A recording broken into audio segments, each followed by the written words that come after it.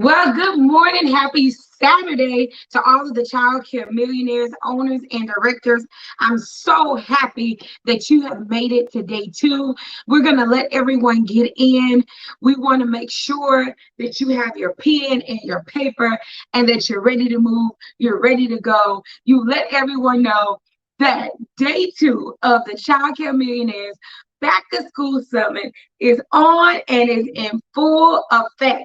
I'm so excited that you decided to share this Saturday morning with us. Now, the great thing about this morning is the schools are closed. We can truly rest in the fact that no emergencies are going to happen today. And hopefully you've notified your family, you notified your baby, you even notified your puppy that you are not available this morning because we are in day 2 of our Back to School Summit. Now, if you're here with us this morning, go ahead and drop your city and state in the chat. We want to hear where you're from. We also want to know the name of your center. So give us the name of your center and your city and state. You never know who's in your area that's looking for childcare, that's looking for connections. We want to make sure that you drop that right now. We want to know where you're from. We want to be able to know your center. We want to get to know you on today. So make sure that you go ahead and drop that in the chat. And do me a favor, go ahead and tag your accountability partners, other people in childcare, because we are about to get this party started. We don't want anyone to miss out on the good information. Hey, Brittany. Hey, Kimberly. Good morning, Lisa. Happy to have you with us again. Hey, Kimmy. I'm so glad that you're here this morning. Coming from New York. I love it. I love it. I love it.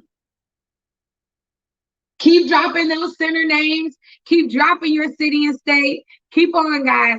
We're here. We're in it to win it. Day 2 of the Childcare Back to School Summit.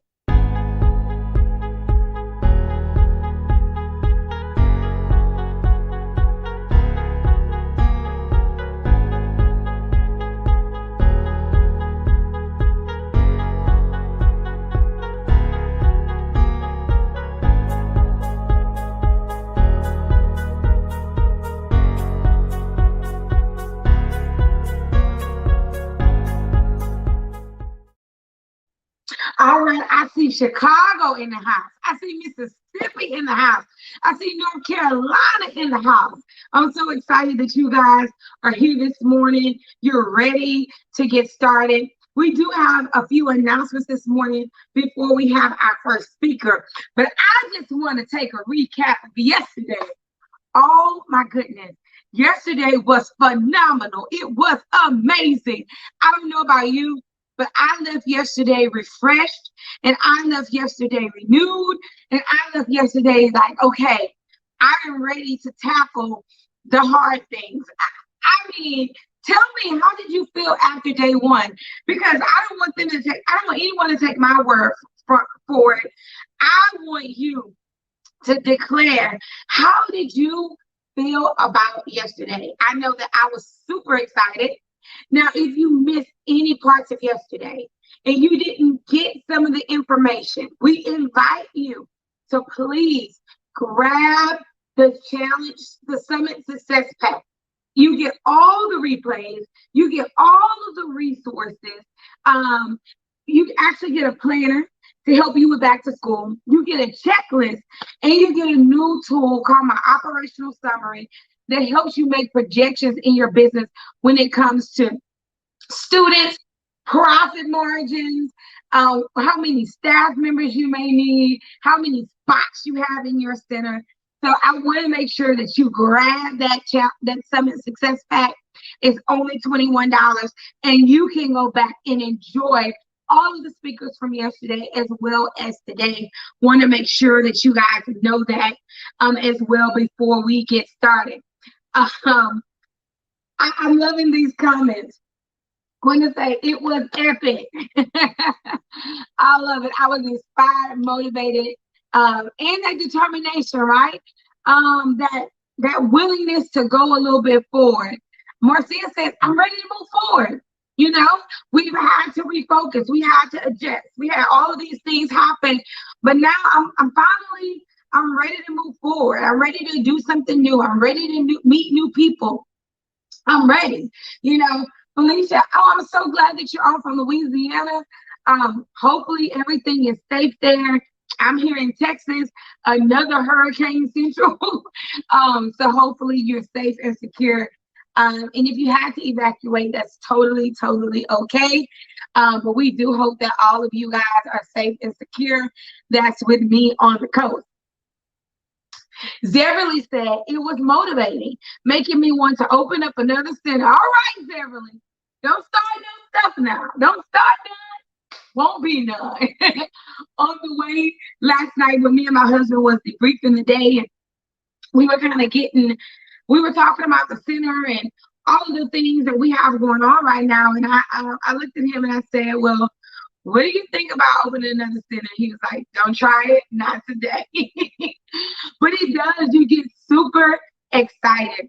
We also released the new Childcare Millionaires conference that's going to be going on in Houston. This is the link where you can find out all of the details, www.childcareevents. And you can save $200 with the early bird pricing. We did release that on yesterday. And so for those of you who want to come to Houston, oh my God, we had such a fabulous time on last year. We had such a fabulous time. As a matter of fact, I'm going to show you a video from our retreat last year.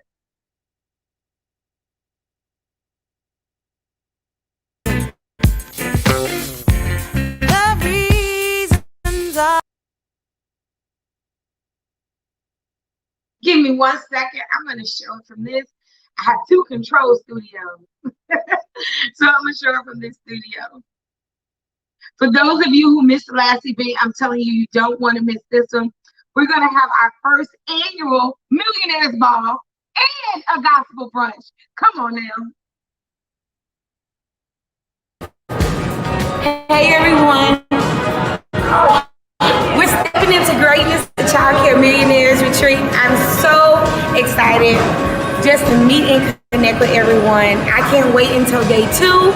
Today we learned how to rest, how to rejuvenate, how to build relationships, and how to have a Candyland experience in our childcare centers. I'm so excited to be here with you. It's your coach, B. Woods, the Millionaire Midwife, signing off. See you guys tomorrow.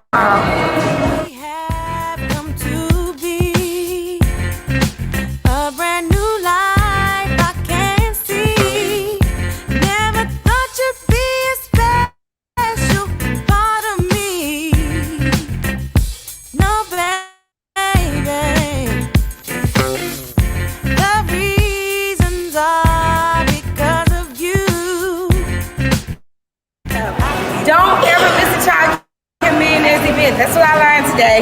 Thank you all for coming. Thank our speakers and thank our guests. We love you. See you soon. All right, guys. So we are so excited that we will be having our next conference here coming up in November. I see we got Waco, Texas in the house. Leslie says, I've been nervous about opening another center, but I got motivated yesterday. Me too. My husband was like, hey, listen, don't start none. Because typically we open up a center literally about every 2 years to 18 months. And we were set to open up a new center last year during COVID. And we just kind of held back and stabilized the 2 centers that we had. And many of you met us during that time because that was the time we really started doing our first summits, our Oh Happy Daycare Summit, as well as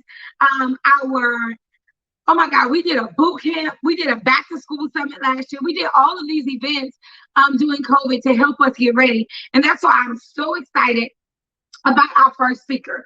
So I'm getting a little news that you guys cannot hear and see me well. So let me know if you can hear and see me well. Please put a number 2 in the chat.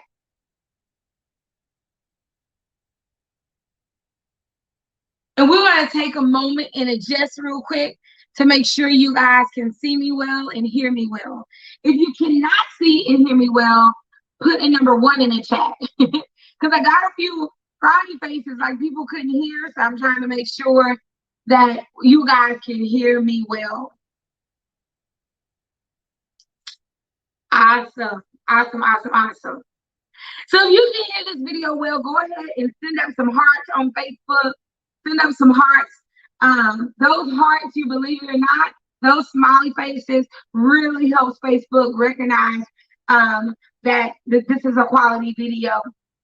And it will allow the people who need to see it on this morning. So I want to make sure that we do that. Awesome. Okay, I think we're back in it to win it. Someone says it's a little bit blurry. Okay. All right, let me work on that. I will see if we need to change devices from in any way. Thank you guys for letting me know. So if it gets clear or you can't hear or something goes on with the sound, please let us know in the chat, because that's where we will be able to make any corrections. And I see that our first speaker is on and she's almost ready. We have about 5 minutes to go over a few more things. I just want to make sure that you guys could hear and see well before we go into some of our final announcements. I'm going to go ahead and share our PowerPoint with you guys this morning, and that will be the true testament of how well you guys can hear and see me. Give me 1 second. All right. Yay! So welcome to our Back to School Summit. We have a host of heavy hitters and speakers here to talk to you guys over this weekend. Our goal is to make sure that you have some tools, some strategies, some tips to move forward, and to make sure that everything you need for the back to school season is attended to. So this allows you to actually take a moment for working in your business and set aside time to work on your business, right? So this is a historical back to school year. And even with some things in the news, we really thought that going into this year, you know, we were kind of coming out of COVID this summer. How many of you, like, you really thought we were coming out of the whole COVID situation, and then all of a sudden we're back to numbers increasing, more people coming down with COVID, changing the way we staff, changing how many kids we have in the room? And one of the things that I wanted to do was I wanted to make sure we had that conversation on today, because if we don't pivot, we'll perish. And we talked about that yesterday. Everywhere through this process, we have to learn to make adjustments. We have to learn to pivot. We have to learn to make changes. And today, we're going to talk about some of those changes that we can make, and we can make sure that everything that we need to attend to is attended to before we go into this season. I want to welcome you to the Back to School Summit. You guys did so phenomenal yesterday. I believe that our video reach was a few thousand. At any one time, we had almost 100 people on live. So you guys are telling me, hey, I'm invested in having a great back to school year. It's important to me that I show up. It's important to me that I become the leader in my business. It's important to me that I have a level of preparation that helps me make good decisions. So we want to tell you, welcome, welcome, welcome. And here's how you can get the most out of the Back to School Summit. One of the things you can do to get the most out of the Back to School Summit is limit your distractions, right? Make sure you're taking time to limit your distractions. Listen to find solutions. Oh my God, if you heard a solution yesterday and you was like, man, I am going to 100%, I'm going to 100% use the solution, I want you to put yes in the chat. If you had a strategy yesterday, if you saw a childcare tool yesterday that you can use, go ahead and put yes in the chat. Number 3, I want you to make connections, right? I want you to make connections. So it's very important that you look in the chat, see who's a home, who's a center, so we can keep up with each other in groups and bands. That's why I always have you drop your city and state, drop the name of your center, because together we are powerful, more powerful than we are apart. I've been preaching this probably since March 2020, that no one is coming to save us, that we are here to save ourselves. So we're not waiting on any magic wand to come and save us. We're literally here to save ourselves. And how do we save ourselves? Is we connect with one another. Number 3, grab your challenge, your Summit Success Pack. It's $21. And this Success Pack allows you to do 3 things. 1, it allows you to watch all the replays as long as you want. You have access to them. Number 2, it's going to give you a checklist of all of the things that you need to do in your center. It's over 100 items. And someone was asking me yesterday, do we have a list like for inspections? Well, because we serve all 50 states, we have people in Canada. We also have people in the Virgin Islands. You know, we could never go through every state regulations and give you a checklist by state, but this checklist is pretty much universal best practices. So it'll give you that. It'll also give you a planner for you to do some of those important things for the back to year, to calculate how many seats that you have in your center, to calculate how many staff members that you need to hire, to look at what is your back to school enrollment special. It'll help you walk through those stages. And last but not least, there is an operational summary, which is a tool for you to make financial projections in your business, all for $21. Literally, it's just a cost to get it designed and sent out to you. So please make sure that you grab that challenge pack. And last but not least, we want you to take action. You know, there's a song that I used to love to dance to when I was a little younger. It said, talk that stuff, now roll with it. We can talk all we want to, but until we roll with it, until we put some stuff into action, then we're not being our best self. We're not being the leaders that we need to be. So who is ready to roll with it? Who is ready to take action, right? If you're ready to take action, I want you to put take action in the chat. And if you're a little ratchet like me sometimes, you know, I get there sometimes, you can go ahead and roll with it. I know you in your home, you Debbie says roll with it. I know you're in your home rolling with it, but I'm telling you, honestly, if you hear this and you don't take action, it's just a waste of your time, right? Joanna says, I'm taking action. Jamie says, see Kimmy with me, she rolling with it. Sheena says she's taking action. I love it. Kim says she's ready. And guys, that's what it takes. It takes us taking action. Really quick, I want to remind you guys about, oh my God, I'm so excited about this event. Y'all don't even know how excited I am about this event.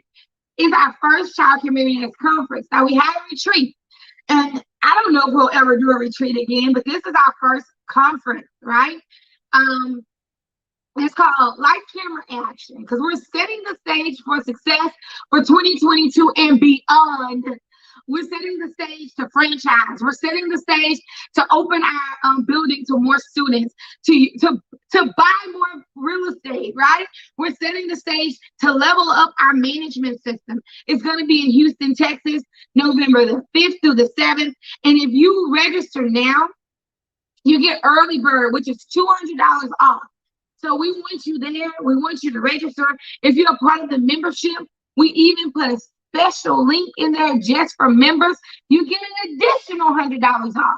So we want to make sure that you register for the conference coming up in November. All right, we talked about getting your challenge pack. These are the 3 special ingredients, including the replays that's in your challenge pack. We put a lot of time into this to make sure that you have tools for growth. Guys, and do me a favor right now, take a moment and share this video. Click the share button for me. Do it now. Click the share button. It sounds like our volume, I don't see any more fuzziness, so it looks like we're good to go. please click the share button and let everyone know that we are on.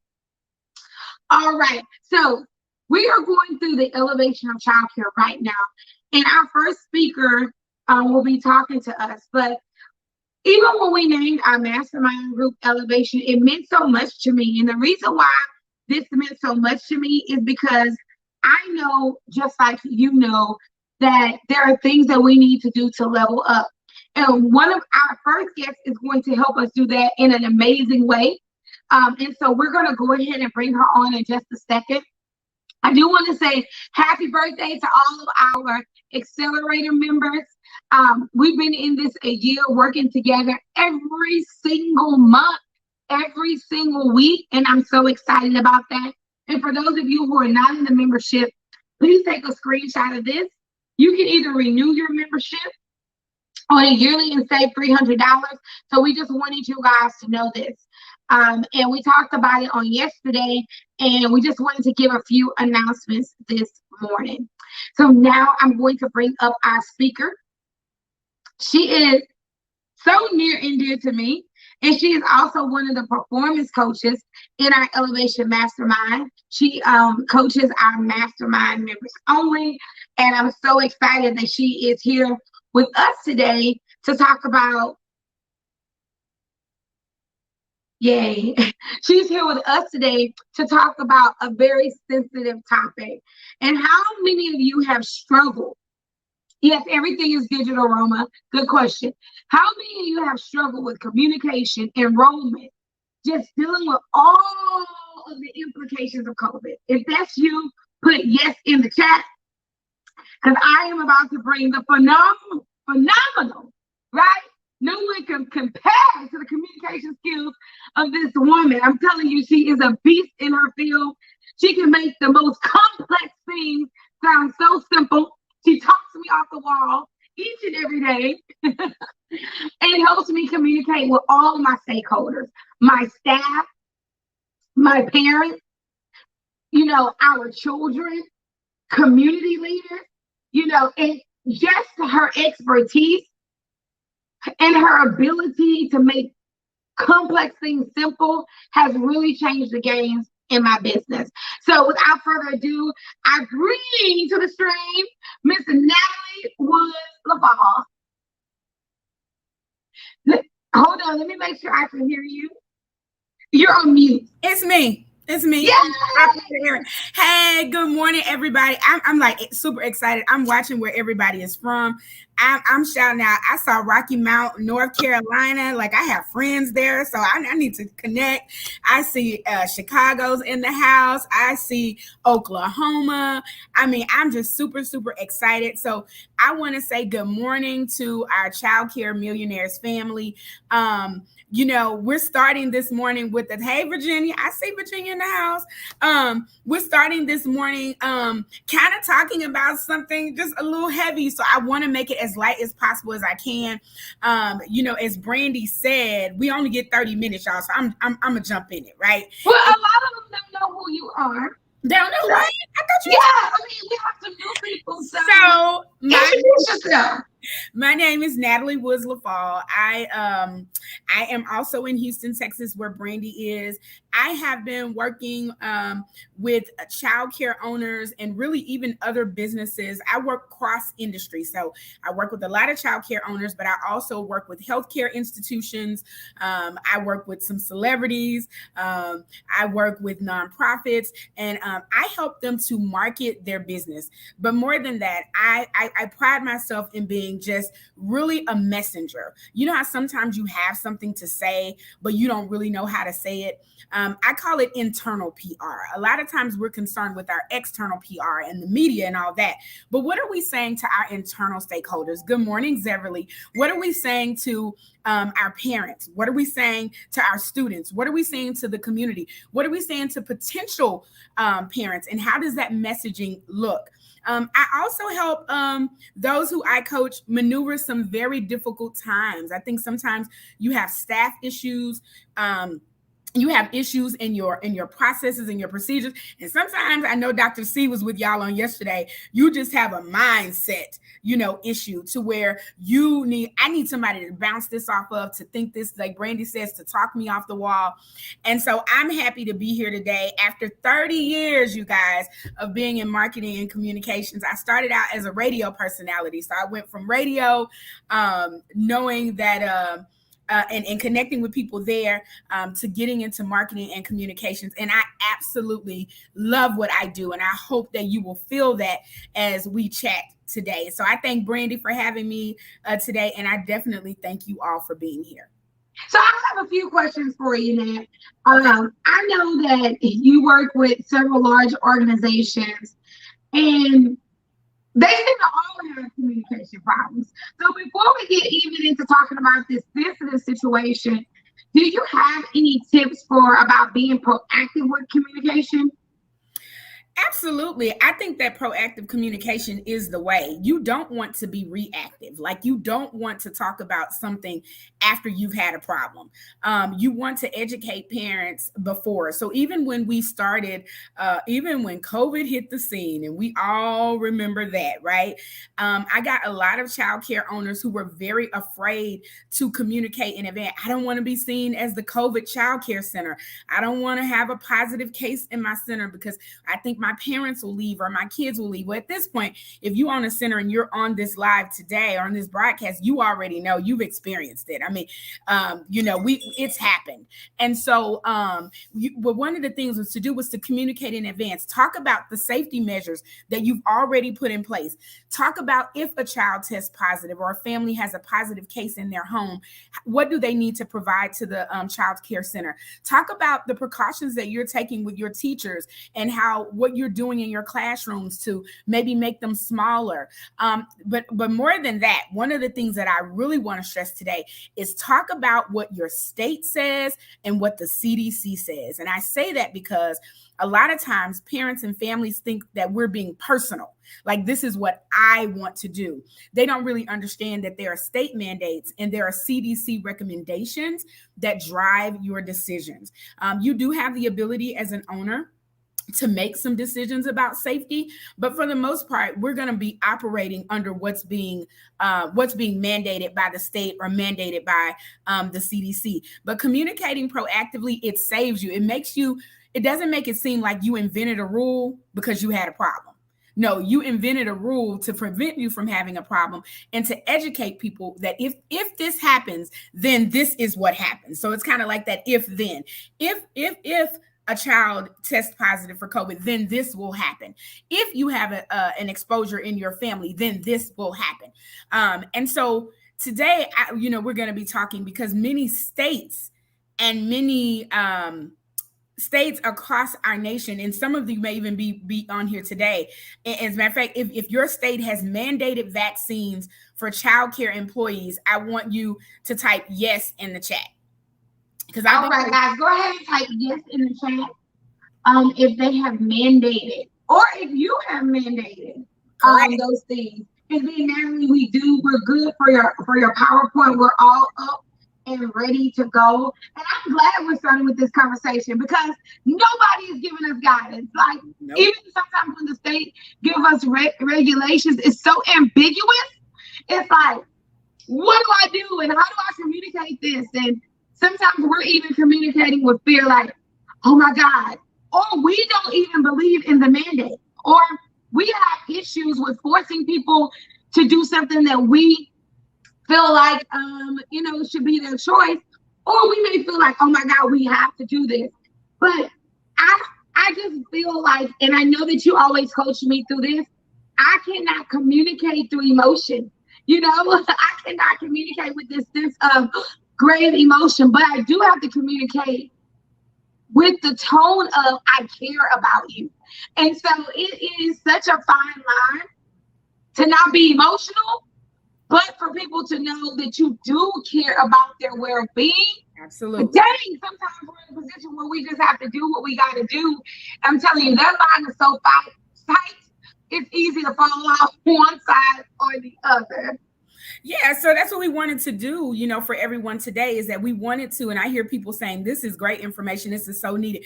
We wanted to talk about the elephant in the room. Most of the time when I do come to you all, those of you who have been with us before and have seen me before, we're deep into marketing and we're deep into branding. But the bottom line is, this is an issue that nobody is discussing. So we are going to talk about it today. And whenever you're ready, we are going to talk about it from the aspect of, again, if your state has mandated vaccinations, or I saw a couple of owners on here who said, I did it, for my own staff. And as a business owner, you have a right. It's the same thing, with masks. Your state may say, you don't have to wear a mask anymore. But as a business, it's kind of like no shirt, no shoes, no service, right? A business can say, I still want you to have a mask when you walk through my doors, despite maybe what the state mandate says. It's just a preference of your business. So as I'm going through this, I have here, what do you mean I have to get the vaccine, right? And if you have mandatory vaccinations in your state, or if you've decided to do it as an owner, you may actually get this question, like, what do you mean? Because you're going to find that there's some who are going to be very okay with it because they've already even had the vaccine, or they just hadn't gotten around to it, or they really don't have a problem with it. And then there are going to be others who will. So you can go, Brandy. It's fine. So I want to start with the good news. All right. Good news is that you have already survived the first wave of the COVID-19 pandemic. Everybody give yourselves a round of applause. I talk all the time about the calls that I got from Brandy in the beginning that were like, I feel like my ship is going to sink. Nobody has ever experienced this before. Centers are closing down. People are not surviving. I'm losing employees. Everybody was just afraid. But the bottom line is that you made it. You're a survivor. You did not give up, right? You did it. And you may have had to shift. You may have had to close and reopen. Maybe you stayed open. But the good news is that you survived it. So there's no reason to stress right now. Yeah, we're entering into a different time, but I think sometimes we don't take time to celebrate our wins. We go from one thing to the next. The fact that you made it.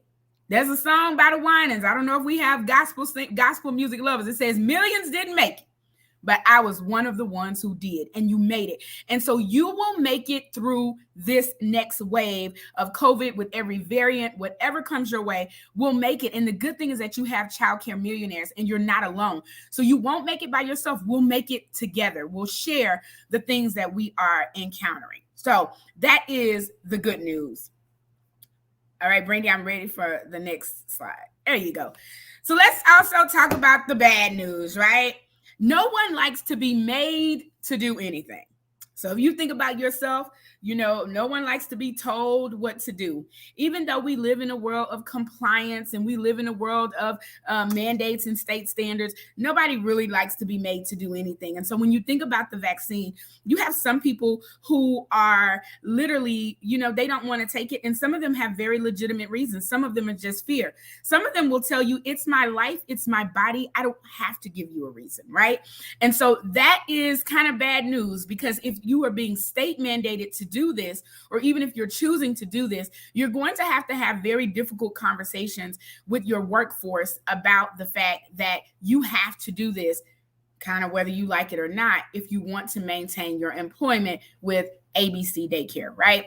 So the next thing is that you could possibly lose employees. I will tell you that industry standard is showing about a 1% to 2% loss after mandating vaccines. And that is across industry. So that's just not childcare.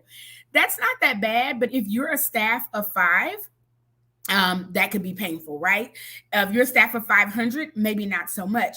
A lot of our centers don't operate with 50 to 100 employees. So that 1% to 2% could be hurtful. So I'm going to say what I've been saying to those that I coach all week. Me and Devette had this conversation earlier this week. You are always hiring. Everybody write that in the chat. I am always hiring. This is a season where you need to be taking applications constantly. Do you hear me? Constantly. Because if people do leave you, you want to be in a position to interview and put people in seats very quickly. And new people, what you need to start doing if your state is mandating vaccines, you need to mandate vaccines for people that you hire. It's different if you're grandfathering in your existing staff because there you go, Taisha. I am always hiring. And I know it seems crazy to you because you may be like, well, I don't really have an open position, but anything can happen. When you have those applications on file, then you can always go and call somebody in for an interview or a group of people. We've talked a lot about unemployment and people getting unemployment and it's being hard to hire workers. So you're always hiring. You could find a good candidate on any day. So I want you to know that, okay? Last is, go back, Brandy, I'm sorry. The last is, it's just something else you have to deal with, you know? Who wants more paperwork? Who wants to deal with more stuff? Because you're going to have to collect those vaccination cards. You're going to have those in your employee file and whatever else the state requires you to do. So it is a little cumbersome, but it could become necessary, or in many of your states, it's already necessary. So that's the bad news. Now let's look at what's going on in the industry. And this is what will help us understand, you know, what led us to the point of, you know, states mandating, and even some of you, I was reading, like, I require masks. A lot of, you know, you may have healthcare conditions of your teachers. Maybe you have them. You really want to make sure that you are protecting folks. All right, Brandy, can we advance to the next slide? So what's going on? So COVID cases and hospitalizations are on the rise. More people who are vaccinated, and you are going to receive this feedback. So I do want to address this. The vaccine, contrary to what we may have believed, or some of us dug deeper and some of us did not, the vaccine does not stop you from getting COVID. And this is one of the main things that are pain points for people who are against getting the vaccine, is that I can still get it, right? So I know several people who have had what they're called breakthrough cases, meaning that they contracted COVID-19 even though they were vaccinated. The point of the vaccine, or part of the point of the vaccine, is that it will prevent you from getting deathly ill, that we should see less deaths because of the vaccine, that we should not get as sick because of the vaccine. My parents are in their 60s and 70s. The week that the vaccine came out, because one of my clients is a large healthcare agency here in Houston, my parents got the vaccine the week it came out. They were vaccinated within 21 days. And a few weeks ago, they both had COVID. But in their 60s and 70s, my parents never went to the hospital. My parents never had to visit the emergency room. They weren't on ventilators. And so even in your staff, when you talk about protecting your families, what you're saying is by having this vaccine, yes, someone may get sick, but hopefully they won't die. Okay. So I want to be very clear about that. Thank you, Christina. I really want to drive that home. Go back. There are new variants of COVID that are rearing their heads every day. Despite all this, people are dying. Most of the people who are dying are those who are not vaccinated, but people are still passing away.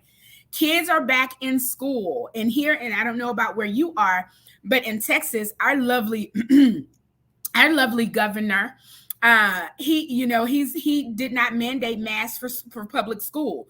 So if kids are going to school, that means now kids are being exposed to the other kids in the class, teachers. You're talking about hundreds of thousands of people a day, and they're not required to wear masks in some states, right? And even if they did have masks, again, you're increasing the risk because kids are in these big spaces.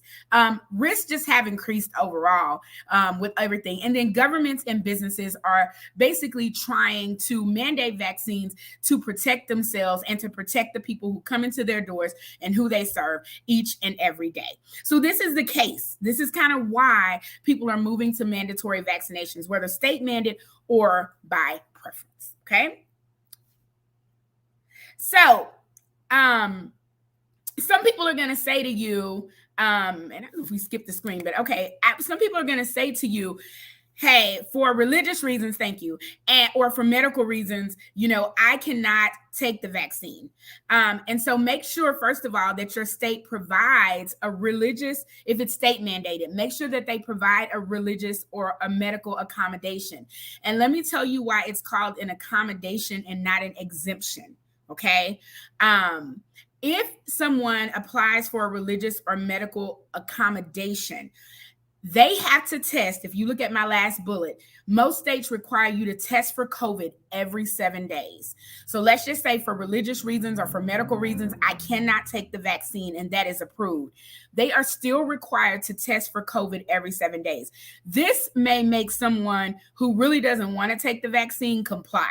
If they know that every 7 days they're going to have to go get that thing in their nose and present to you that they have been tested, that is a very cumbersome existence, right? In order to get a medical exemption, they must have a letter or complete a form from their provider. A lot of my clients are doing a form because we know that letters can be falsified. Even the form can be falsified, but the form has the specific things that you need to know, whereas a letter could be subjective, right? It could be, dear, I see Gia, dear Gia, this person has, a cancer and we don't recommend at this time. Whereas the form would be like, diagnosis, reason for granting, the accommodation. It just gives it a little more structure than a letter that may not hit all the points that you need to see. Okay. But again, we can talk about that. Go back, Brand. The other thing about the medical, so religious accommodations, let me talk about that real quick. So that is a very touchy one because, people have different religions, different beliefs.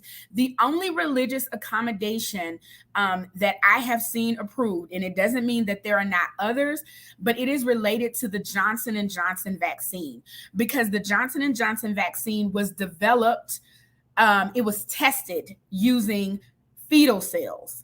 Okay. And so most in the Catholic faith and in other faiths that, are vehemently against abortion or the use or the manipulation of fetuses, you will find that people will file a religious accommodation for this. Now, there is still the Pfizer vaccine and there's still the Moderna vaccine. You don't have to get Johnson & Johnson. So I've seen it where employers said, well, you still have to get it. You just don't have to take Johnson & Johnson. And I've also seen them grant the religious accommodation just basically solely because, somebody said that. And I see Gia that she's saying that her state isn't approving religious or, accommodations, and some are not. But I want to put this in here because if, let's say it's not state mandated and you decide as a center that mandatory vaccinations are best for my business, then you may want to consider a religious accommodation. So I just want to be very, very clear. Okay. Is this good information? Y'all, if this is good information, give me a thumbs up. This is good information. Okay. So next, in most cases, the majority of your team is already vaccinated. Y'all, this is good news. I know you're going to be nervous because you're like, I have to deliver this news. But what we found in organizations that I've been going in is that 85% of your workforce will already be vaccinated. So even if your state is not mandating it and you're leaning towards it for yourself, know that you're going to have a smaller percentage of people that are going to be unvaccinated that are going to have to go through the process after the mandate. A vaccinated team will reduce the risk of COVID outbreaks in your center. Notice I said reduce. Y'all are not going to put me and take me to the cross, right?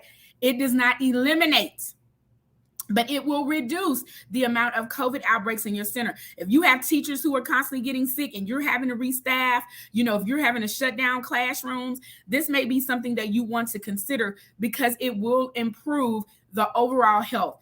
A vaccinated team will reduce the amount of deaths in your center and your community. That's what we don't want, y'all. We don't want people to get sick, but if they get sick, we don't want that sickness to be unto death. And so one of the things that, you show that you're being responsible when you say, I understand that this is not just about getting sick and being sick for 7 to 14 days.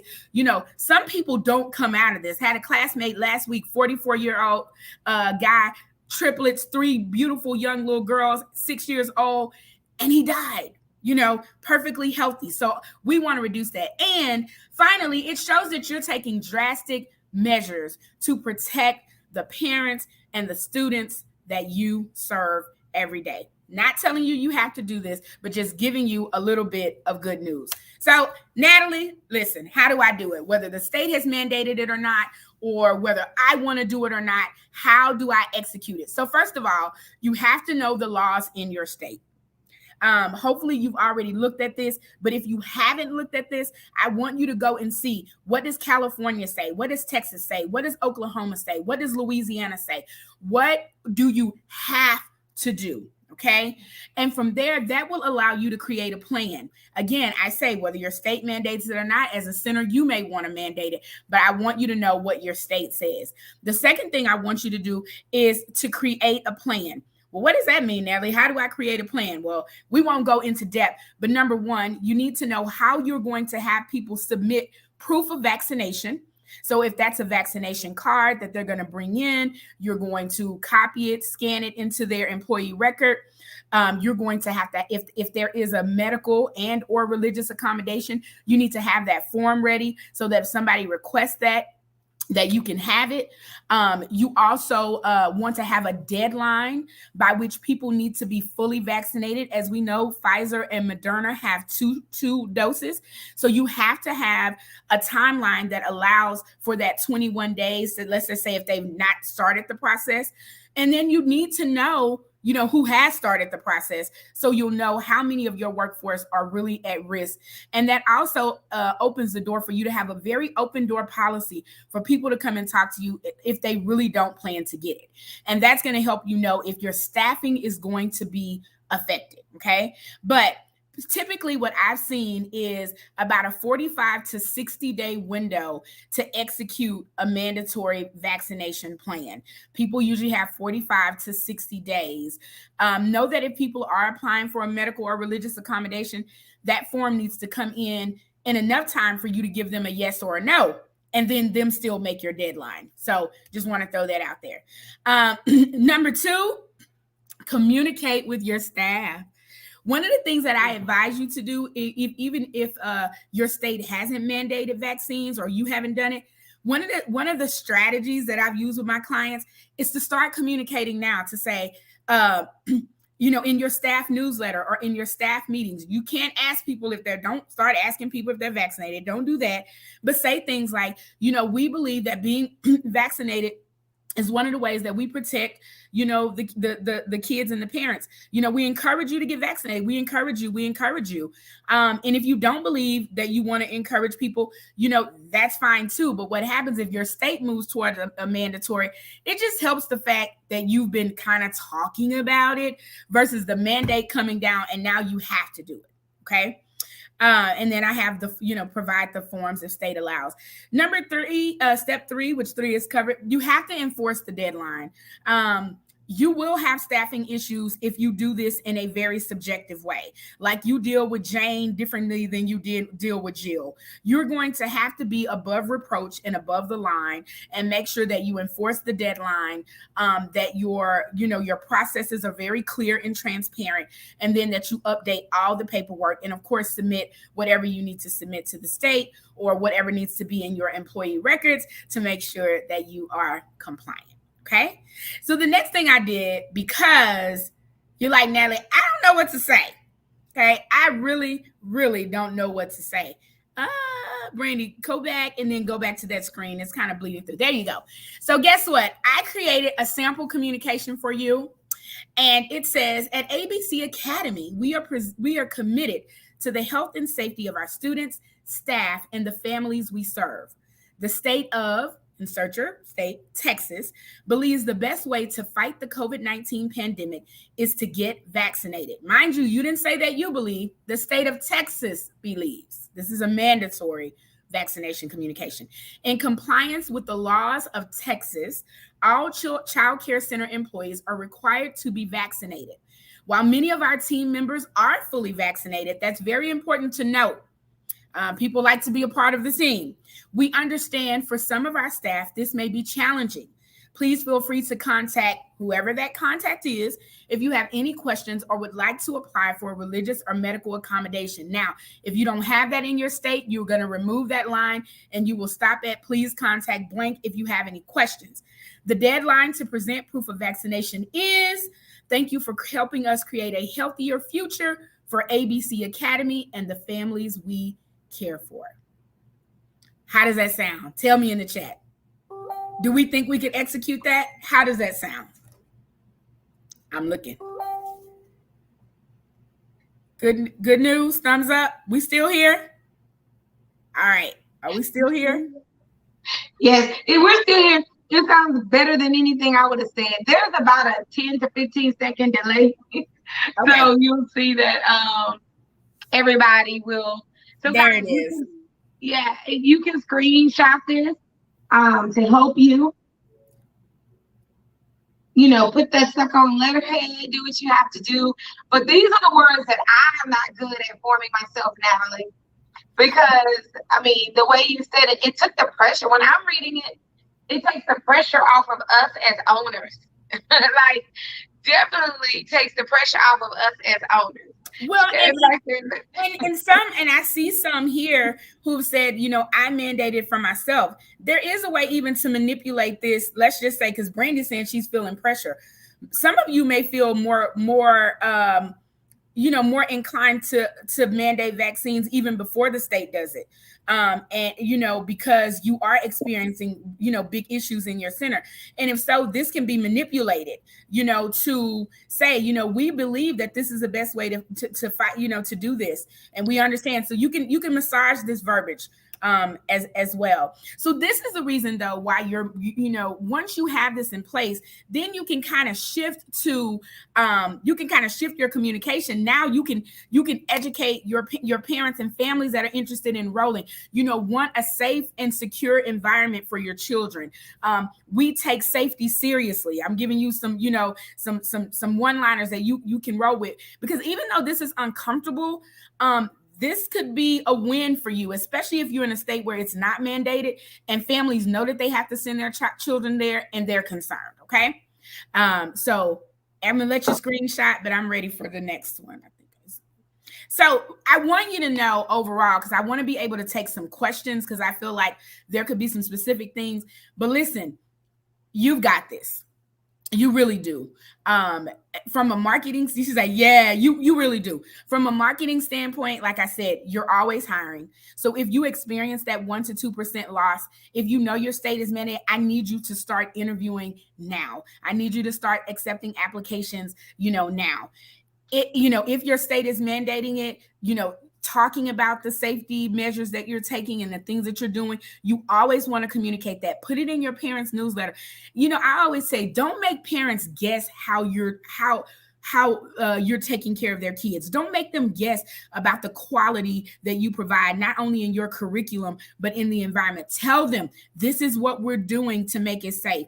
Let them know when you go out through this door, you must have a mask on. And then don't let one parent come in with the mask and then the parent behind them doesn't have to have it. You know, make them see, have the hand sanitizer at the door. When they pass by, did you get that? You know, and so then you're creating this environment. Unfortunately, guys, this is our new normal. But you got this. You know what I'm saying? You got this. So if you have any questions, if you're facing any specific things in your center, let me know. And let's take a few questions in my last 5 minutes that I have. Is that all right with you, Brandy? Yeah, I love it. I'm right here. So first of all, I want to just tell you, thank you guys. You can drop your questions on the chat. Because we're using this wonderful streaming system, I can put your questions right there on the screen. But I want to say thank you, Natalie. And I know, like, go ahead and shout out to Elevation Mastermind coaching list, because I know that they're watching.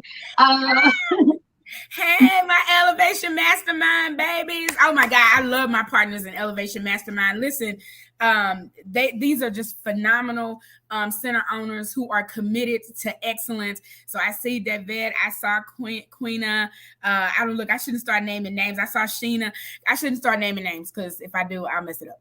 But Yeah, but thank you. Yes, I enjoy my coaching. Absolutely. So for those of you who don't know, or you don't know about our other programs, guys, go ahead and please drop your questions, because we definitely want to Natalie to answer them. There are questions. We don't want you guys sitting in silence or going back to your center saying, oh, well, how can I do this? It could be related to the vaccine. It could be related to COVID. It could be related to regulations, parents, students. Please drop your questions in the chat. Because we can't afford Natalie individually, but she is here for us collectively, and she already told us just for 5 more minutes. For those of you who are interested in coming to the conference, Natalie is always a speaker. She is also our events and program director to make sure everything goes well. So she is a part of our Childcare Millionaires team, and then she is the accountability coach for our Elevation Mastermind only. So I do have a question, Natalie. Okay. And this came up in an interview the other day, and I was like, oh my God, how would you address this? And I'm going to ask while we're waiting on them, because there's a little delay. We had a lady who worked at a center, and she contracted COVID, but like you say, some of these cases do end in fatality. If we do have a parent or a staff member or a staff member's family, whether, or we know we can't pinpoint any origin, but how do you communicate with them in a way that doesn't necessarily put you like in a position that you are taking responsibility, but you still want to make them know that you care and you're concerned? So let me just be clear. You're saying that you've had a death of a whether it's a parent, a teacher, a student, or even one of their family members. What's some good calls for communication in those fatalities? So first of all, I want to be very, very clear that from a legal standpoint, you cannot say that family member or that teacher died of COVID. Okay. So, but let's just say you do know that. So this is a really good, because for, there are HIPAA laws. And for those of you, HIPAA these are the laws that govern medical information concerning people. We're all covered by HIPAA. So one of the things that you don't want to do, that's just like even in your childcare center, if you were releasing letters that alerted parents that you had a positive COVID case, you couldn't identify that kid or that family or that teacher. You could just let them know what happened. So honestly, Brandy, the answer is kind of easy. You would address this the same way that you would if they died of anything else. Like if you would send out a condolence, like, ABC Academy is saddened by the loss of blah, blah, blah, blah, blah. Our hearts go out to the family and the students and staff at Imagine Me Academy, blah, blah, blah. I think when anytime that happens, if you could connect to any sort of a mental health resource to say, like, we understand this is a difficult time and this news may be, may come to be hard to deal with. We ask that if you need, professional help or counseling, or you need someone to talk to, don't even say counseling, or that you need someone to talk to, call, contact the Mental Health Association of America, or, if you have an EAP plan, if you provide benefits for your staff, you really would address it like you would anything else, because you cannot say that person passed away because of COVID-related complications. And that's really important, because you could be sued. I love that. And even, being careful, people can assume what they want to assume, but even when you have any case in your building, you can't go around and say, she got that Rona. It's just some things that you cannot do. So Kimberly has a question. I'll put it on the screen. Okay. So she says, go ahead. No, you go ahead. Is it easy for me to read it, or you? Yeah, I can. She said, I had a case of an illness and the parent took the kid to the doctor, center release, that their release return, staff still had an issue with the child being there. Suggestions of how that should be handled. So the doctor has cleared the child return, and the teachers or the staff are kind of leery or uncomfortable. How do we handle that? So again, Kimberly, so in a reactive standpoint, you would definitely, you would recap, the workflow is like was this illness COVID? I'm assuming it's COVID. You will recap, because if the doctor released the child to return, then the child is able to return. Like medically, you have to let the child return. But one of the things what I was saying about being proactive is make sure that your staff understands your COVID protocols for students. So for example, if, it wasn't COVID, it was another illness. But so if the child was released by the doctor, it's no different than if my baby got sick. I took my baby to the doctor and the doctor gave me a release for my child to return to school, then my child can return to school. And she said in this situation, it wasn't even COVID. But some of the teachers or the staff will, see what they consider to be a symptom. And they will have like some issues with that, So I'm just gonna say, from that child care consultant situation, you follow your handbook. Your handbook is your handbook. If your handbook says 24 to 48 hours, it's 24 to 48 hours. We cannot mandate or penalize kids that don't have COVID. I had a similar situation where a teacher said, well, they may not have it today, but we don't know if they're going to have it tomorrow. Exactly. Same thing with the teacher. You don't have it today, but we don't know if you're going to have it tomorrow. It's one of those, it's one of those things. But anytime that you have a doctor's release, you have to honor that. And surely that's probably, like Brandy said, going back to your handbook, you have how you handle kids getting sick, having being fever-free for 24 hours, whatever that is. Those same rules would apply. Brandy, Samantha has a question. Let's answer that one. Oh, she said, should there be any liability waiver in our handbook? So I'm going to say this first to protect Natalie and myself. We are not attorneys, right? But we're going to give you our professional advice concerning this. And not just against a COVID liability waiver, because that's not the only sickness, Daycares, we deal sometimes with hand, foot, mouth, even strep throat, anything that can be spread in our center. So, Natalie, should there be a waiver? I think that you started right here with what I was saying. Like, we are not attorneys, so before you do anything, I would consult an attorney before I added this waiver to my handbook. But Samantha, in theory, it sounds like a really good thing. But as Brandy said, I would not have COVID. I guess you could list COVID. I see you say, or any virus. Even if you list COVID, I would say any communicable disease or virus we are not, liable for. We know kids get sick in childcare. And to be honest with you, we've had similar situations like that. You are really protected. Like, people know, but I like the idea of this waiver. I really do. But I would say consult an attorney and make sure that you don't just limit it to COVID. I would say COVID because we're in this pandemic. But so maybe you even say any health pandemic or communicable disease, so that you cover everything.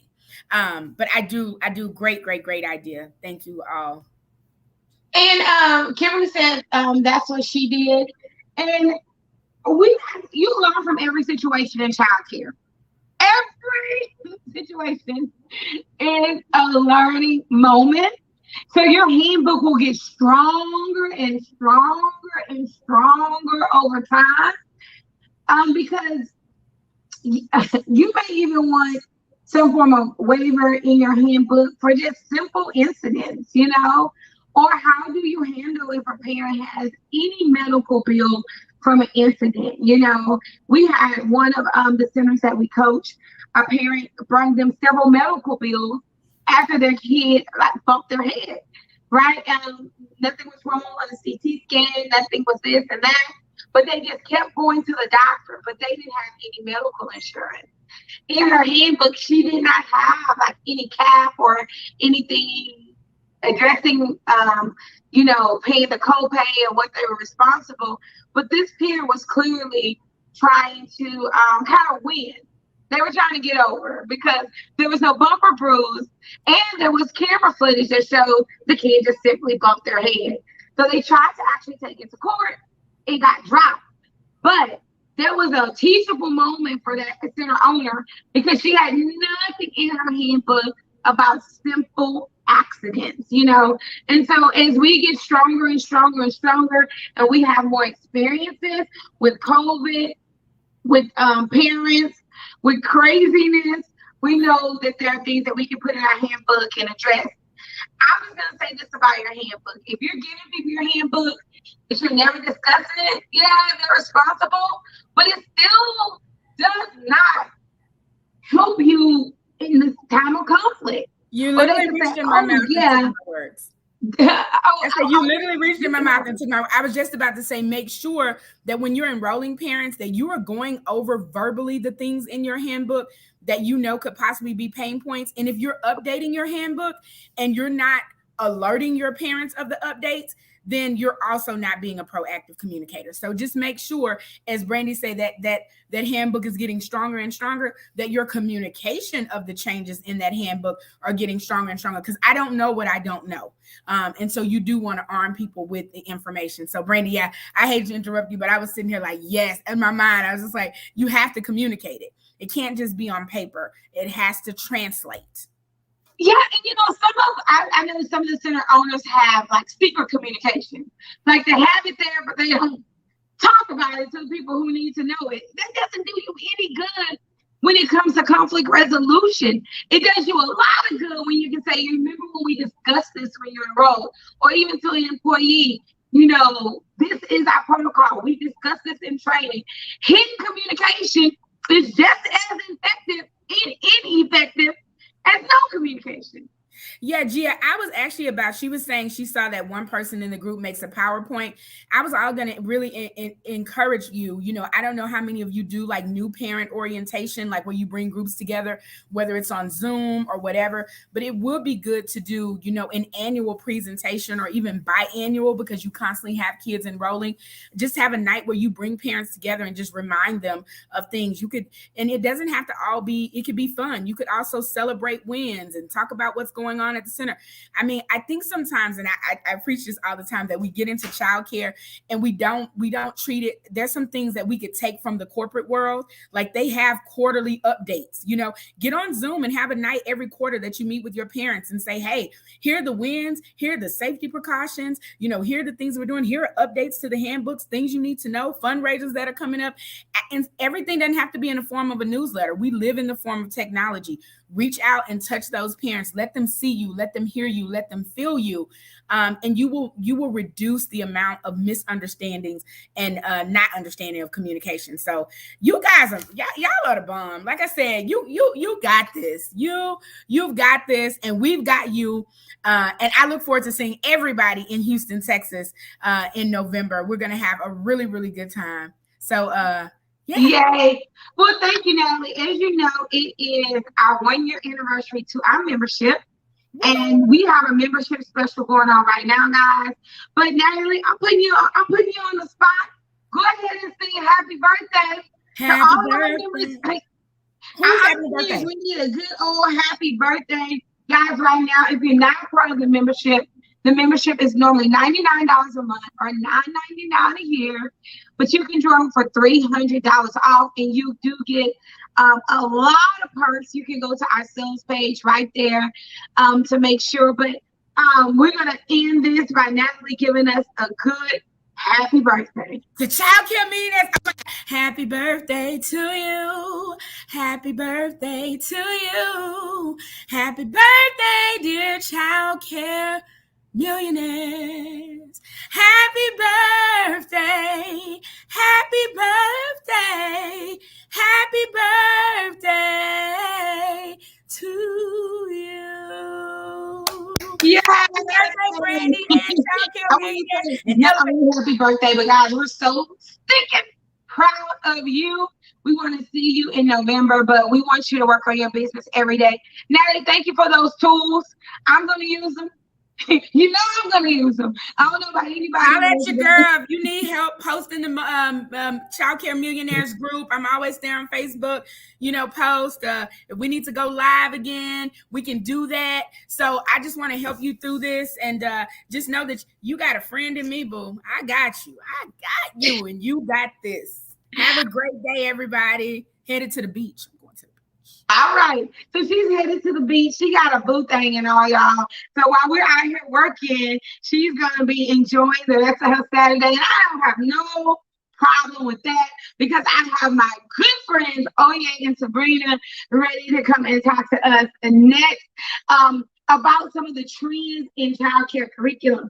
Before we do that, we have a few announcements. I'm going to give you a little bitty 30-second reset while we get everything set up with Oye and Sabrina.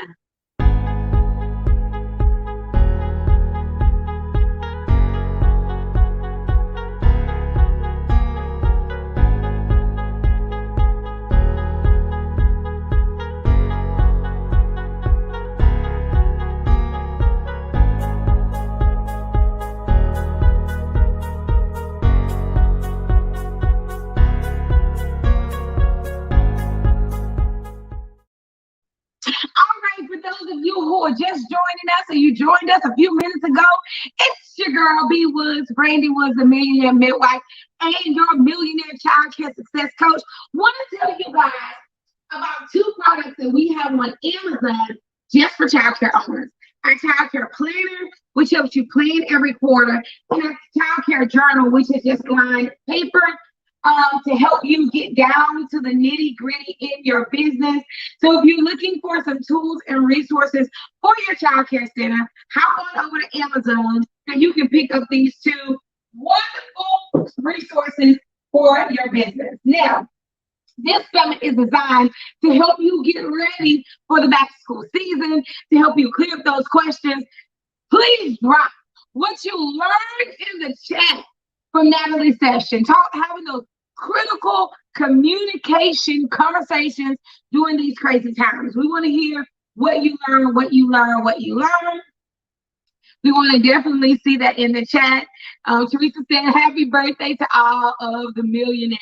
I love it.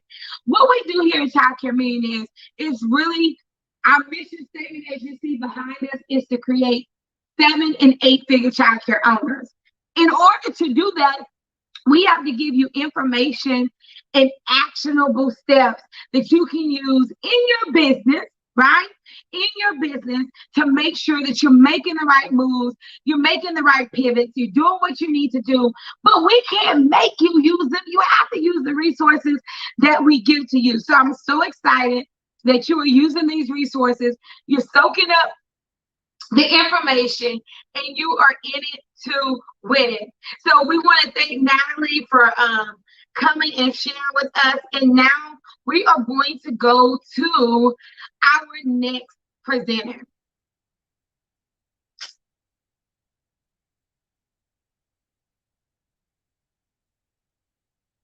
So next up, yay, let me see. There we go. We have Oye and Sabrina of Kids Plenty, and they're going to be talking to us about childcare curriculum trends. I absolutely love this power couple because of all of the wonderful new innovative things that they're bringing to the childcare community. It is a pleasure and an honor to have them with us today. But listen, what I need for you to do for me right now, all my childcare millionaires, I need you to do this right now for me. Do me a favor. I want you, come on, because this is their first time on the summit. I need you to give them a good old childcare millionaires welcome. I want you to give them a great childcare millionaires welcome and tell them welcome in the chat, and I bring them to the screen. Make them feel at home. These are my brothers and sisters in crime. Hey, Oye and Sabrina. Hello, fam. Happy birthday. Should we be doing the dance already? Yeah, I'm gonna do my birthday. It's your birthday. It's your birthday. Go. Yeah. Y'all know I get overboard, so don't do that. So guys, I see all the welcomes in the chat. Thank you. I see all the welcomes in the chat. Real quick, guys, will you introduce yourself to the Childcare Millionaires family? Absolutely. Yes. So I am Sabrina. And I'm Oye. And we are Kids founders of Kids Plenty Inc. We are a children's book publishing company that focuses on 3 important elements, which are education, empowerment, and entertainment. We like to call it E to the 3rd degree. And we create products that ignites children's love for learning through technology. We're so happy to be here today. Yes, we are really, really excited. We are grateful to be here to kind of tell you a little bit about the trends in childcare and kind of some things we have to offer you as well. So do you have anything else? Yeah, yes, absolutely. All right. Well, welcome. Did you have something else, Jorge? Yes, absolutely. Whenever you're ready, we have a lot to share with the community. We're excited about the wonderful Childcare Millionaires. All right. Well, I have a few questions for you guys before we get started. And I know a little bit about your brand and your business and how dedicated you are to educating the youth. But I know we're climbing up that ladder. We're going to get that K-12 situation.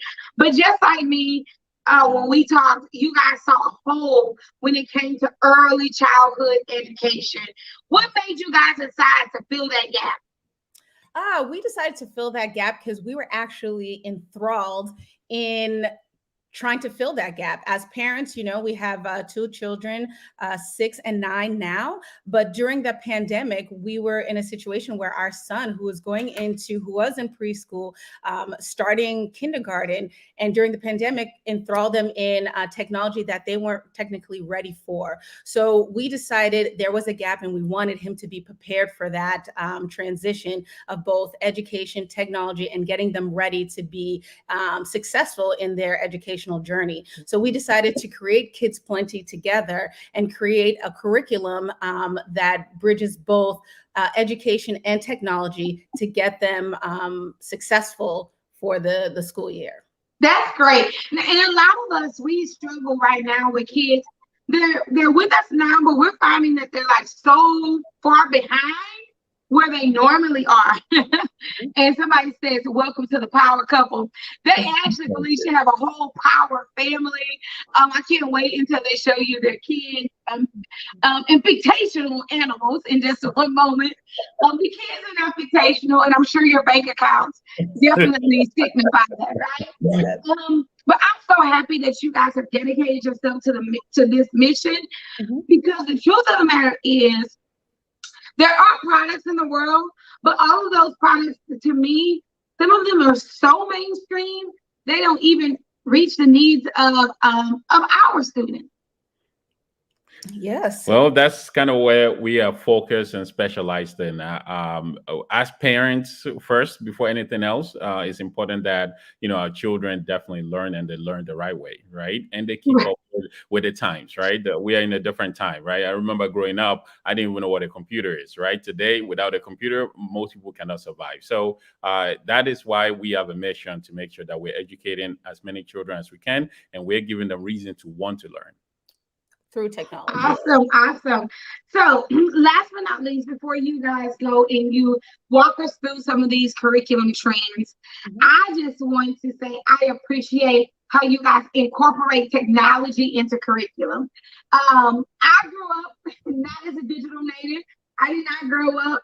Y'all know I look younger than I appear. Things may look younger than they appear on the internet, but your girl is fastly approaching 50, right? And so I didn't even have a computer in my house when I was in high school. My first cell phone I got out of college. I wasn't even in college when I got my first cell phone. But now it's totally different. A kid at 7 years old have their own cell phone. By the time that they're 1, we're entertaining them with phones and tablets. And a lot of us see that as a negative, but you have found an innovative way. Oh my God, an innovative way to use technology with our kids where it's not meaningless screen time, but they're actually learning something. Yes.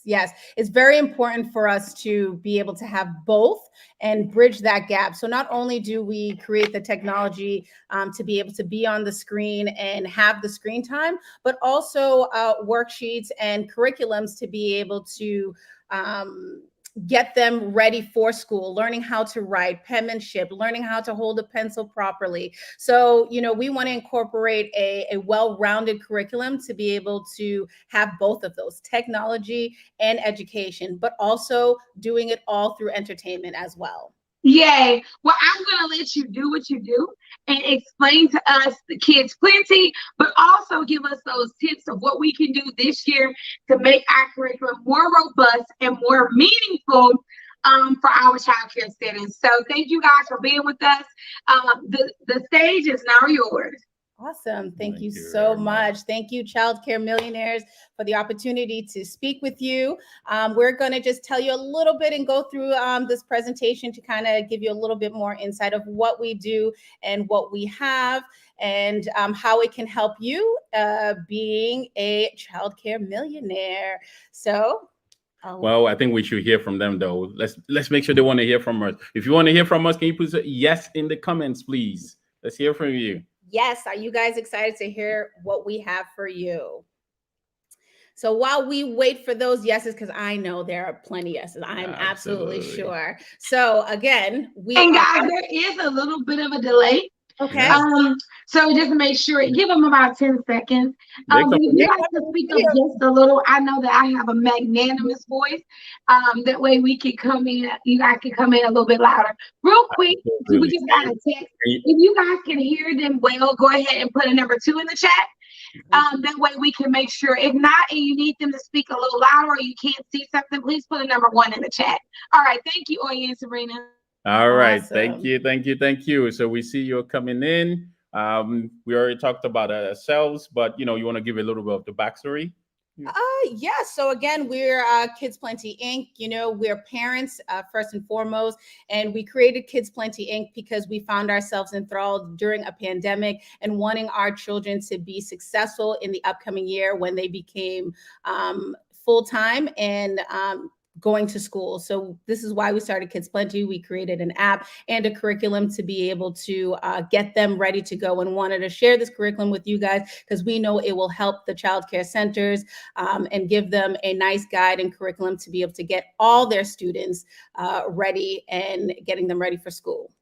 And I want to work with my wife. That's the reason we started this company, just so you know.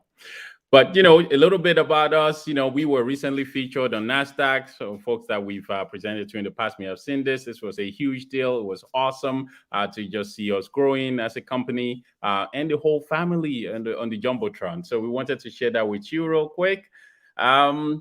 Yes, why are we here? Well, we are here for you. Tell them again. Yes, for you, Childcare Millionaires. We're here for you. And we're here because we want to partner with you to ensure your center continues to stand out. So there are a lot of childcare centers, but you guys are the ones that are going to stand out and make sure that the kids of the future are set and ready to go, heading into preschool, heading into kindergarten, first grade, and so on and so forth. We want to show you some of the ways that you can do it here today. And we also want to share a curriculum and the curriculum trends that will give you an advantage for this new school year. Some of you around have already started the school year, but it is not too late to be able to incorporate this curriculum. Excellent. So as my wife said, right, we are here to talk about trends. Let's start with that right off the bat. We as parents and from the industry, we are finding that due to the pandemic, the fact that many people were home, basically parents are more involved in their children. That's how we started a company, right? So that's why we're here today. We also have found that, positive mindset and affirmations is a big thing now, right? If you think about what happened through the year 2020, many parents, many children, they went through a lot of trauma from all the things happening throughout the world, actually, right? So reinforcing the positive mindset is a big thing. Education diversity, making sure that children are learning different things, not about just race, but different things about who they are, who's around them globally. That's another big trend that we've also discovered. And then integrated and experiential learning. That's some things that we'll talk about today, right? Basically making sure that learning is just not from the book alone, but learning is everywhere, making sure that it's an experience for the children so that they can do it in a fun way. And then bringing technology into the classroom. We have something for you on that.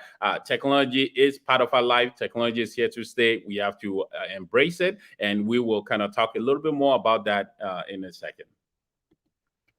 Yeah. So what does it mean for you? With what it means for you and Kids Plenty is curriculum implementation plan, social and school readiness skills, in that child care center age, getting them ready for school readiness is really important.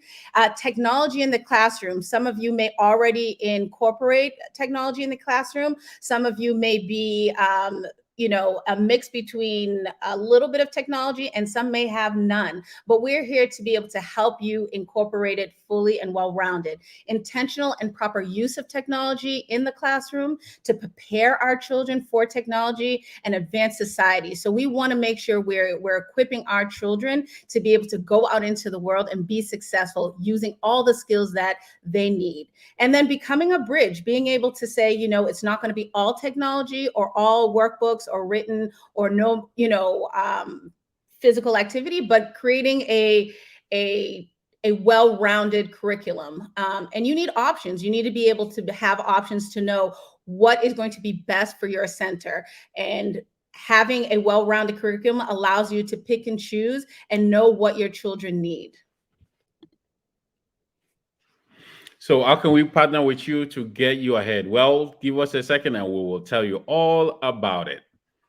So yes, what we have at Kids Plenty is we created a curriculum called the I Can Learn, the Early Childhood Learning System. What does that mean? Well, what it is a system that consists of products. We're talking about, putting a well-rounded curriculum together, but consists of products that educate, empower, and entertain children in a way that ignites their love for learning, giving them the foundation for academic success while having fun. You remember we mentioned earlier kind of like what is our core beliefs are those three, which we like to call E to the third degree, which is education, empowerment, and entertain. And we really truly believe we can combine all of those three to ignite children's love for learning. So who is this for? Yes. So who is it for? It's for you guys, Childcare Millionaires. It's for preschoolers and kindergartners through the ages of 3 and 6, but it is geared for centers to be able to provide this curriculum to them. All right. So as Sabrina has talked about, we have 3 pillars in the company at Kids Plenty, and we make sure that all the things that we produce literally revolves around these 3 pillars, right? There's education, which is the main pillar of our solution, which is making sure there's reading ability, verbal expression, solving math problems, and also social skills. People forget that one. Entertainment, we have to be happy, not just technology, but using technology to kind of change the way you learn, interact, give that experience that we're talking about. Using music, we're gonna give you some of that as well. And then empowerment, we talked about it a little earlier around positive imagery, positive affirmations, and even the mindset. It's always cool to hear the children talk about things in a positive manner because they go on to grow up and become much better little human being that becomes older, right? A big human being. Exactly. And then we call that the E to the third degree for that same reason. Yes. So through the system, our goal is to have you guys teach effortlessly by incorporating the 3 pillars: education, entertainment, and empowerment. So you can achieve greatness through Kids Plenty, the I Can Learn system, which will help your child achieve academic success by improving their literacy, math, social skills, and all while having fun. Now, who wants to achieve greatness with their center? If you do, put number 1 in the chat. Yes. We know it takes a while, but we're looking forward to seeing your numbers, all right? Because we really, truly believe you want to achieve greatness and you want your kids to achieve greatness at your centers. And this is the system that we have put together to help you achieve that greatness, all right? It consists of a lot of things, and we'll walk you through it briefly. But we're seeing a lot of ones coming in. Keep them coming. This is exciting. That's why we're here, because we want to give you tools that's going to help your center grow, be special, be different, and stand out, right? Stand out from the rest. Absolutely. You want the parents and the children to say, this is a center that is really thinking collectively about all of these things: education, empowering, and entertaining their children. And this system can help you do that. Absolutely, absolutely. So we'll walk you through what we have here, right? First thing first, right? Everybody loves storybooks, but this is a very special storybook, and we'll tell you about it. So we told you a story as to how Kids Playing. They started. Part of the one of the things we first made was this storybook, and it's a story about a boy that basically likes to copy his sister. However, we didn't just write a storybook that encompasses all three things we talk about: teacher sight words, there's a parents and caregivers guide to help kind of think through that behavior. And I'm sure you know a kid that is a copycat in your classroom, right, or in the family, right? And it teaches valuable lessons. But what's cool about this book is that there's an extension to it, right? It's an experience, that you can use over and over again. Let's bring you to this then, which is the mobile app. I'm going to let Sabrina tell you all about this app. Yes. So having the book have a great moral story that helps with social skills, whether they're in the classroom or at home. Copycat behavior is a natural, innate human nature that we have growing up. That's how we emulate people that we look up to, and we learn to copy learning skills to learn and educate ourselves. So what we decided to do with the book and this technology is create a virtual pop-up mobile app. So this app not only talks about the story, but the characters come to life. And it is an interactive way for children to read the story, but also learn sight words that are featured in the book. And we have a little snippet to show you how that works and what it means to have a virtual pop-up book or 4D app. So just real quick, here is a short snippet of what that technology does. This story is also about sight words. Now, it's your turn to give this a go. As soon as the microphone turns green, say the word when. When! Well done! That was awesome! Yay! The more we turn the pages, the more stars we get.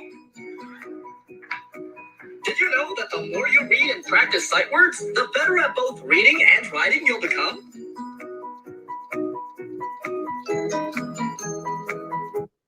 So that was a small snippet of the technology that we're looking to bring into, that is in the I Can Learn system. So as you can see, the mobile app, the iPad, you're able to scan the actual book and the characters come to life. And it takes you a series through the characters, the cat and the dog, and how to teach kids sight words.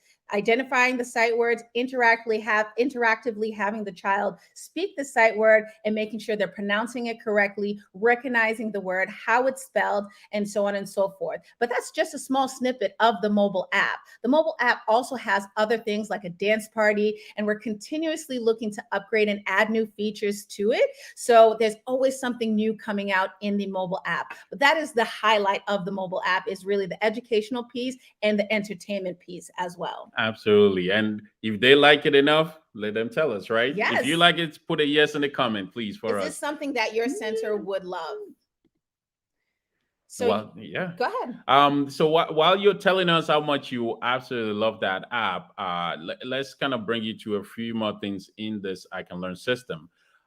We also include a composition notebook, which, remember, we said positive mindsets. It comes in like no other notebooks, right? Because kids get to practice their handwriting, and as they go through the different pages, right, they also get to color. It comes with all types of different amazing words. You're awesome being one of them, and there's multitude of those. And this is going to, as part of this package, is a digital version that you will be able to print multiple times, and you can make it a core part of your day. You can make it a core part of a week, and basically focus on those keywords. So there are multiple uses for this, but keep in mind that this is about the children, this is about the positive energy in the class, and this is one of the few ways you'll be able to achieve that. Yes. And I see the yeses coming.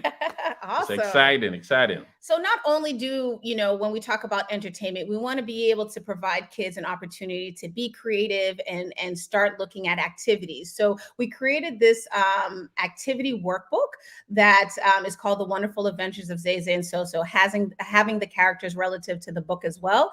And what this workbook does, it builds fine motor skills. It helps to improve cognitive development and skills, all while having fun. Hours of entertainment. It embarks on a unique journey to spark children's imagination, and activity mates to empower and engage children's minds. So this is one of the elements, part of the curriculum that we have. These are things that you can have the children go home and do, or in the classroom for downtime, while other groups are working on other activities. So it gives you a nice range of activities. We also have, including in the workbook, or another element, is really the core focus of the education, which is the I Can Learn workbooks. So all your children all learn at different paces, but we want them to learn the basics, your alphabets, your numbers, shapes, and sight words. So we created these 4 workbooks to be able to assess and go through the curriculum for each of these children through your centers. The extra benefits of all these workbooks, there's tracing exercises, pen control, and endless fun, some of them ranging from 77 to 200 pages. So there's a lot to see, a lot to learn, and a lot of activities for the kids. You want to talk about this some more? Oh yeah, I'm this always is the most exciting part of it. I love this. So as a family, just something about us, we love music, we love entertainment, we love to see kids dancing, getting up and move. When we see our kids dancing, there's no way you can't smile and really kind of engage in the fun of the kids and their activities. So we created actually a music album that's part of this curriculum to get kids engaged, dancing and moving. So we have 8 empowering songs and uplifting songs. They're kid friendly. That's a really big thing for us, is some of these songs that are out here now, they kind of remake them, that are not necessarily appropriate for kids. So we created this kid-friendly album to get the kids moving, and most importantly is to stimulate the auditory cortex of the brain of these kids. Music does something to that brain that just gets them, and all kids learn differently, and sometimes that is through music and entertainment. So here is a little snippet of one of the songs. Hey kids, do you love to read? Well, come on, 'cause I love to read. So that's just a small snippet. We did say snippets. It is a snippet. There are 8 full songs on the album. And if they want to, when we share more info with them later, we have this available on the website, so you can hear some of the other songs. We tell you, in Cardi B though. Definitely no WAP, okay? Nothing like that, right? Something you can listen into in the classroom, give them off to the teachers. I'm Dr. Pam Middleton, and I would like to give my take on Zizi the Copycat. I actually love this book. And as a pediatrician, I think it's great because there's information in it for both children and their parents. So from the child's point of view, it's just a story, but the story can kind of guide them through some typical behaviors at the age of the children in the book. But at the end of the book, there's also information for parents about how to deal with this behavior. And this is really great. And it's something that I don't see in a lot of books. And I think it's perfect because it gives information for both the parents and the child. So my recommendation for this is get it. I definitely get it. A thumbs up. You can consider this pediatrician approved. Well, she can't say any better, right? Pediatrician approved. So real quick, we want to tell you what this means for you, though. We have basically created special packages for the Childcare Millionaire, right? The Childcare Millionaire, right? Is that Mother Woods coming in? think I see her coming in. No, what's happening?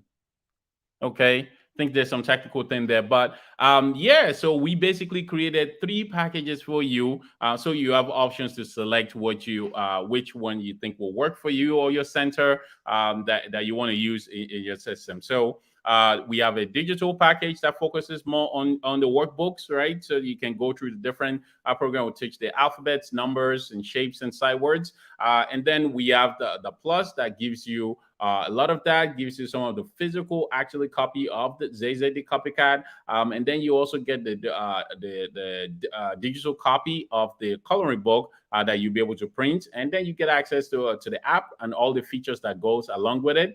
But if you want the real deal, this is where you're gonna be at, right? The deluxe package gives you pretty much everything. You get 10 copies of the book. You get the app, you get the composition notebook with the positive affirmation pages, the all digital download, and then you also get all the workbooks along with it, and then you get the music that basically makes the day shine. Yes. And that's bridging the gap through the technologies, being able to have the digital copies of these workbooks, the composition notebook, and the activity to be able to help you navigate through the learning experience and the curriculum in your class, and making it easy to give them access to the sheet, printing them out, or emailing them to be able to send them home with homework. So this is a great way to have a nice, well-rounded curriculum through any 3 of them. But the most valuable is the digital deluxe for sure, because you get a well-rounded music, workbooks, books, activities, and composition. Excellent. So what else do they get with this? Well, we got a lot to offer you, right? So for those digital downloads, if you log in and you download them, you get, for about a year, you'll get access to be able to still get those files from us. However, the really cool thing is we have created a special curriculum guide that's made for the Childcare Millionaires today, right? So you'll be able to basically use that guide to go through your weeks for over it covers about 52 weeks. Yes. And then we also provided some assessment sheets so that you can look at the child and kind of determine where they are in learning, and then kind of be able to focus more on that as well. As part of this, we'll also offer you discounts on other products that we'll be releasing in the future, or that we have right now, wholesale pricing on our current products at the moment. And then you get unlimited access to the app, right, where you learn, and then any updates to those apps also comes to you for free as well. Yes. So some of the tools, just like Oya was mentioning earlier, as far as the bonuses. So the 52-week curriculum, we know that each of the centers have different schedules, whether it's 9 months, 6 months, kids in and out. But we wanted to give you a full 52 weeks of a curriculum guide. And with that, accompanying it with assessments. So then you're able to assess each child and where they start and where they begin, and making sure they go through the worksheets and know their competency of each of those workbooks, the ABCs 1, 2, 3, so on and so forth, they're completing, and where you can provide notes on where they may be lacking and what else they can do to basically succeed. Yeah, exactly, because it's all about success, right? Yeah. We want to make sure the kids are learning, and we don't just want to teach, but we want to make sure that we find out that they are learning. So we want to help them, because if we help these kids at the centers, guess what? They're going to go home, they're going to be happy, they're going to tell their parents, and guess what? The parents are going to be happy, they're going to call you, say, you are doing a fantastic job, and then they're going to tell their neighbor, and the neighbor is going to be looking for you. That's why we're here today, right? And the assessments can be used to send back to the parents, so the parents can actually know what have they been learning in daycare and or learning in the centers or preschool. So this is a great way also for communication between the center and the parents. A nice print off weekly. This is what we've completed in week 1 and 2. This is where your child is, and be able to provide notes. These are also digital, so you're able to print them off and assess them how you need to and how to use them. Absolutely. And the beauty of this is we are working and going to continue to improve this system as best as we can. So if you do get on it, your feedback will be welcome. Yes. So what does this offer? Just for Childcare Millionaires, we created these packages for you guys. So originally they're $499, $999, $1,500, but only for you guys, only for Childcare Millionaires, we created these package digital. You get the 4 workbooks. Digital Plus, you get the 4 workbooks, and you get 5 hardcover books sent to your center, mailed to your center. You get access to the pop-up app, the virtual pop-up app, mobile app, and then you also get a downloadable version of the activity book. But now the digital deluxe, this is the best value, we believe, because it is truly the well-rounded. You get everything in the digital, everything in the digital plus, but what you get are 10 copies of the hardcover book. You get access to the mobile app. You get the coloring, access to the downloadable to the activity book. You get the download to the composition notebook. And then you also get the music album, which is, to me, my favorite part of it, because I can only imagine all the dancing that's going to happen in these centers, all the kids with the smiles and the moving around. Wait. You know what? Where we want to tell them? You guys are the first ones that will actually get in this music. We've been dancing to this music all by ourselves, and we are so excited to be releasing this for the first time. Mother Woods, this is the first time we're releasing music to the world. This is nowhere in the public. You will not search anywhere and find this. This is the first time that Kids Plenty is releasing anything to do with music to the world. We are very excited to share this with you. Mother Woods is amazing, and she tells us all about you, and we're happy to be part of this family. So she's coming in. Oh, we can't hear you right now. I don't know if you can hear us, Mother Woods. You're on mute. You're mute. Yes, I'm here and happy to support. I'm back here mix mastering, doing what I do best on this side of the world. But I'm really excited, about the system and all that it has to offer. And then the things I know you guys are doing on the back end. I almost fell out of my seat when I saw that curriculum guide and assessments. I'm like, they're already making it better. Yes. Like, I love the fact that you guys are so intuitive. And one person asked when we were talking about it in the membership, are there assessments? And I see just that quick response. And that's what I love about you guys. I want to tell you, money loves speed, productivity loves speed, leaders love speed. And what we do in this community is we try to respond to your needs. Felicia said, love having a curriculum guide for the teachers to follow. Something simple, something that they can do. And then I always tell you guys, you have to inspect what you expect so you can follow that up with an assessment to make sure that you guys are doing what you need to do. You see, it literally takes a village to run our business, right? You guys are specialists at curriculum. Some people are specialists at communication, but together we can be more well-rounded to get done what we need to get done.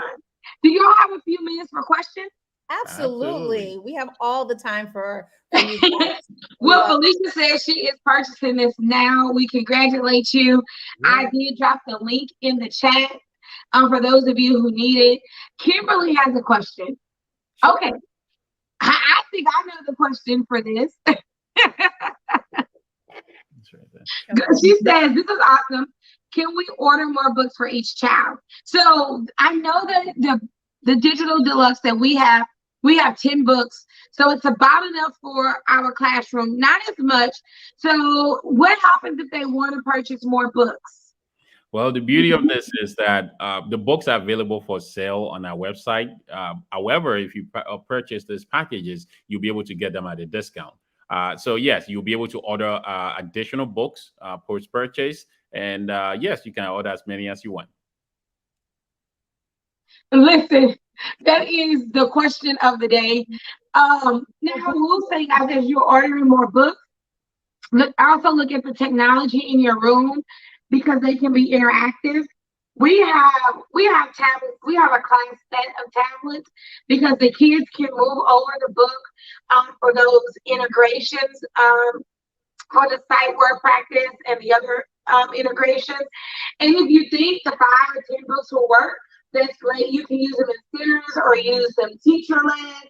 I love the flexibility of and the combination of print, things I can touch, and digital, because we all know that there are worksheets and workbooks where you copy them and they don't look good anymore, or they're just not in the best quality. This is an easy, or the teachers leave with the materials. You know, you're chasing teachers as they leave, like, give me my stuff. You don't have to do that when you have digital. Beverly, one of our Elevation Mastermind members, asked, what age group would it fit best? And Beverly has 3 centers. So what's the beauty of this curriculum is it ranges. So in daycare centers or centers, you can have a mix of ages. So with this curriculum, you can decide where and assess each child through using the assessments and the curriculum to see where it fits best. But we believe the curriculum is best used for ages 3 to 6. That readiness, they're able to comprehend, able to have some motor skills to be able to go through the activities. So we really believe around 3 to 6. But it's always good to start them even earlier, because there are some kids who are much younger than 3 and 6 that are able to start comprehending and start getting them into the idea of seeing letters and numbers and sight words and getting them school ready. So, and the sooner the better. Sooner the better. We are very surprised on how kids are able to adapt very quickly. And, you know, having you guys at the centers and providing this stuff for the kids, you guys are our future. You guys are putting the foundation of these children to be successful and amazing human beings growing up. So the earlier, the better. I love it. So Yolanda said, would you suggest we use tablets or cell phones for the interaction? So what's great about the app is you can use it on both. So we made sure through the app, you're able to do it on both the tablets as well as phones. And do you want to talk to a little bit on both the type of Google or Apple? Yeah, so it works on both Google and Apple tablets and phones. So depending on the versions you have, obviously it won't work much older because the technology is a bit newer. So, but if your tablet or phone is not too old, it should basically work. And if you have any issues with it, you can contact us. We'll be able to help you kind of get through any issues you may have with it. But yes, it works on both platforms. All right. I don't think any other questions, but I do have a few questions. And guys, those of you who have been working with different curriculums, you know this, things get stale. And sometimes you need just something innovative and, I don't know, just fresh for your kids and for your teachers. So this could be great with your regular program. This could be great with your intervention. We are planning to use it mostly with our 3 and 4s, but using the hand tracing and the workbooks, those interactions, even as low as our toddler kids. And I'm going to tell you, Kimberly's got all the stuff. You can receive free tablets with T-Mobile if you pay the internet service. Come on, Kim. Is there a limit on those tablets? A lot of us are also getting funds and grants. T-Mobile, if you have a business account. See, everything we need is in the room, right? Yes. So if you have a business account and you want those tablets to have service already, I think the service on the tablets on my business account, I think it's like $7, which makes you can use it anywhere and not pay for the device. That may be great. We buy a particular tablet off of Amazon that costs us about, I want to say $69, and it's quite larger. But we bought those during the pandemic, and they have worked out really, really well. I can't think of the name, but the brand, but I'll drop it.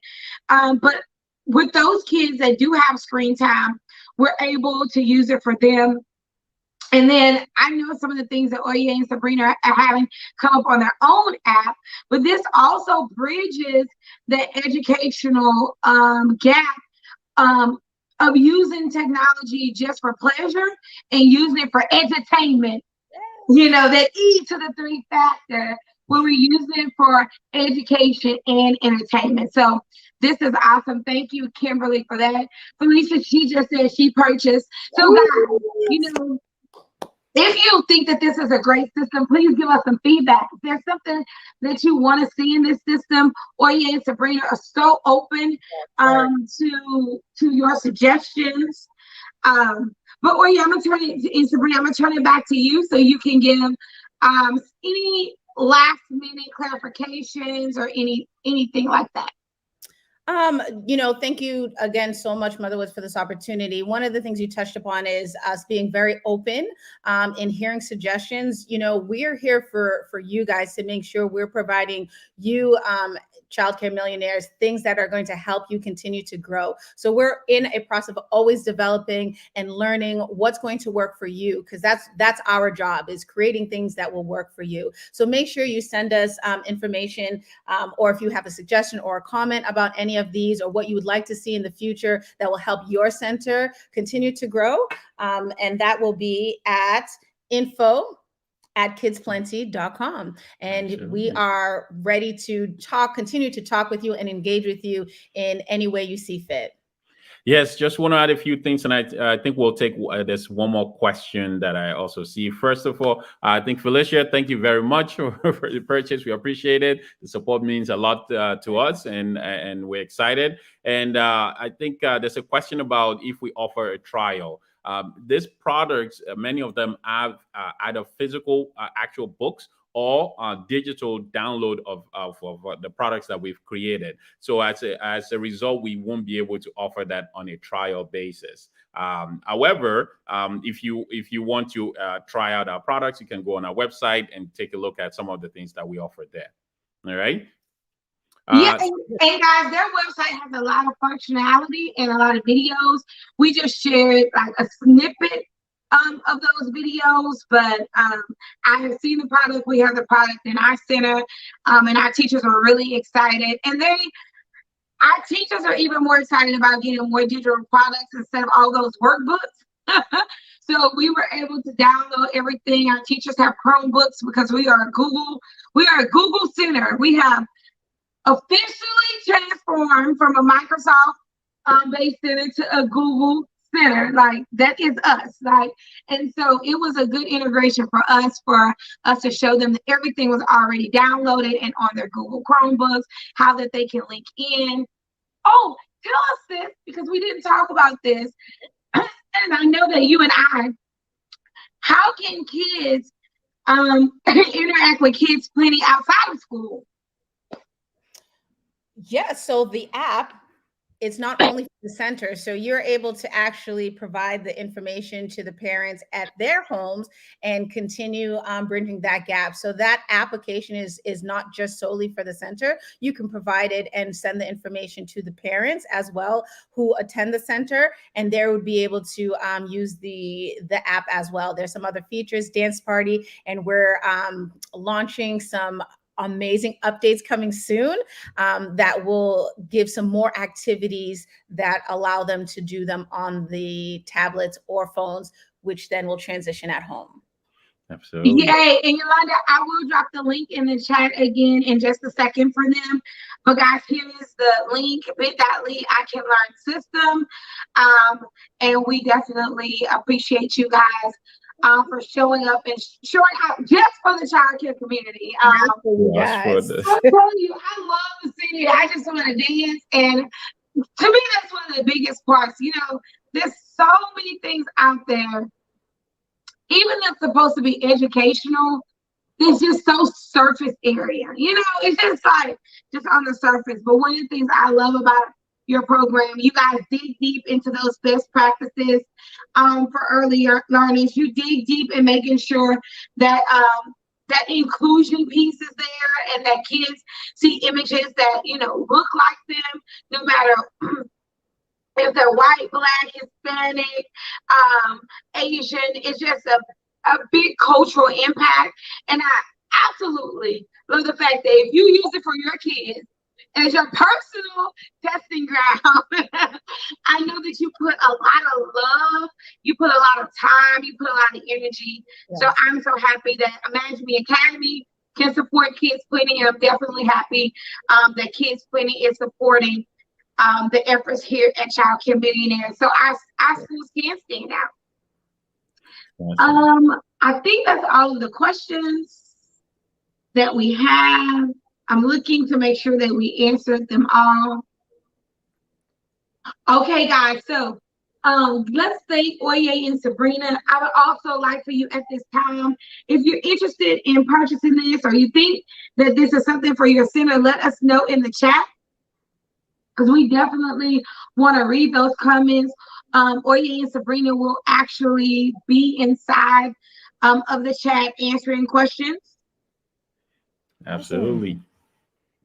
Yeah, so we want to, and Felicia said she may need to change her email. Hey Felicia, if you send that to me, I will send that email to them right away. It only takes a second to send that.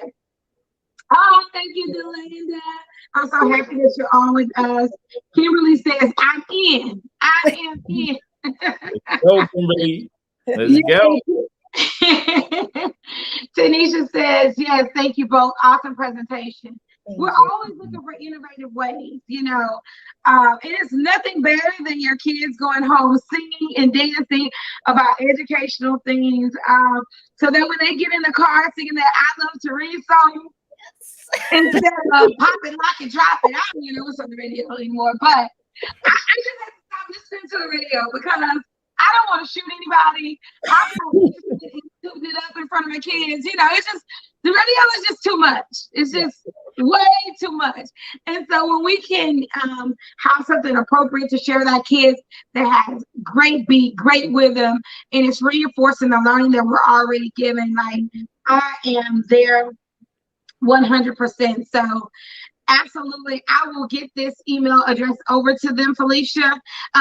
Felicia put it in the chat, Sabrina. So if you can grab it as well, we'll definitely get that over there. So as we end, do you have any final words for the Childcare Millionaires community?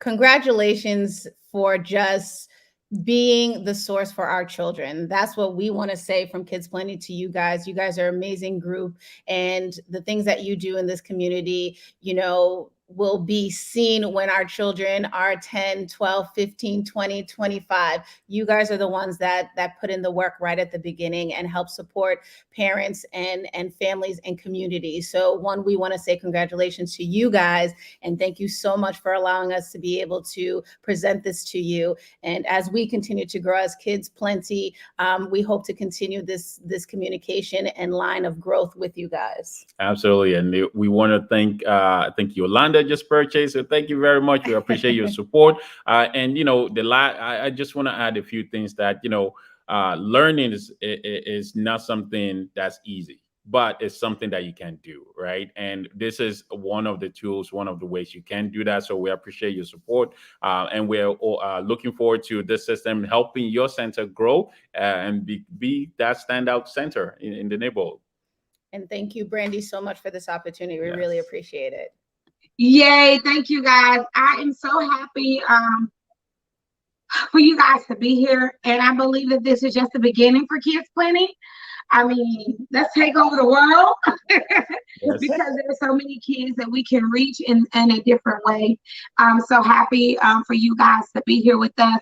And we will send you guys out, email everyone with everyone's links, but we want to make sure that you have the link, bit.ly I Can Learn system.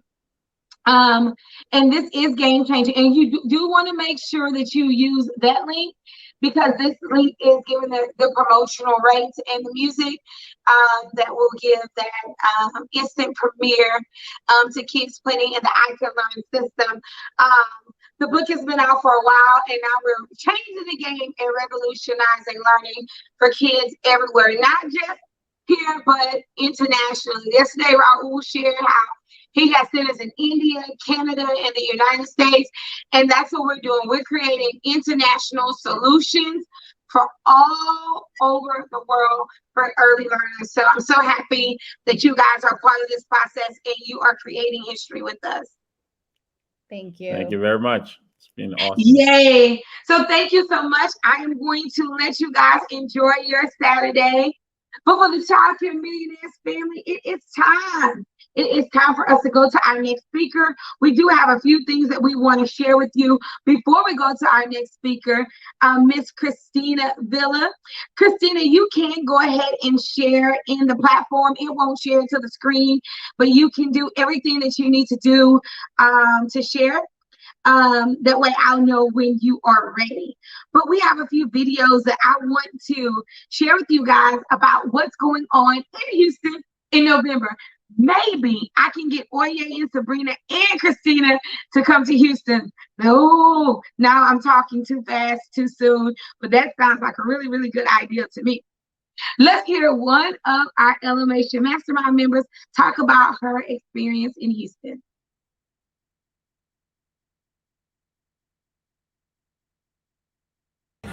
I have it takes a Village Academy 1 and 2 childcare centers, and I am in Houston for the Childcare Millionaires Retreat and Conference. Today is day 1, and it has been fabulous. Ms. B. Wilson opened us up with some great motivation speaks about how we are going to come together, join together, build together, and take over as childcare millionaires and get our coins. LJ came on and reminded us that our centers are a direct reflection of us. We need to be proud of them and give our family something to remember us by. Dr. Connie came in and closed it down, inspiring us and letting us know that now is our season to grow, to be accountable, and to hold each other at a higher standard. This was a great day 1 opening, and I'm so happy to be here.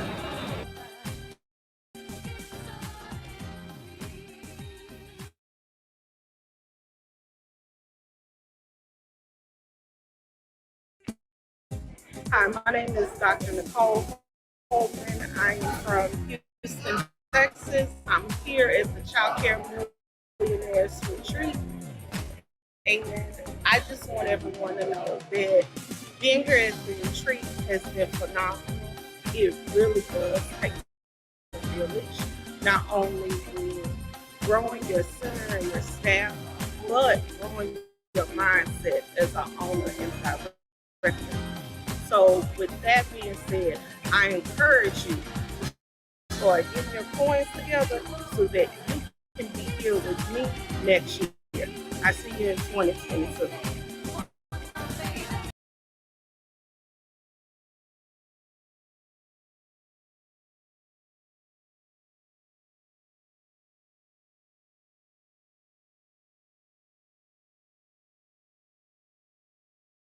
I think I'm muted.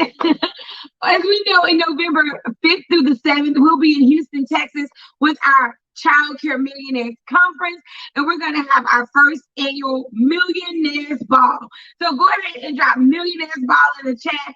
I'm talking about get your after 5 ready, get your cocktail dresses ready. We're going to throw away the daycare t-shirts for the day, throw away our sweaters and our chucks, and we're going to get all fancied up for the Childcare Millionaires Ball happening in Houston, Texas in November. Along with that, we have planned a wonderful gospel brunch to close out the weekend. And what better way to do it than in the middle of the South where soul was invented? Come on down to Houston and be a part of this wonderful, wonderful event.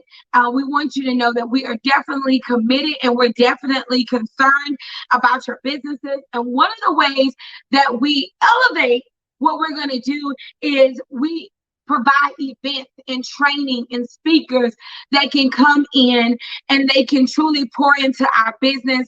So I cannot wait to see you guys at the Millionaires Ball. Thank you, Oye and Sabrina, again for being with us. The Millionaires Ball is November the 5th and 6th. You can get all the information here. We definitely want you guys to join in, join the conversation. Get in person to meet everyone that you've been working with and collaborating with. I guarantee you will not regret it. Now, without further ado, we have my new good friend, Miss Christina Villa, coming to us from IntelliKid system. Now, we purchased IntelliKid system a few months back, and I thought my staff was going to hate it And when I tell you they absolutely love it, I call this my childcare enrollment secret weapon. This is definitely my new secret weapon of childcare. And I cannot wait to show you guys how you can revolutionize. Uh-oh, someone said they can't hear. Can you guys hear now? If you can hear, put a 2 in the chat. If you can hear, put a 2 in the chat.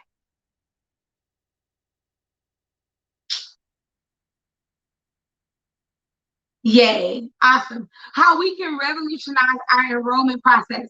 So when I met Christina and we went through everything that the IntelliKid system has to offer, I was like, I gotta bring this to my childcare industry, you know. And I know this Saturday, and I know, guys, that we have been hopping for the last 2 hours, but this just proves and shows how committed we are to our business. How many of you want to enroll new students? Like, you are ready to enroll new students, but you want to do it with ease. You want to do it faster. You want to be able to track your new enrollment. How many of you have said, man, I wish I wouldn't have missed up on that follow-up? That's a family of 5. That's a family of 2, right? Or you just forget to send those stinking reminders about tours. If this is you and you're ready to level up in your enrollment process, Christina is here to help us all the way. And I just love the fact that not only is she a part of IntelliKid, but she was a center owner and director just like us, which makes everything she says to me more credible and more impactful, because I know that she knows what we go through on a daily basis. Miss Christina, welcome to the Childcare Millionaire stage. Welcome. I am so excited to share with everybody all the great things that we have to offer. I can tell you firsthand, like Brandy said, I actually worked in the centers. So it's not just I'm some software person that wants to come and show you a product. I actually used it firsthand. And I know that many of us, we try to stay organized. We try to stay on top of it. But as a director, as an owner, we're kind of like an octopus, right? We have like 8 arms trying to give you everything all at one time. We're like, I have this student here that's sick. I have this staff that's having a problem with a student. I have this staff who called out. I'm now the cook. And unfortunately, leads fall through the cracks. Things fall through the cracks. Yes, they do. And on top of it, so IntelliKid Systems has 2 systems. We have our lead management system and our employee management system. So everything I show you, if you just put your little cap on, is we can do this for leads. We can all do this for prospective employees. So what it does, it's going to communicate everything. It's going to take so much time and energy off your plate, and it's going to grow your enrollment. How is it going to grow your enrollment? No one's falling through the cracks. The system is consistently reminding you of what you need to do next. So what I'm going to do is I'm going to share my screen with you for a little commercial we came up that's going to give you a quick walkthrough of what IntelliKid Systems does in a play-by-play version, and then I'll actually take you through the system. So I'm going to hit play. Yeah, I will share that video in just a second. But before we get started, we do want to know more about you, because many of the people in Childcare Millionaires, they are just now getting into the point where they're operating multiple centers or managing multiple centers. And I know in your role at one time, what was it, 12 centers you were managing? I did 15. So 15. I was a district manager for a school district in Arizona. So my experience comes from, I was 18 when I got into the childcare industry, and I was an infant teacher, the typical story. Infant teacher, worked my way up, went to school, became a curriculum director, a center director. And then I was offered an opportunity to be a district manager for the school board where I lived in Arizona. And it was probably my favorite job. They actually entrusted me with taking over an empty elementary school and turning it into the first district that did a for-profit day childcare center on top of running 15 licensed schools. So definitely I know the ins and outs, the trials and tribulations of building something from the ground up, of the staffing, of the students, the behaviors, everything we need from the community. All the things that we as owners and directors need to do to work with our staff as well, because if our staff isn't happy, it's a trickling effect, correct? Our staff isn't happy, our children aren't happy, our parents aren't happy, and then it just kind of goes into the negative effect. But if you flip it, right? Flip it, make our staff happy. They're going to work with our students. They're going to love their job, which in turn gives them that positive, outlook with the students, which in turn the parents are happy. And then you're going to be that school where parents are requesting, you know what? I have that preschool teacher, Brandy. She is phenomenal. And people are requesting to be in Brandy's group. You want a whole school like that, where you have that wait list, where people are requesting to go to your center, because that's a trickling effect. So it's all about, and I'm sorry, I'm just getting over a cold. It's all about, time management, right? And I'm going to go over the 5 key pillars of lead management, and time and organization is huge. And you're going to be able to see that here. So I'm going to go ahead and press play. Again, this is going to give you a quick overview of what IntelliKid system's done and how it will play out. And then we'll walk through the system. Awesome. Guys, thank you for sharing in the chat. You guys are totally amazed. I knew Christina needed to share that story because I know where many of you are. While she's about to play the video, please do me a favor and share out this broadcast or tag an accountability partner. I think more people in the childcare community need to know about IntelliKid. And so please, please, please help us spread the word on this tool. All right, Christina, it's all yours. Lisa, I see your question. How did I manage my time? I can promise you this system right here, you're going to see how you manage your time, correct? It's going to take a lot off your plate. And it's also organization. We're going to talk about that organization process and how everything's going to be a reminder here. So nothing's going to fall behind. And as much as it's hard for a lot of us, believe me, I was the one that wanted to have control of everything. I wanted to know what was going on at all times. I needed to be in control, but I learned in order for my schools to be successful, I needed to find my strengths within my staff. I needed to find the strengths within my building and let people thrive off those. You'll get the buy-in from your staff. You'll get the buy-in from your staff, correct? Because it's like, oh, Christina's giving me ownership. Christina's saying that she trusts me with XYZ, and then she's going to take more accountability for her job. And in turn, it's a trickle effect. People want to have those responsibilities. And if we let them have them, they're going to thrive. So, okay, sorry, I can talk forever.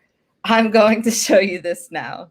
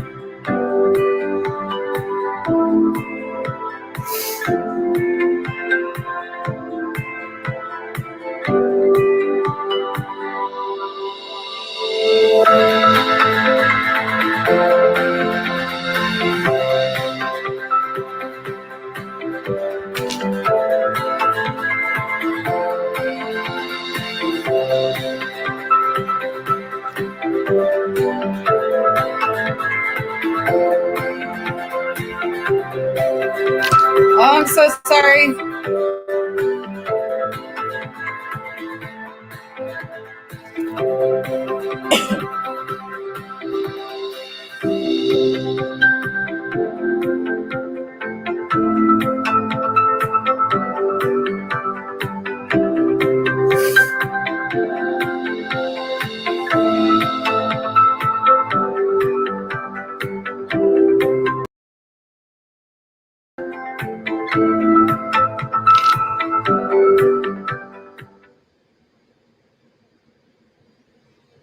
Perfect. So that, can everybody hear me okay?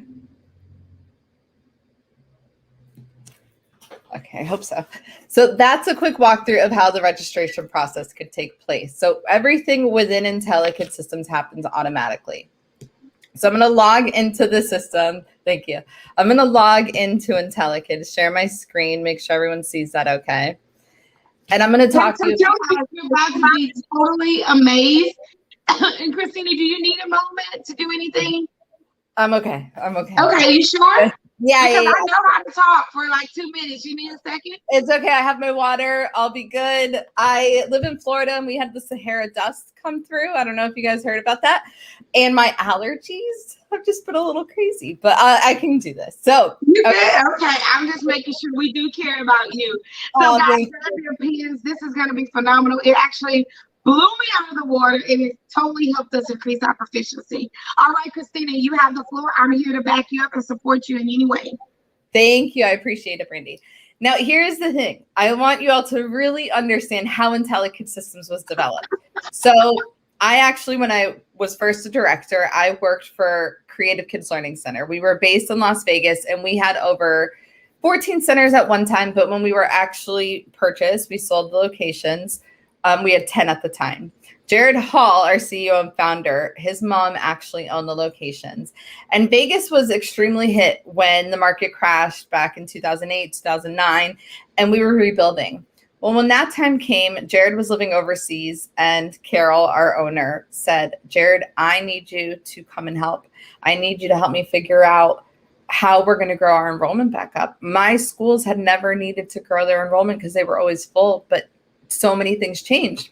So Jared developed this software and he developed it with all of us directors, our district managers, owners. We actually created a board with other owners within our community that we were very close with. And everything was developed by the real user's perspective. So it's not like one day some tech people sat and said, oh, let's start this software. No. We didn't know that there was any other lead management system for schools, so we decided to develop this on our own. So definitely, it was only an internal tool. We never had the idea that we were going to turn this into a company to help other schools. It was an internal tool, and when the school sold in 2017, Jared's like, now what do we do with the software we developed? And at that time in 2019, he was like, let's do something with it. So we have been actually late 2018. So since 2018, we've actually expanded out to other centers. And I can just tell you, it's amazing. So I know firsthand, we were trying to use the Google Sheets. We were trying to use call logs.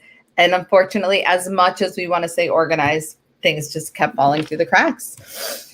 So with that being said, IntelliKid Systems was developed with 5 key pillars in mind. So we believe there's 5 key pillars in lead management or employment management. And what they are is capture. How are we getting these leads? How are we getting these prospective employees into our schools?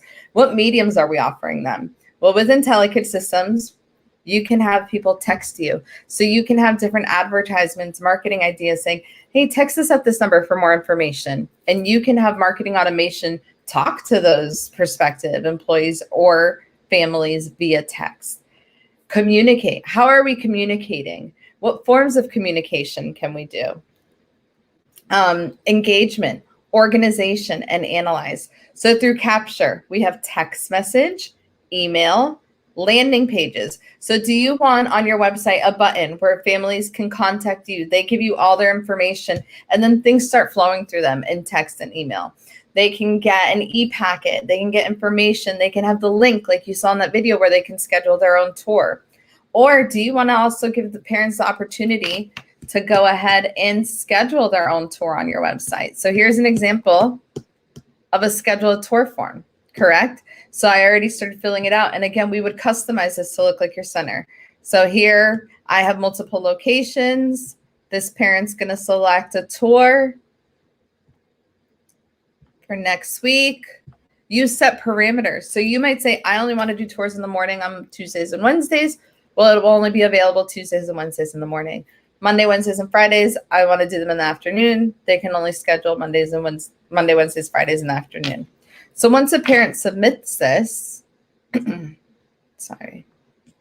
Oh, my computer's going slow. Oh, Okay. Once a parent submits that, they actually appear here in your portal through the website source. So we have landing pages. They're able to schedule their own tour, like I said. Facebook integration. Now, I don't know how many of you are active on Facebook. I know Brandy's schools are active on Facebook, but you can actually integrate this with Facebook and have flowing conversations with those families. So they think they're talking to you specifically, but they're really talking to IntelliKid systems. So maybe you have a list of frequently asked questions, correct? So I can say, hi, can I have some information on your rates, correct? That's a question people always love to ask. I never shared it right away. I wanted to invite them into my school. Everybody has their own perspective, correct? So now I come into IntelliKid systems and I see that lead appeared. And I'm sorry, my computer is acting extremely slow. If I go to Facebook, and now my computer doesn't want to. Sorry about that. Okay, so then a lead would appear on Facebook as well. And you can continue a whole conversation back and forth via Facebook. Now, my favorite part, and I think this is the part that might blow all y'all's mind, is our call recording feature. So I don't know how many of you are director owners or you're an absentee owner where you're managing your schools from afar, however you do it. We always want to know what's going on in our school, correct? I needed to, when I had 15 locations, I mean, it's impossible to be in 15 places at one time, but I can use IntelliKid systems wherever I am. You can use it on your phone. You can use it in an airplane. Wherever you are, you can log into IntelliKid systems. So what I'm going to do is show you how this works. So I'm going to go ahead. My favorite part too, believe me, this and one of my reports is my favorite. I'm going to show you all. So you have a phone number that we assign to you for your center. And what this is a digital line. Thank you for calling our Learning Center. This call will be recorded for quality and training assurance. So that's going to let the parent know they're being recorded, but then it comes into your center, correct?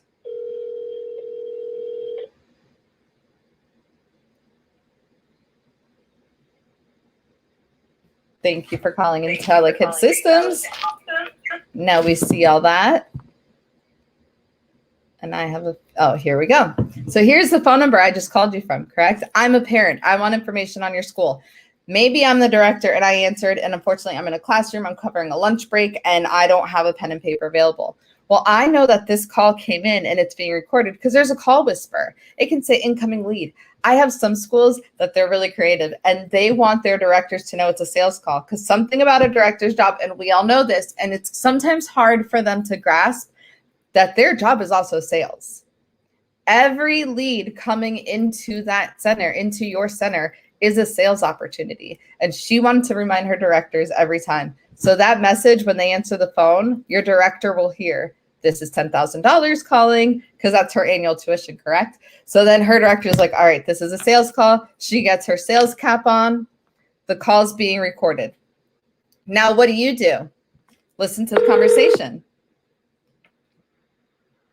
Well, that was myself talking, so I didn't really talk to myself. But say it was a real conversation you just had with that lead. You as the owner can listen to that conversation no matter where you are. You're in Bora Bora on vacation, you decide to work for 20 minutes, log in and listen to it. But then the director didn't have to ask that email address 25 times. All right, can you repeat that again? Or what's the phone number? What's the spelling of your last name? Sometimes leads get frustrated when you don't understand them and they have to repeat themselves. It's recorded. Listen to that several times. Play it back.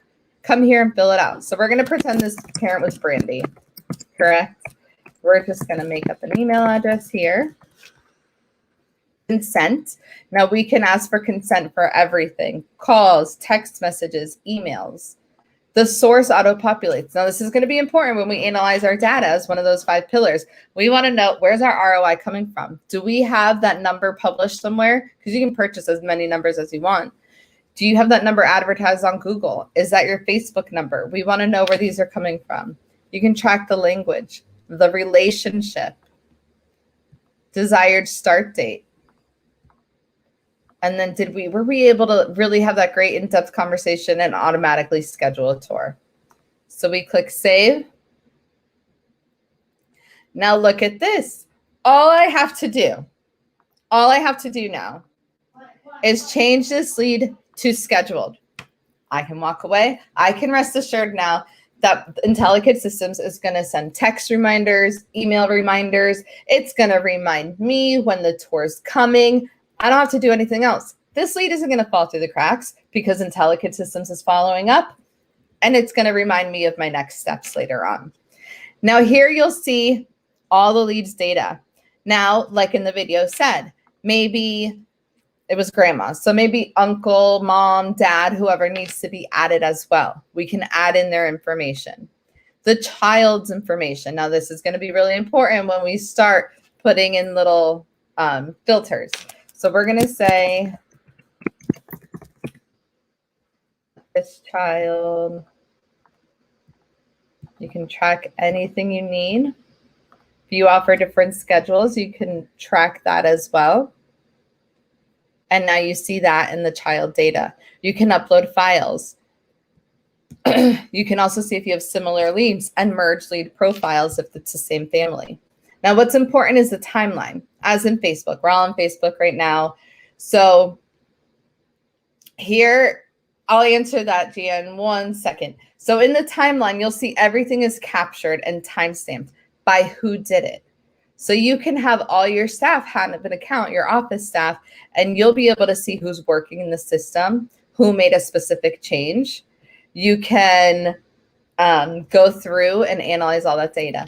Now here you can see that based on the status change, the text message went out and the email went out. Now as the parent, I can text you back.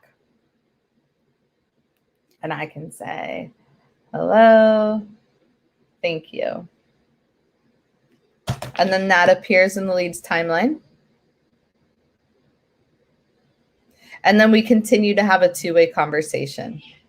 You can send emails, again, Facebook Messenger, if that's connected, and comments. Comments are notes with your internal tools on how you're going to communicate within your staff. Maybe I'm the director and I need to let my assistant director know something about this prospective family, and so forth. So that is a leads timeline, leads profile. Everything is there. Any questions? I see some questions, so I'll answer those. But any questions on this specific part? Perfect. So can I integrate my current program?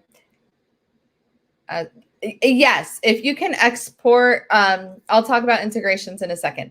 So to answer Gia's question, so IntelliKid would provide you with a different business number. So you would keep your school number. This is a digital line. So what it does is it forwards to your school, but in the forward is when it captures the recording. I like to call it the enrollment line. So I always suggest to clients is put it on your website as your enrollment line. For enrollment information, contact us here on Facebook and things of that nature. Just call it your enrollment line and your registered parents can still contact this. Does this link with ProCare? So great question. We have our ProCare integration that launches next month. So we have been working with ProCare for a while now, and I am so happy to announce that launches live next month. Well, not next month, sorry, we're not in September yet. It launches in August. And that's going to sync automatically. So the moment you enroll a parent in IntelliKid Systems, all their data will push into ProCare. We are also integrating with Kangaroo Time as well. And then I have a question, is this the same as Childcare CRM? We are the same type of tool. We're lead management. They're more customer relationship management. We're more lead management and employee management, but the same concept as well. Any other questions? I want to make sure. Can we integrate the programs such as Private or Hi Mama? Unfortunately, I don't know what Private is, but Hi Mama, we don't have an integration with them. We are working in communication, but what you can do is you can export and import families very easily within all the systems. Yeah, right? And I want to tell you the same thing, Christina, real quick, because another Christina said the same thing. Does it link with any system, whether you use Hi Mama, Pre-to-3, which is one of our preferred systems, Brightwheel, ProCare will have a direct integration. No worries. All you do is click the export button on one and you click import on the other.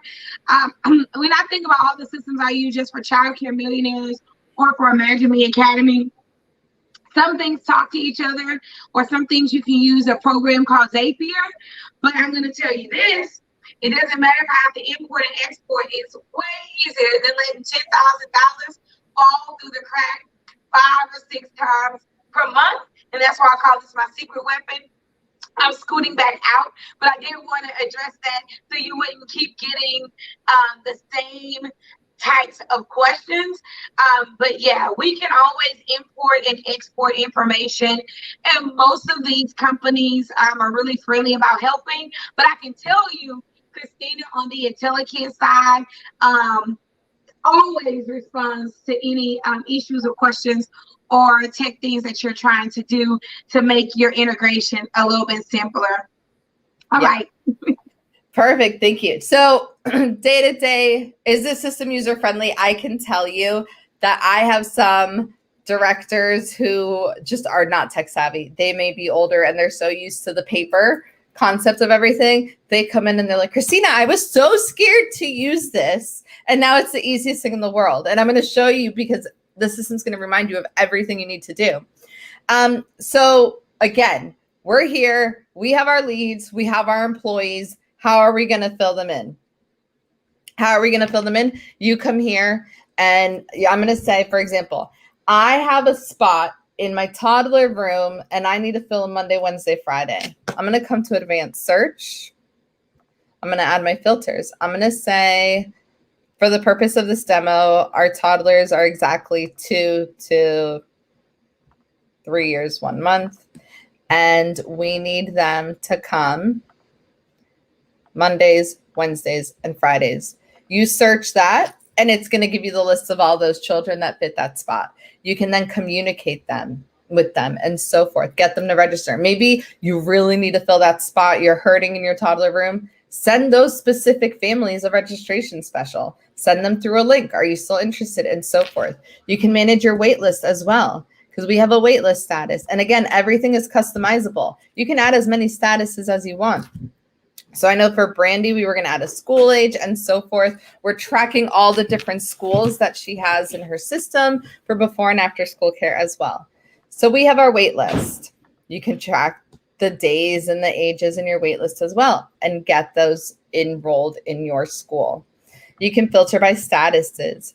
You can filter by your location. So say you have several locations. I do have one-on-one demos, Christina. I'm going to send this to everybody because I'm not actually going to run through the entire system. We could sit here all day and talk about all of our possibilities. So I will send that link. Your sources, this is where your ROI, you can see who's coming in. If you ever need to manually enter a lead, we have that capability as well. Now, day-to-day operation, correct? The idea is to save time. And like I mentioned before, we're all like octopuses. We're doing 8 different things at one time. Here is what you do. Your staff only needs to spend 10 to 15 minutes in the morning. If they have the opportunity to run it during nap time, they're able to do so. And then at the end of the day. So you want to do it your opening and closing procedures for sure. And then anybody with a computer, an iPad, a phone can sit in a classroom, cover a ratio, and manage this during nap time as well in a classroom. So they run through these lists. They look at their new leads. We just want to make sure every new lead is assigned a proper status. Scheduled tours. It's going to remind you of all your upcoming scheduled tours. You can use this in a calendar view. You can use this in a list view. And even better is you can sync this with your calendar.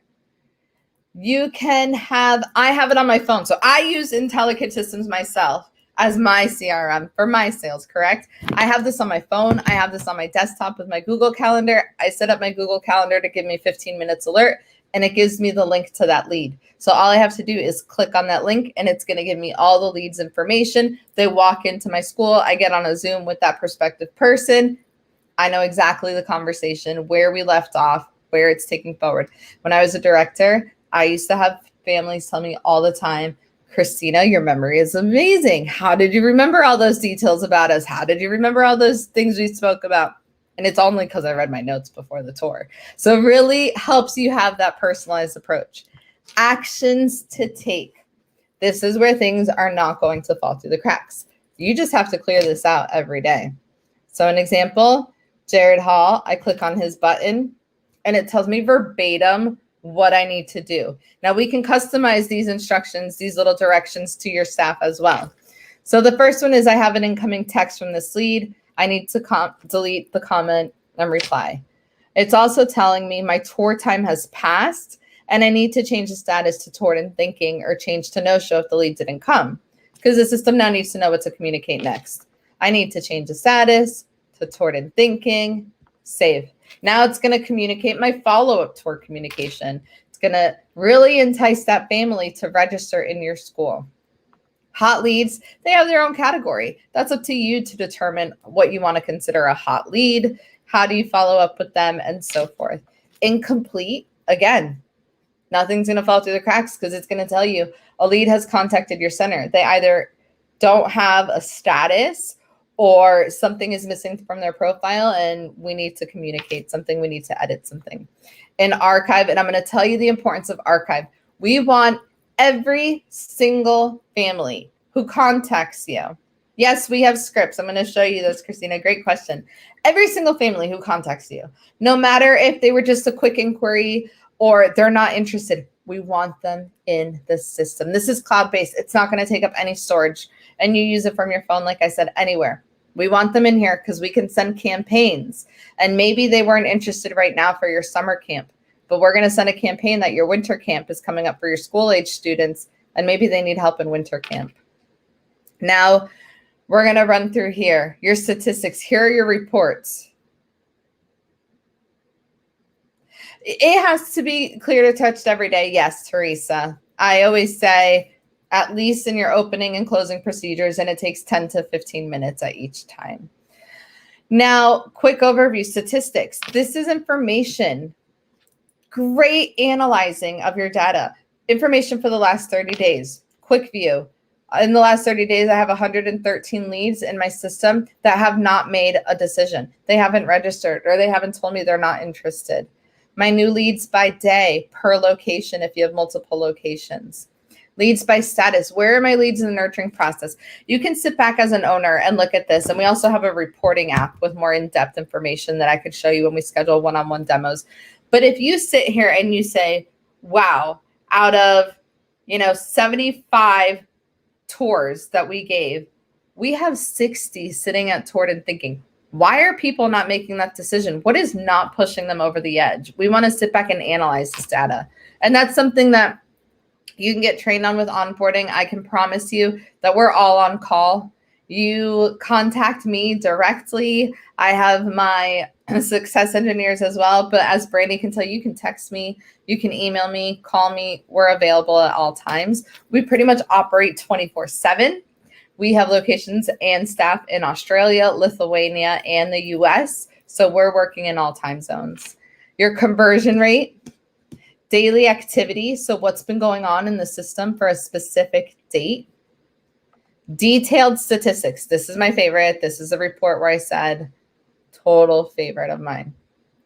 I can come here and look at a location or compare some or all, pick a specific time frame. So I'm just going to say last month, and I filter that. So how this reads is for the last month, I had 21 registered families. If I click here, it tells me who they are. I had 8 tours. If I click here, it's going to tell me where they are. Okay, out of those 8 tours, 3 registered, 2 were virtual tours, 3 are still thinking. 8 new leads. If I click here, it again tells me where they are. My new leads by source. Now remember, everything is customizable. Your leads by source, this is where your ROI is. So I used to go to science fairs to my science center when I was a director because there's a lot of kids, there's a lot of parents on the weekends, and I would set up a booth and I'd have like a little sand table. I mean, right now during COVID, we probably shouldn't, but I had a little sand table and I had my iPad. And, the science center would charge me X amount of dollars for doing that. And then I could report how many families did I get for my science center for this quarter? Was it worth my investment? Do I want to revisit maybe something else next time, next quarter for my event, and so forth? You can look at that here in your sources. Conversion rate. Now, this is a really interesting tool. Average time to register is when a lead is in your system, the moment they're captured within the software to the moment they register, it counts it in days. And then from toured to registered, it accounts it in days. Now, there's a lot of statistics out there, but leads for childcare centers, they don't have a very long span of life. Parents are really looking for a quick start date, things of that nature. We want to see how long it's taking us to register families. Tour to register. Now, this really helps when you have multiple centers. I can tell you, we had 10 centers, and one of our centers had a significantly lower tour time to registered. And so all of us started touring her school, getting trained by her, and everyone's tour time to registered significantly dropped. Now, quick view, I'm not going to get into this. I know, like I said, I can talk forever. This is where the owner or upper management can listen to all the calls. You don't have to log in to a specific leads profile. Text messages, incoming and outgoing. Remember, they're in the leads timeline, but this is your quick view as well. Emails, same thing. If you had your Facebook Messenger connected, you can listen to, I clicked on the wrong button. You can look at all the Facebook messages in and out. Now here is marketing automation. This is the brain of the system. This is where during your onboarding, we're going to sit and I'm going to have you read through everything. We're going to look through the timing because this is a person, correct? This is taking time off your staff, taking time off of you. It's taking that responsibility off of you. So the workflows are what we're telling the system to do for us and when. So for example, if someone's in a scheduled status, we want something to go out immediately. We want a 24-hour reminder and so forth. Templates. This is what is sent out. So Christina, you said you asked if there were scripts that were provided. This is already set for you out of the box, already to go. You were to say, tell me, Christina, I made the decision. I want to join IntelliKid systems. I'd have you live by Tuesday if you were to tell me today, because it's really clicks of a button and we're live. But look how easy it is to customize. Here's my text message. This is what goes out automatically. You're okay with the timing. You just come here. Make any edits, save. Emails as well. Make any edits to those, come here, attach maybe your e-packet and so forth, save. And again, it's going to tell you what staff made the change. Now, it also does not let anybody, because everything is permission based, because I don't want my office assistant to come in here and change the templates. So we're going to set that by permissions. Now, something that is amazing is our drag and drop editor. Remember, your branding, your voice, it's huge. These are your first impressions. That phone call is a first impression, the way we communicate our impressions, because we're doing this before they're even in our building. A lot of parents can already tell the tone, the voice, the energy that's coming from your center.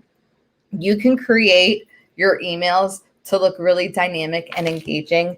I have some owners, so for that first email, it's a video of them. And so a video pops up right here, and it's thanking them for inquiring in their school. It's giving them a quick overview of who they are, why they're doing this, their purpose, and it's really engaging that parent. So all your emails can look really professional and engaging, and it's going to set you apart from all the other centers that they're touring because you have that video, you have a good voice, you have a professional look, and so forth within your communication. Now, huge time saver is your campaign. So I don't know how many of you send like a digital newsletter out. I know a lot of what I've been hearing throughout the conference is communication, correct? How are we going to communicate about, a COVID case in our school? Again, privacy. But how are we going to communicate there's pink eye? How are we going to communicate to a specific classroom there's hand, foot, and mouth? Maybe you want to communicate, we're going to, last year we weren't able to have any events, but this year we're going to do a small fall festival. Maybe to keep it small, we're going to do it by age groups, different days. Whatever you want to do, this is a way for mass communication. So we're going to go to a campaign. And again, you can have layouts, what we call themes, that are already ready to go. You can create new ones. I'm just going to show you a quick one here. And again, when we have a demo, we can look really into it. But you select it, edit, and you can call this your registration special. You can call this, maybe it's your newsletter, whatever it may be. Make any changes. But look how easy it is. Maybe instead of an image here, I'm going to add a video. Maybe instead of a video, I want to add a GIF. It's, you can have search for a GIF. So maybe we're going to do preschool. And we can have a little preschool graduation GIF in that communication. Again, this is a quick view. Then you save it and you choose who gets the communication. Maybe if it was a newsletter, you're going to say it's only going to my registered families. If it's a newsletter to a specific classroom, it's going to go to the registered families in that specific classroom. Maybe it's a registration special, so you're only going to send it to people who are thinking, toward and thinking, new leads, and so forth. So you really get to narrow down your search of who that is going out to. After that, my favorite part is click on the details. See if they clicked on it, see if they opened the email, see if they marked it as spam, see if they unsubscribed, and so forth. And it's accountability. You send out a hand, foot, and mouth communication, and they're like, I never got any communication. Well, on this date, it told me that you opened it. And so it's accountability. It marks that you did send the communication and they opened it. There's a registration special. You can see if they clicked on the link to register and so forth. So again, this is my quick view of IntelliKid systems. What I want to share with you is, I appreciate everything you guys do. Like I said, I was in the trenches with you. I was there. I did it. And I admire all of you. My favorite part of my job is still, in a sense, being connected. I have so many owners that I still work with, and they call me and they ask for advice. Sometimes I feel like I consult at times with them because they'll say, I'm opening a new center. What should I do? Or I'm thinking of opening a second center, Christina. What do you suggest? And because all of our fields on our forms, so let me show this to you. All of our fields on all of our forms are customizable. I'm like, let's start tracking your zip codes. Let's start tracking where parents are inquiring from. And if that zip code is near you, let's start looking at properties over there and so forth. Or how do I grow in this specific area? We're here. We're not just a tech company. We were in the trenches with you. We love it. It's our passion. We also have, and Brandy, I'm sorry if I'm just throwing this out there, but part of us is we offer free training for everybody.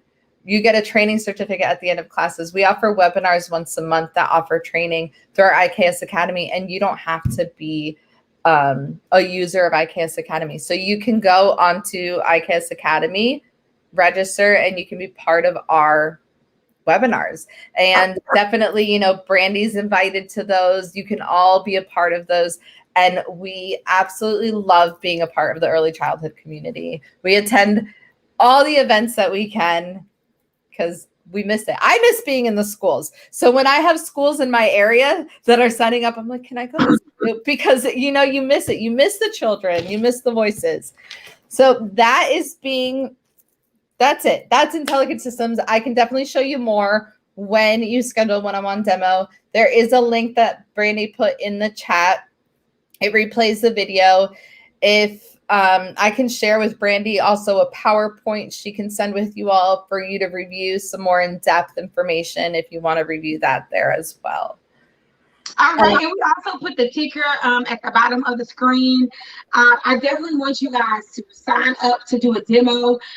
It may be for you, or you may not be ready for it, but it's definitely for every child care center. The function of every child care center of what we do, it will definitely help you enroll better and put your best foot forward from that first moment.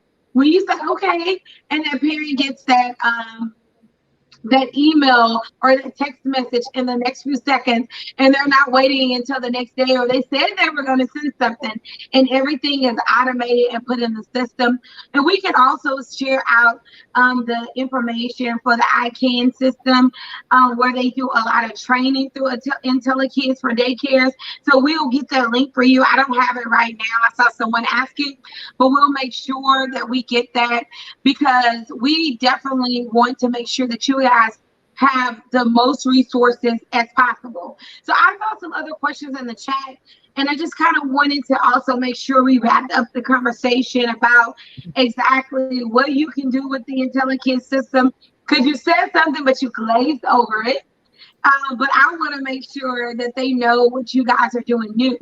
So just like you can do this to attract new students, you can use the same system to attract new staff. Yes. And it's huge because, you know, we are now dealing with a different day and age. It's not before where people would walk into your center, drop off their resume. You can literally, I don't know if you guys have gone out these days. It's like, hey, text us to apply. You can have a text us to apply, and it's going to capture all their information, and it's going to walk them through. If you see their resume and you like it, all you have to do is schedule your own interview through this link. They're going to schedule their own interview because, again, you're going to set the parameters of the times that you want them to schedule. Then you move them through the process. The interview went well. Okay, change their status. We're going on to second step. Or, you know, it wasn't the best fit. Here's a nice communication. We're moving on, yada, yada. Now, with that being said, we have Zoom integration within IntelliKid systems. So you can schedule Zoom interviews.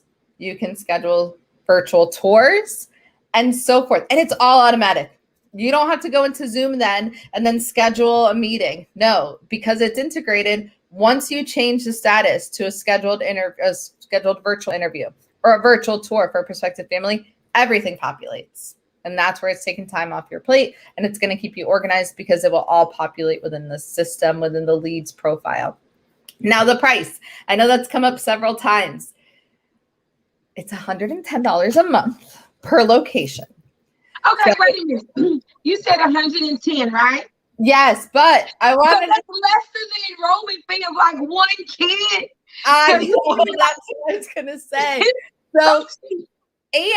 So I even, just to show you how it works, is I have a location here in South Florida. She had 2 locations and she was acquiring her third. Now, it was an underperforming school, and she's like, listen, the purchase agreement isn't done yet, but I want to start using IntelliKid systems. I got approval. So we did. Without even her having ownership, she got permission to start using IntelliKids. And in 1 week, they hadn't been able to register families in a while because they weren't following up. In 1 week, she registered 8 families without even being the owner of the school. So, I mean, like, it just doesn't let anybody fall through the cracks. Now, it's $110 a month per location. We don't have any onboarding fees. We don't have any extra costs attached to it. And if you register within the month of September for being a part of the Childcare Millionaires, you get a $50 credit on your first month. So you're going to start growing your enrollment and you get a $50 credit.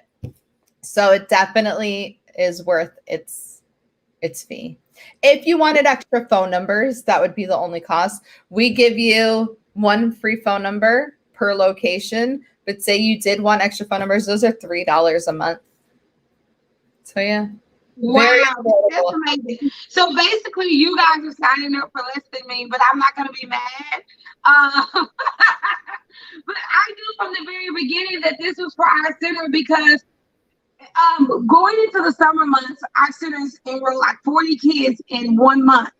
And then going into the school year, I mean, our enrollment, you know, kids leave for the summer and then come back.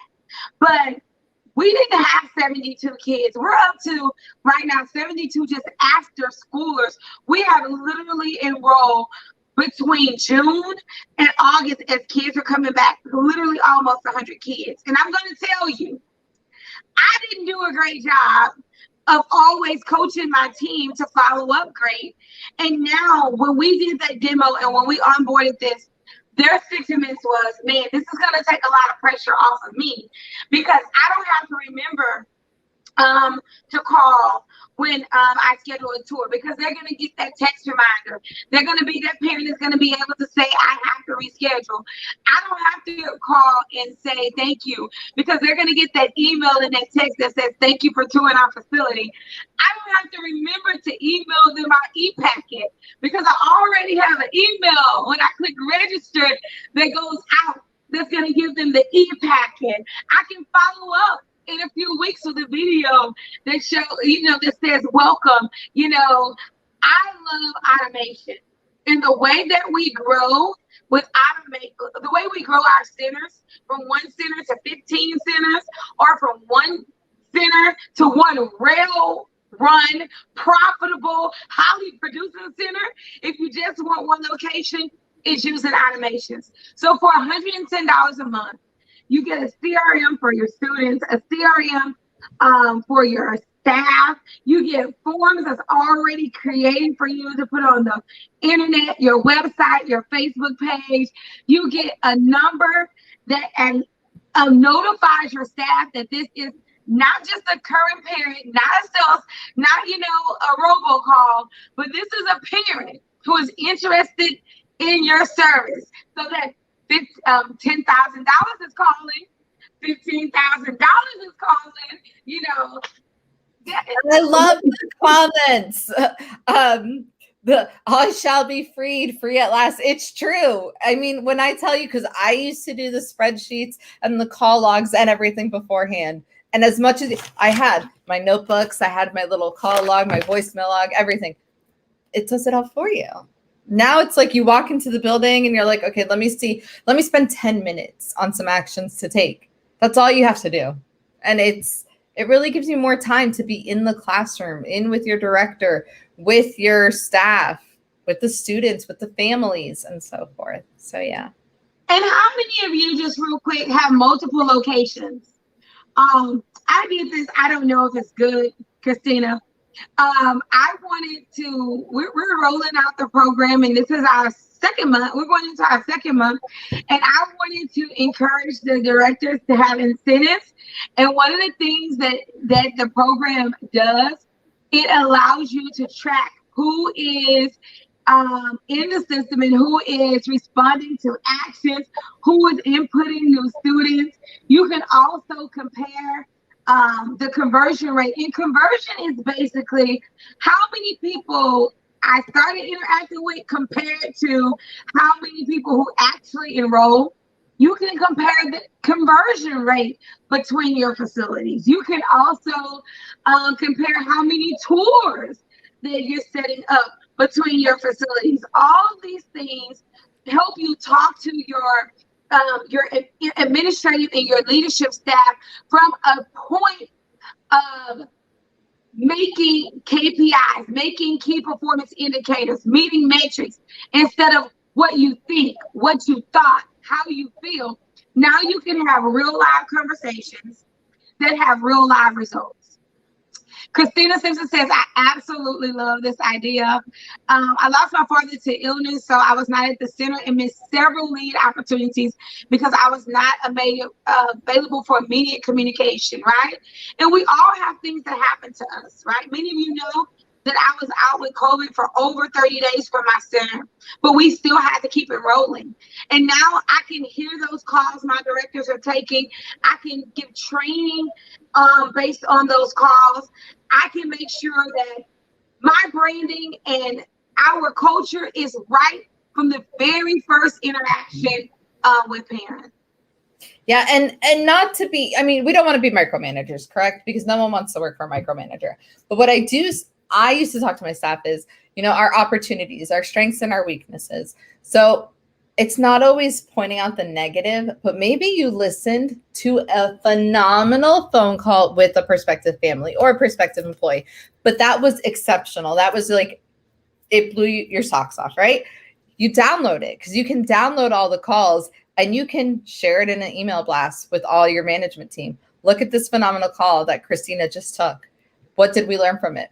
Or if it was a one-on-one conversation, like an opportunity, let's listen to our call together. What do we think could have been done differently? And it's leveling up your business. Like Samantha just said, it's leveling up your staff. So when I was a first-time director, I was young. I didn't know what I was doing. I didn't realize that, yes, I had just gone to school and I had learned all this XYZ information, but no one taught me, wow, a lot of my job is sales. Like there's turnover in students, people are moving, people are graduating. I have to move classrooms. A lot of my job is sales. And then putting on that perspective was, okay, I am managing a full business and this is going to help you do that. Yes. I'm just so happy that you have that perspective because even as developing across the roles in childcare, every role has a different point of development. And I can tell you now, owning multiple centers. Oh, Christina, this is a secret. Don't tell anyone, okay? Don't tell anyone. I promise I won't. We looked at 3 centers last week.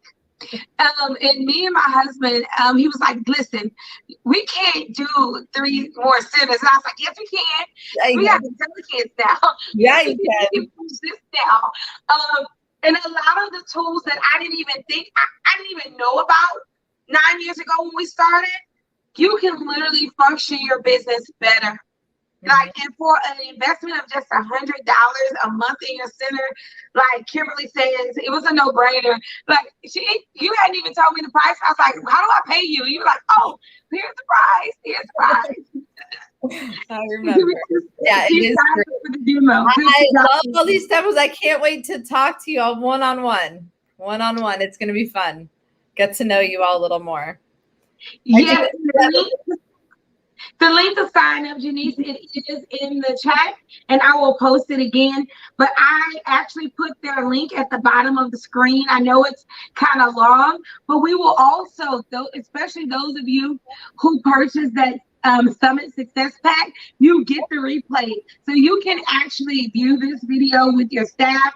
And you also will get a list of links to all of the solutions that we have. Some people spoke this weekend, but some people did not. But this is our preferred CRM. IntelliKid and Childcare Millionaires are in this partnership to get more centers running more effectively. A lot of you have grant money. You can use this. You can use grant money for this, because it's a part of your marketing budget. It's tax deductible. There's so many benefits from the business aspect. And then it saves man hours.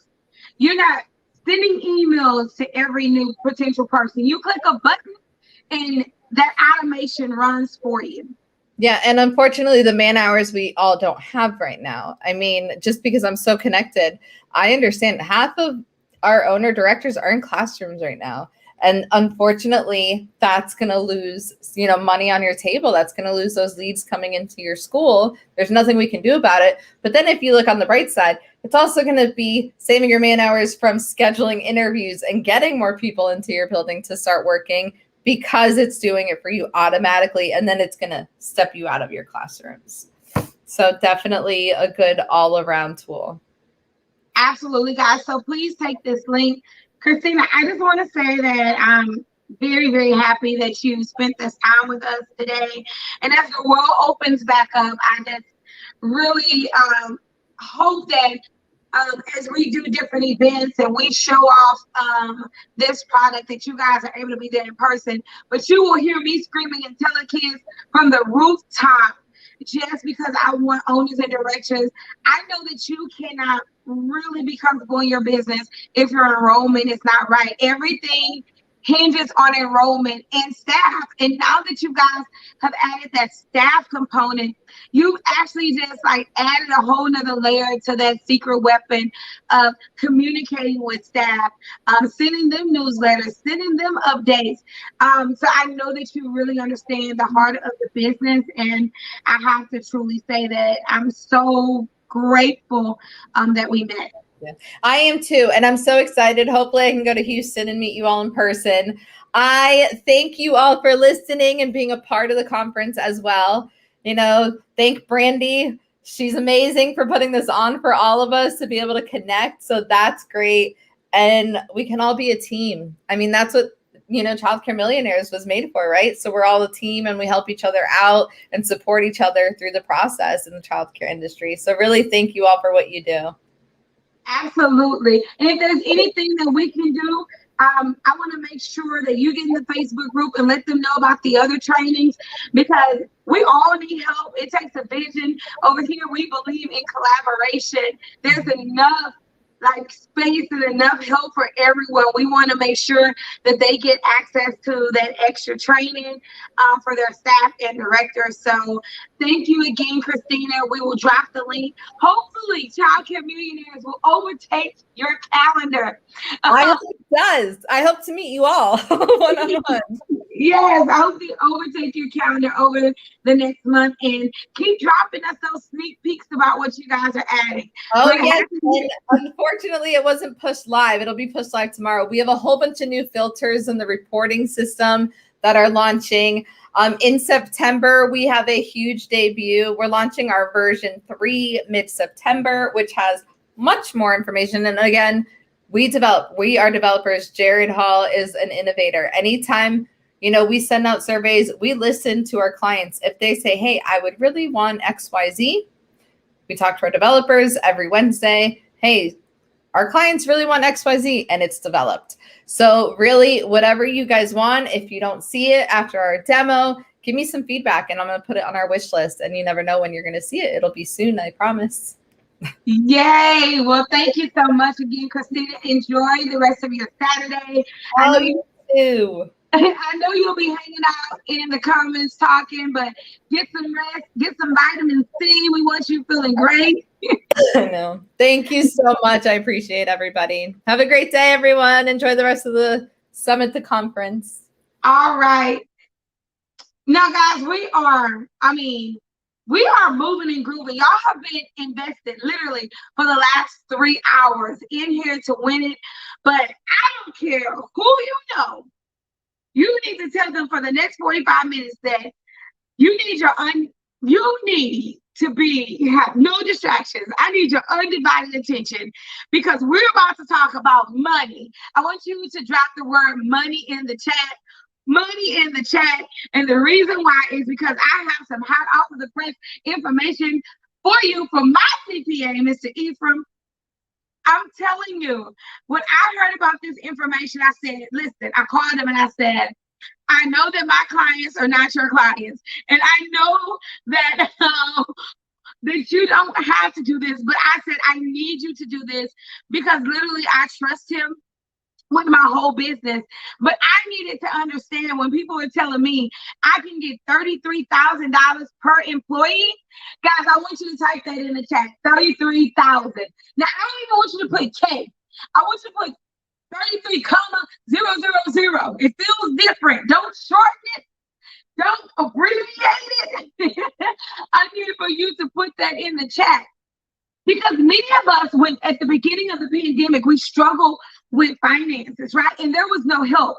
And one of the things that I told you guys, I said, hey, listen, there's no one coming to save us. We must save ourselves. We must save ourselves. And the reason why I said that is because at that time, there was no funding for us. There was no one having this conversation with us. And I need you to do me a favor. I need you to share this video, tag another childcare owner. I don't care if you don't even like them. I need you to tag them because they need to know this, right? I need everybody. If you love them, tag them twice. I need everybody to understand this information because what happens? Big businesses, they steal all the good stuff. They have attorneys and CPAs that are ready to respond in a moment. What happened with PPP the first time? I got approved. Now, I didn't say 33 million. Oh, I see a decimal there. I was gonna say, y'all trying to get me. Okay, Dr. Shell. I was like, wait a minute now. I don't tell nobody spread lies out there. But PPP the first time, I got approved. And you know what they told me? Man, we cannot fund you because we don't have any more money. But there are big corporations getting $5 million, $10 million. I'm like, I just want my $60,000 to help out. But small businesses were not able to respond fast, right? We're small, but we got to learn to be able to be fast. And that's why it's so important for us to have lawyers and financial professionals like CPAs. We have to have these people that we can talk to that can explain to us what we need to do to get to the money as well. But there are some new tax credits that are out. Many of us have gotten loans from the SBA, or we've gotten PPP money that's forgiven, or we've gotten grants from our state. So we got to have this money conversation. And I know that there's no one in this world that I trust more than Ephraim and the EFS firm because they have been very, very good to me and my business, helping me project, helping me to know when I can spend, how much I can spend, telling me sometimes, hey, you got to pay yourself a little bit more. Or girl, you wilding out. We can't spend no more money on that. They have been there to guide me all along the way. But if you're talking about, let's do some millionaire math real quick. I think Ephraim is ready, but I want us to do some millionaire math really, really quick. I want you to really, really quick do $33,000 times your number of employees. Now, I don't know if you will qualify for all $33,000. I'm not saying that at all. You may qualify for half, and even that's better than none. But I want you to do me a favor. Do $33,000 times your number of employees and drop it in the chat. Drop it in the chat. Drop it in the chat. Come on. Drop it in the chat. And then you can tell me if you want to be invested in this conversation. If you don't, you know, you need to go and get you a Big Mac, a sweetie meal, go ahead and do it. But for me, I am going to be taking extreme notes during this section. So go ahead and drop it in the chat. What would be, thank you, what would be $33,000 times your number of employees? Go ahead and drop it in the chat. Ephraim is ready. Y'all should see him in his seat. He is super ready. He's like, put me in, coach. Put me in. I love it. I love it. I love it. I'm giving you this time because I want you to be able to truly see the magnitude of the information he is about to give. I want you to truly be able to see the magnitude of the information he's about to give. All right. So if you want to know how to get that money in your bank account, I need you to put yes, yes in the chat. One yes just won't do. One yes just won't do. I need you to put 2 yeses in the chat. Well, I bring up my good friend, my mastermind brother, Mr. Ephraim Egbele. Hey, Ephraim. Hey, Brandy, how's it going? It is going well. As you can see, I'm too excited. I'm more excited than I need to be. I'm so excited. Tell us a little bit about yourself while they are looking. And I hear some feedback, so I'm not sure if you're on 2 devices. I mean, no, I'm on one. I'm on my laptop. Okay, it just went away. Maybe it was on my end. Tell us a little bit about yourself and what you do.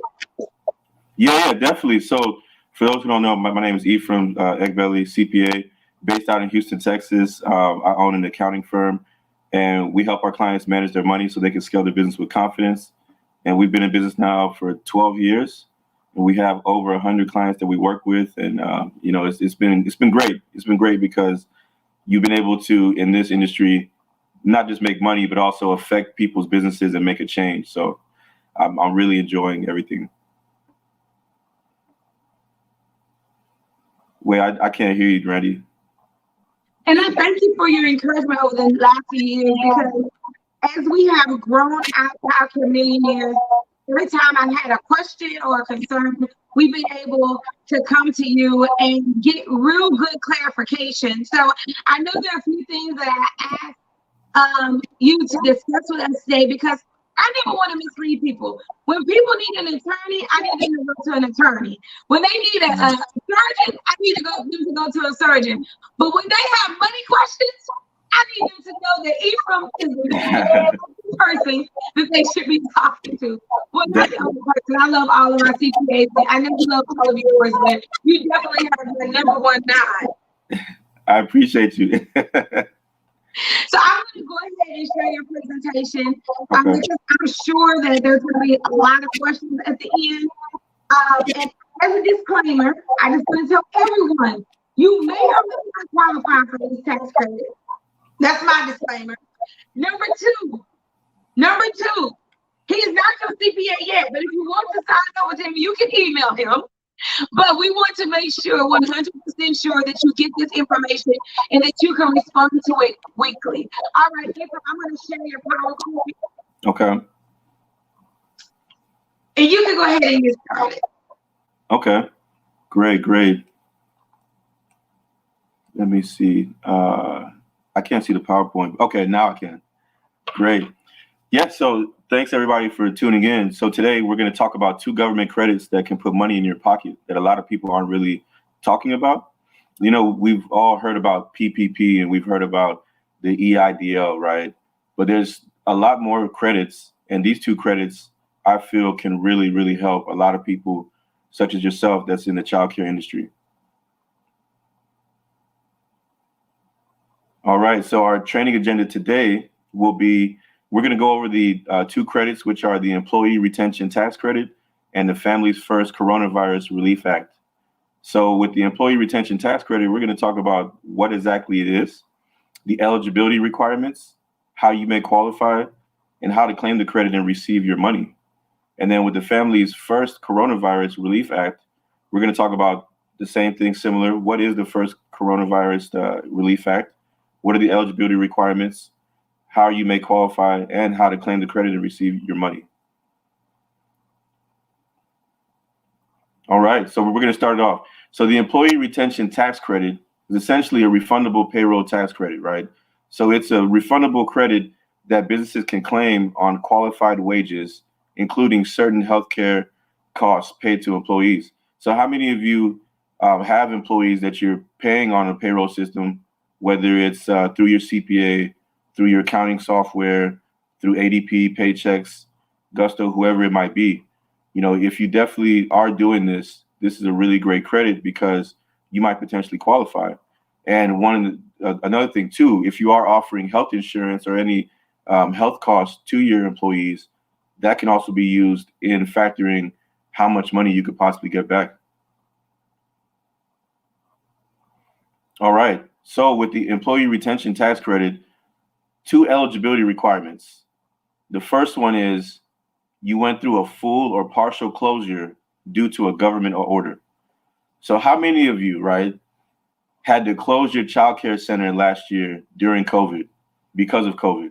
Like how many of you had a government mandate that said you could not operate your business, right? If you had that, which pretty much was everybody, then that's one of the ways that you could definitely qualify for this credit. And the second eligibility requirement would be a significant decline in gross receipts, right? So as we're going to discuss in the following slides, the government wants to know, you know, in 2020 and 2021, based upon how much money you were earning compared to 2019, was there a significant decline in your revenue in each of those quarters or in any quarter, right? Because if you had a significant decline in one quarter, then that could possibly qualify you. So the next slide, the CARES Act 2020, right? So we're going to talk about the tax year of 2020. So in order to be eligible for this, eligibility is achieved if gross receipts of any quarter in 2020 are less than 50% of the same quarter in 2019, right? So we all know we have 4 quarters in a year, right? January through March is the first quarter, April through June is the second, July through September is the third, and then October through December is the fourth, right? So if you look at any of those 4 quarters and you compare all 4 of them or any of them to the same quarter in the previous year, 2019, if you had revenue, right, the revenue that you earned in that quarter of 2020, if it was less than 50% of the same revenue in 2019, then you possibly will qualify for this. So you could receive a credit of up to 50% of each employee's qualified wages, up to $5,000 for the year. So that means if you have, let's say, a team of 5 or 10 or 15 or more employees, and you were paying them during these quarters that you had to decline, you could potentially get 50% of the employees' money that you paid, up to a $5,000 cap for that year. And group health plan expenses, like I said earlier, are considered qualified wages, even if no other wages are paid to an employee. So that's really good as well, right? Because now, if there was a point in time where you were paying health insurance for your employee, but you did not pay them their salary, you could still use the health insurance expense in this calculation. All right, so this my PowerPoint's kind of jumbled here, but hopefully you can follow. This is an example that I wanted to put together for what we just talked about. So I have 4 columns. I have the gross receipts test, right? I have the 2020 quarter, the 2019 quarter, and the percent achieved, right? So essentially, let me see something real quick. Okay, got it. So essentially, the 70,000 should be in that 2020 column, and that 150,000 should be in that 2019 column, and that 46.6% should be underneath percent achieved. So that example pretty much is showing that, okay, in 2019, in quarter 1, you made 150,000. So that means that you were averaging about 50,000 per month in the first quarter of 2019. But then we fast forward to the same quarter 1 of 2020, and instead of making 150 or more, the total amount of money that you made in that first quarter of 2020 was 70,000, right? So whenever you take the 70,000 and you divide that by the 150, that gives you 46.6%, which falls within the range, that less than 50% range. So that means that you would now qualify, quarter 1 would qualify for the employee retention tax credit. And the same example for quarter 2 as well. 74,000 is what you made in 2020 for that second quarter, and then 150,000 is what you made in that second quarter of 2019. So we see that it's the percent achieved is 49.3%, right? So we barely made it underneath that 50%. So for this example, quarter 1 and quarter 2, you would qualify for the employee retention tax credit, and you would be able to now do the calculation, which is what is supposed to be underneath as well, right? So if you look at underneath, we have employee wages, wages quarter 1, wages quarter 2, the total of those 2 quarters wages, and the credit that you can qualify for, right? So we have 2 employees in this example. Okay, I have a question, Ephraim. Sure. So my decrease had to be less than 50% or at least 50%? Less than 50, so 50% or less. 50. Oh, so if I only had a 20% decrease, I qualify. No. Well, if you had a 20% decrease so this is for the year 2020, right? Because there's 2 years that you could possibly. So that's another thing that people need to understand. You can go back to the year 2020 and possibly qualify for money on top of qualifying for money in this year 2021, right? Because we have the first 2 quarters, right? So to answer your question, it would need to be less than 50%, right? So if you had a 20% decrease, it would fall within. So 20% falls within that percent achieved. I got it. So that makes it a little easier to qualify. I know a lot of people, when it came to some funding, they had to show a decrease, but it had to be at least this amount. But this makes the qualification easier than the second round of PPP because it has to be 50% or below. I mean, that makes it super easy to qualify with the difference in the quarters, because most of us all qualified in quarter 2. Because that's when everything went crazy. We found out about the pandemic in quarter 1, which was in March, but our sales really declined that April, May, and June. So I always tell you guys, check with quarter 2 first, because that's the quarter where things really begin to shake up with us in comparison to 2019 and to 2020. I just wanted to clarify, because some people were asking that question, and I'm going to actually go back to the slide because it says less than 50%, not at least 50%. So some of you had already said, oh man, I don't qualify because I didn't have a 50% increase. That's why we got to read the rules, right? It says less than 50%, so they basically, if you went out of business and you had 100% decrease, they ain't fooling with you. They know you closed down. But this is for people who are staying in business. We're continuing to pay people, right, for us to be eligible to get this credit. Right, right. And that's the beautiful thing about this too, is that you have 6 quarters right now. Actually, quarter 3 and quarter 4 of 2021 are also included in this as well. So you have 8 quarters where you could potentially get money if your business was like under compared to 2019, right? So in this example, we have a couple employees, right? So we saw that, okay, wait, if you could go back 2 slides, Brandy. Yeah, perfect. So in this example, we have 2 employees, right?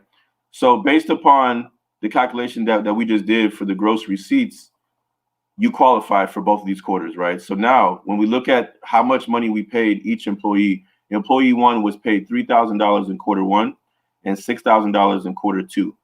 And employee 2 was paid $8,000 in quarter 1 and $7,000 in quarter 2, right? So when we look at the total of the money that was paid for those quarters for employee 1, that's $9,000, right? So that means you would qualify for 50% of how much you paid them. So that's $4,500. So when we look at the second employee, we see that they were paid $8,000 in quarter 1 and $7,000 in quarter 2. So that means that there was a total of $15,000 that you paid employee 2, right? So the credit that you would get would be $5,000, right? So I know a lot of people are like, wait a minute, 50% of $15,000 is $7,500, but they cap you at $5,000. So in this example, I also have an employee 3, which we can't see in the screen, but I'll tell you what the numbers are. Employee 3 made $10,000 in quarter 1, $10,000 in quarter 2, for a total of $20,000. So the credit would be $5,000. So if you had 3 employees, right, just like this example, your credit for the year 2020 would be $14,500 that you would get. So essentially, that's a game changer. So if you have even more employees that you were paying, right, you could get that money as well. Hey, so Ephraim, just because I don't want there to be any mix-up, I'm going to bring up the PDF and I'm going to just scroll down because I think that will be easier for you as well. And I don't want anybody to miss anything because I just saw somebody just count themselves out when they needed to be counted in.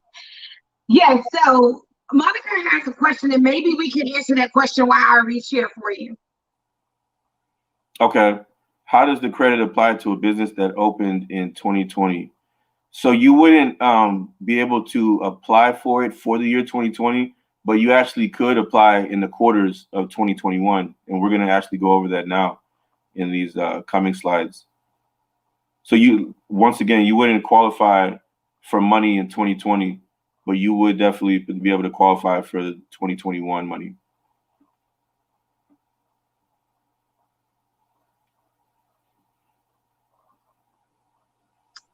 Does that, okay. Yeah, that answers the question. I'm just trying to get back to where we were because this looks a lot better when we try to explain it. So I wanted to make sure that we took time and we explained it correctly because I know we don't want to confuse anyone. And so give me 1 second. It looks like it shared it and then it took it back off. But give me 1 second. I'm gonna get it up. And guys, if you have any other questions, please put them in the chat. And I will work quickly to get this back up. Kimberly asked, will nonprofits qualify? Yes, nonprofits do qualify for this credit. Most definitely. And then Christina said, would you only be able to get this credit for employees that are still with you, or could you get it for those that may have been maintained in 2020 but no longer present in 2021? That's a great question. So it doesn't matter if the employee was not with you or was with you. The fact was you paid them during those quarters when we were in a distressed situation, right? So even though you weren't making money and you were closed down, you were still doing right by your employees by paying them every 2 weeks. And so now you get to take the benefit of what you did last year. So yeah, so to answer your question, even if the employee is still not with you, you will still be able to take advantage of this credit. Wait, you're on mute, Brandy. Sorry, good question. I wanted to make sure that we answer all of those questions, and we should be getting this back up now. While we're getting this back up, tell them how can they figure out how much they made in any quarter, because some of them have CPAs and they have about quarter, and some of them they give their receipts at the end of the year. I learned that the hard way. I will never not get my monthly financials. I live off of my financial statements at this point, but some people don't know how to readily access that so they can compare quarters. Great question. You definitely want, if you haven't, to set up some kind of an accounting system. So whether that's you managing it or you hiring an accountant to manage it for you, like Brandy has, you definitely want to set up an accounting system because there's so many positives to it. Not just from being able to qualify for these credits, but also to be able to know what's going on within your business. But in the event that you're trying to apply for these credits and you haven't set that up, there's no worry. I would, if you're collecting money through a merchant, you can easily pull up your merchant. You can log into your merchant account and run reports for each quarter and see how much money you made in that quarter. And then, also compare it to that year that you're trying to qualify for. Now, if you collected cash within those quarters, then you would also need to go to your bank statements and for each of those quarters, add that to the merchant deposits as well. So that way you can have accurate numbers. So in the event that they try to say, hey, I want you to prove that these numbers that you reported are actually accurate, you have all that together. Yeah, and that's what I was going to say. My old school method, because everything was still deposited into my income, was to look at my monthly credits on my statement, because my merchant system actually took out their fee at the end of the month. So, I mean, that was like a quick way, but you may have to scrub that statement to make sure you didn't make any transfers or anything like that that wasn't actually true income. But our first suggestion is get you a CPA. Okay. So here it is, and it looks beautiful. So now everyone can see the example where you add the wages for both quarters and you get 50% of whatever you paid them, it seems like, at a cap of $5,000 per employee. So I did this simple math, and I feel like that for 2019, I have 14. Oh, well, I don't know, because this is my question. Do they have to be with you each quarter? And I think someone asked that. But I think I have 14 people who qualified because I think they needed to be employed. I'm not sure for how long, but we'll get to that intimate question later. Definitely.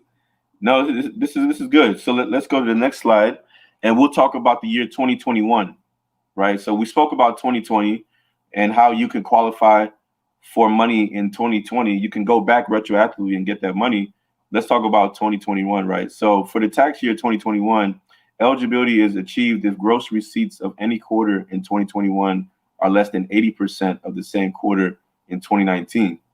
And you can receive a credit of up to 70% of each employee's qualified wages. So we see in 2020, it was a credit of up to 50%, but they upped the ante in 2021, and now it's 70%.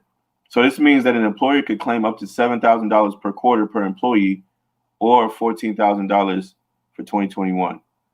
And like I said earlier, group health plan expenses are considered qualified wages, even if no other wages were paid to an employee.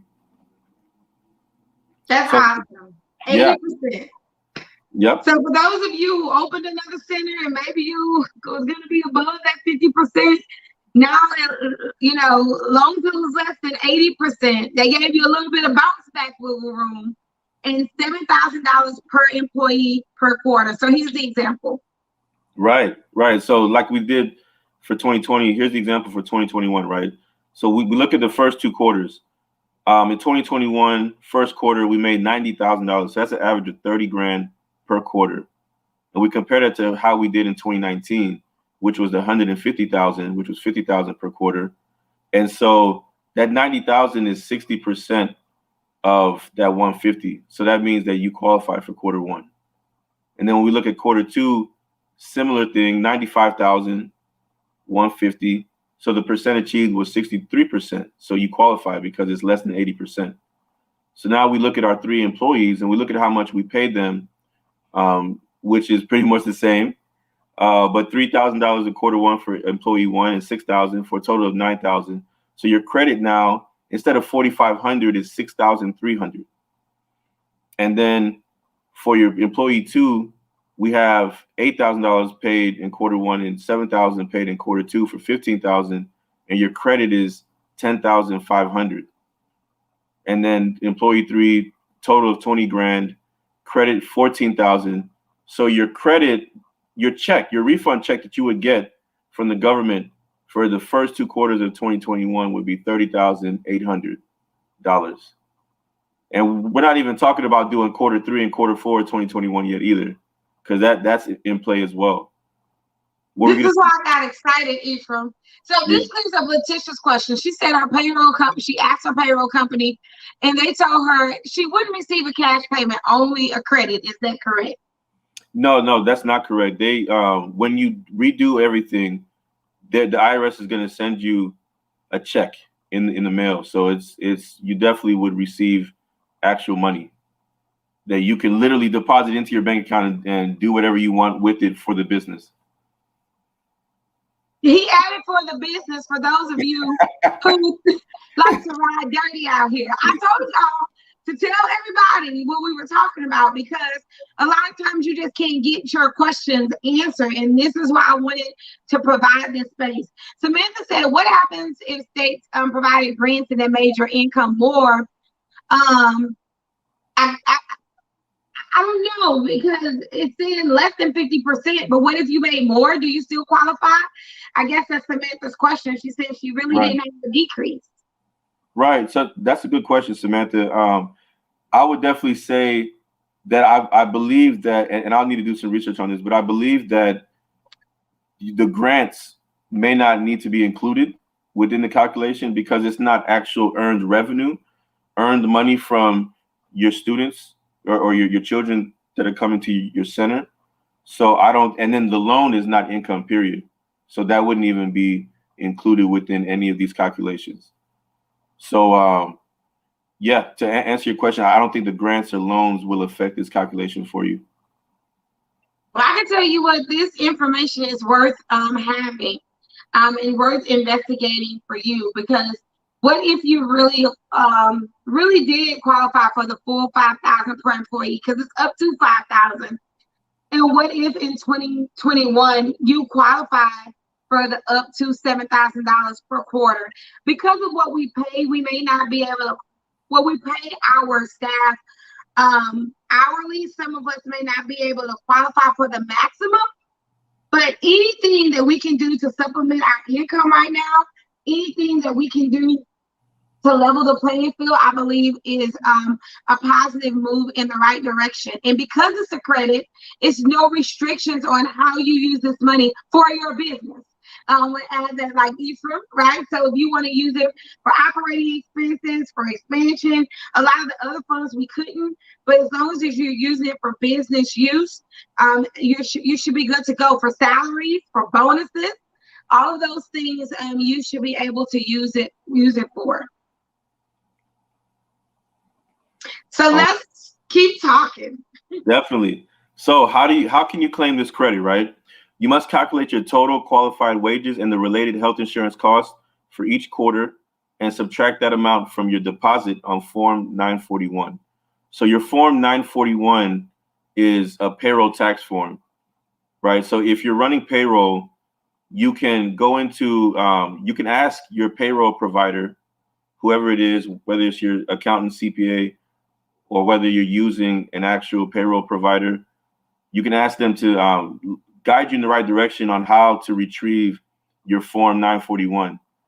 If you're doing it through your own accounting software, it's definitely in the back end of your software to where you can pull it, right? So the Form 941 is a payroll tax form. And if you already filed your 2020 payroll taxes, you can retroactively claim the credit. So you would have to fill out a Form 941X to do this, right? So a 941X essentially is an amendment. You're amending the 941 that you filled out. right? So you're amending to correct it with the information that you now have. And then to expedite the refund, right, for those of you who aren't too patient and need the money ASAP, you can fill out form 7200, which is an advance of employer credits due to COVID-19. So yeah, you can fill that form out and you can fax it to the IRS, and then they'll expedite the whole process.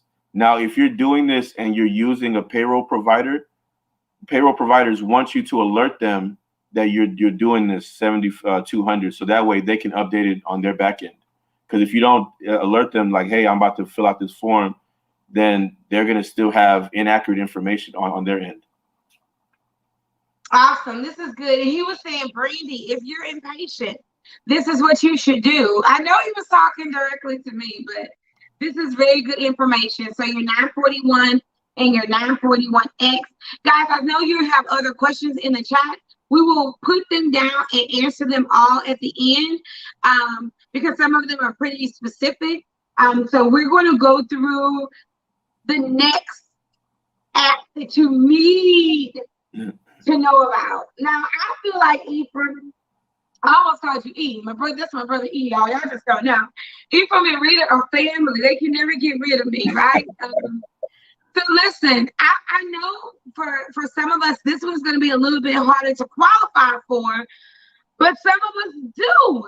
And I never even heard about this.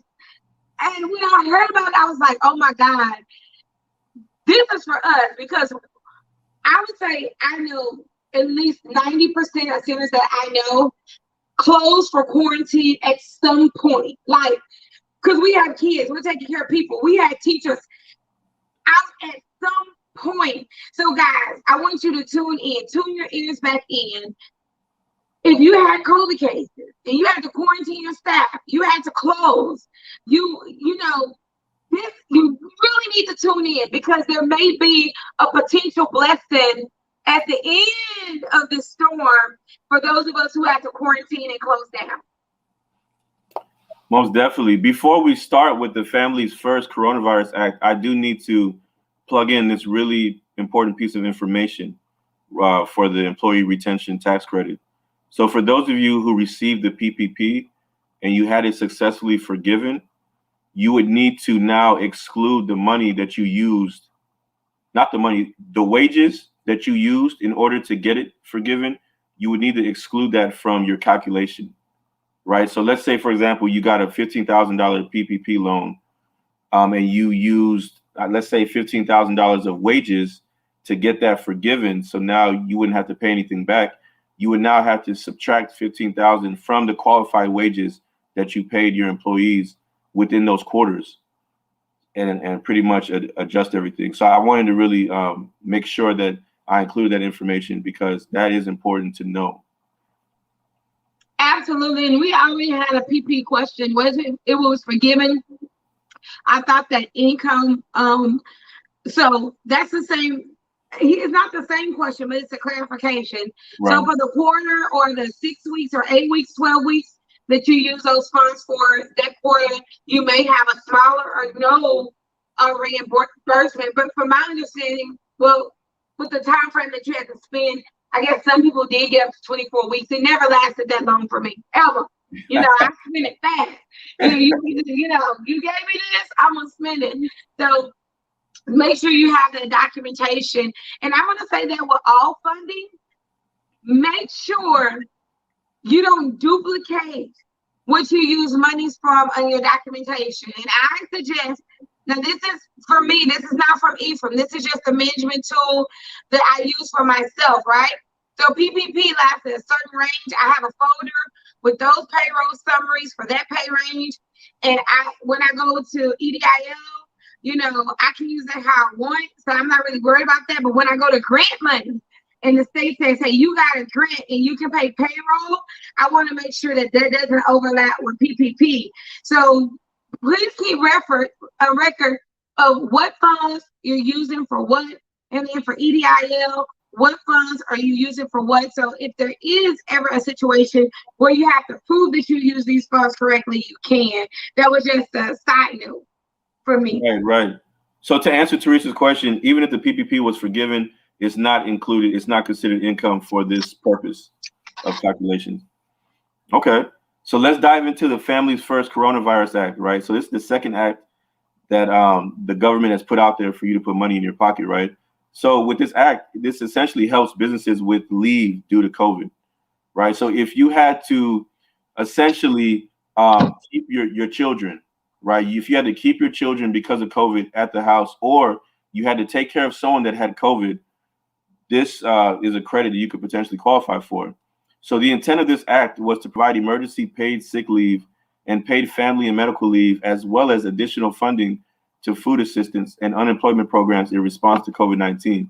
So this act applies to all employees and yourself, right? So for the Employee Retention Act, you couldn't include your wages that you paid yourself in that calculation. But with this act, you actually can include yourself within this calculation. And so now we're going to go to that next slide. And so what is the benefit of this act, right? So the COVID quarantine or illness, right? So up to $511 per employee per day for COVID or had to quarantine, right? So essentially, you can take a credit of up to $511 per day. And you can do that for not only yourself, but each employee. So if you have 10 employees, including yourself, that's 11. Do the math, right? 11 times $511, that's roughly in the $2,000 range, right? So that's money that you can definitely, and that's per day, y'all, too. So that's just for one day. We're not even talking about over a 10-day span. So only 2/3 pay up to $200 for caring for a relative with COVID, right?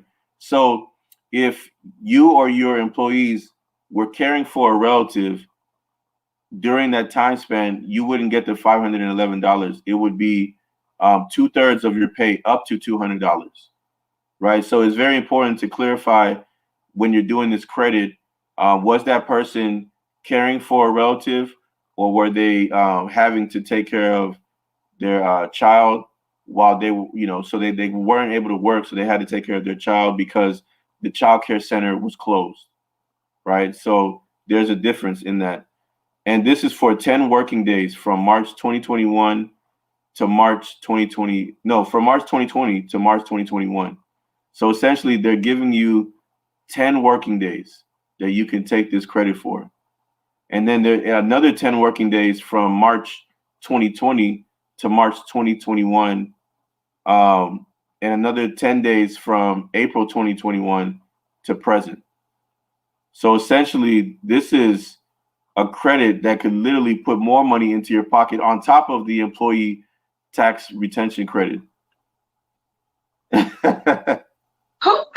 Come on, Childcare Millionaires. I know you're excited. Kimberly says, OMG, there's really money out there waiting on us in the cut, as my uncle used to say. I got money in the cut. This is almost, you remember, guys, when I told you guys about grab and go? I'm telling you, this is that cutting edge information that big box companies, they know they have somebody watching. But if you don't have somebody watching and you don't have somebody looking for opportunities for you, you may let all of this money that you pay pass you by. Now, this is the time, those of you who pay $14, $15, $20 an hour, y'all are probably a little bit happier than me, because Texas has a lower, we have a lower cost of living. So naturally we have lower wages, but this is where you can recoup some of that cost, and you don't have to worry about, cutting corners every single day, just to make it. Right. And this is also for those who can't qualify for the first credit that we talked about.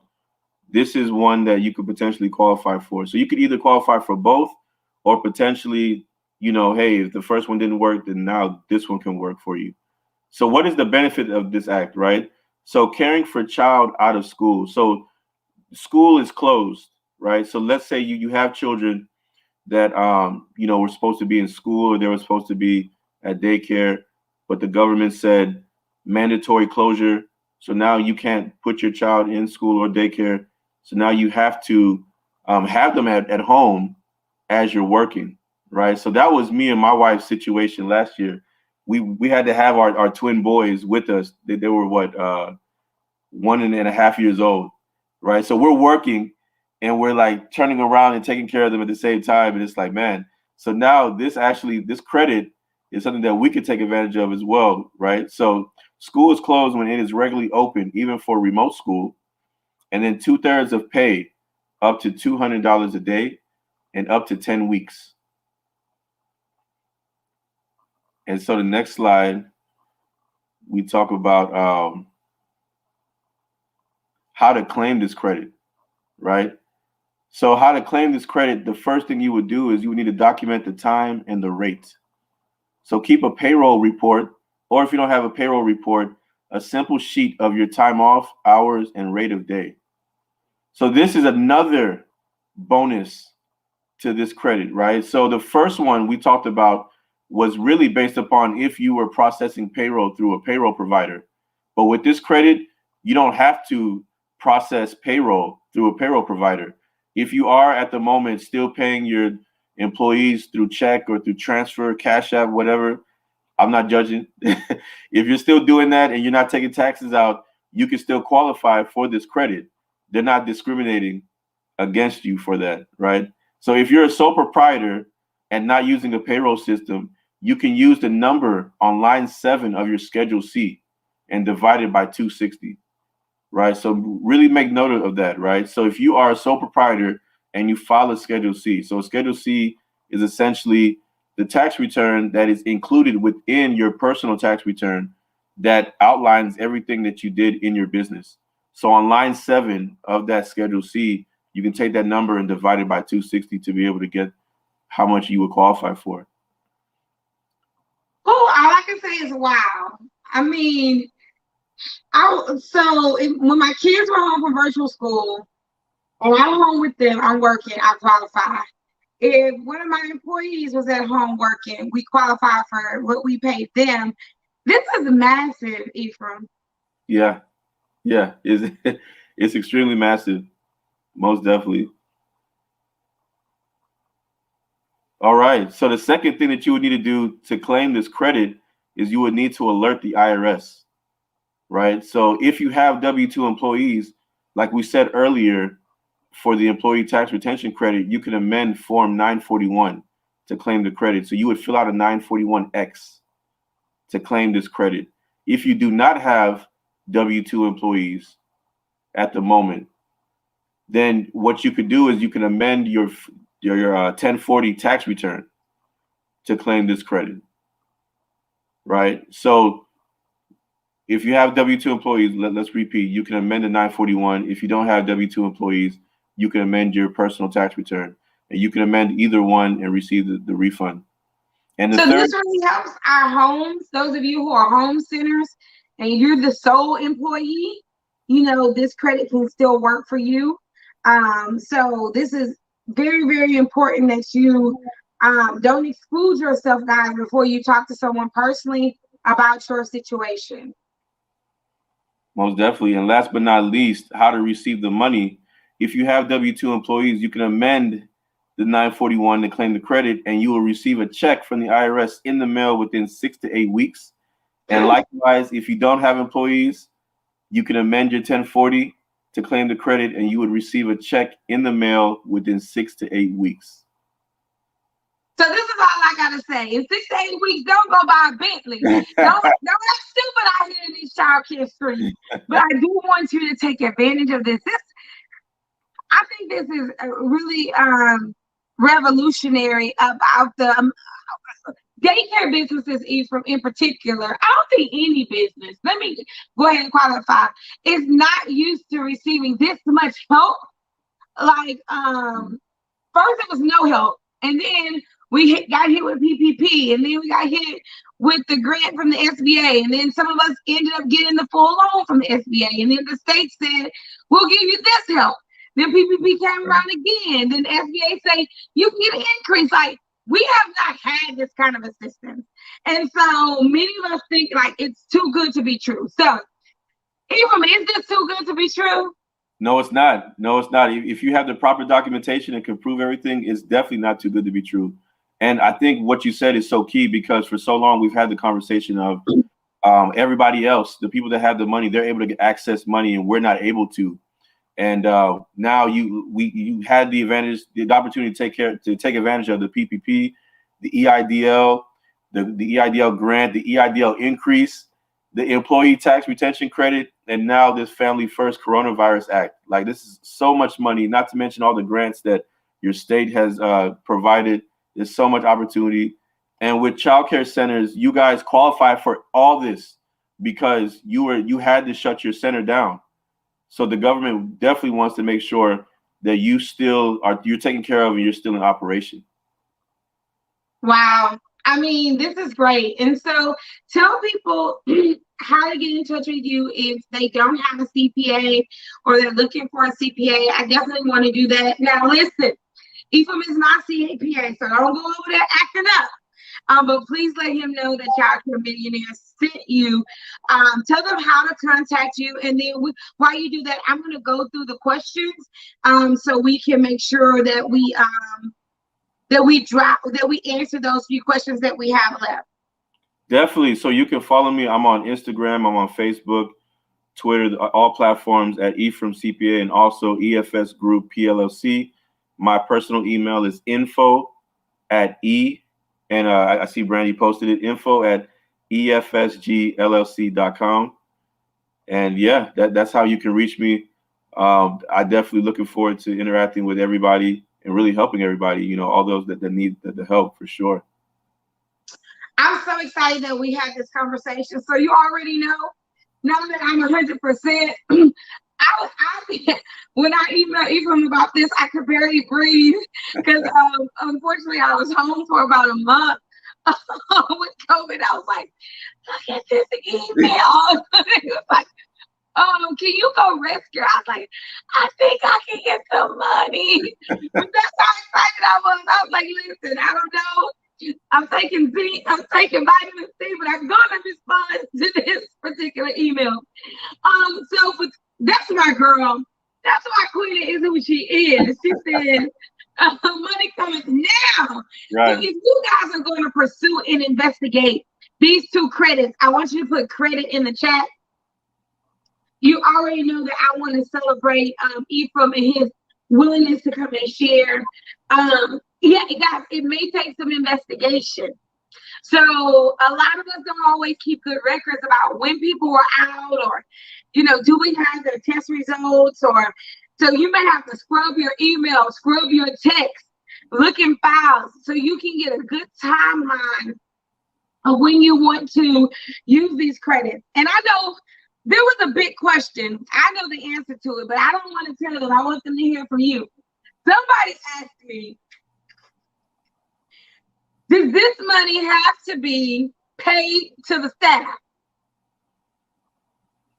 That's a great question. So the second act, the Families First Coronavirus Act, I mean, you could, if you wanted, whenever you do the amendment, the money is coming to you directly. And then you are pretty much the fiduciary of the money, so you can do whatever you want with it, right? So I don't necessarily think you do have to pay your staff, but if you did want to give them a credit, you could, and you can write it off. Yeah, I mean, if you wanted to go back and pay something, you could, but you could do it for your whole program. But that's $7,000, up to $7,000, or that $5,000. It does not have to be used for payroll.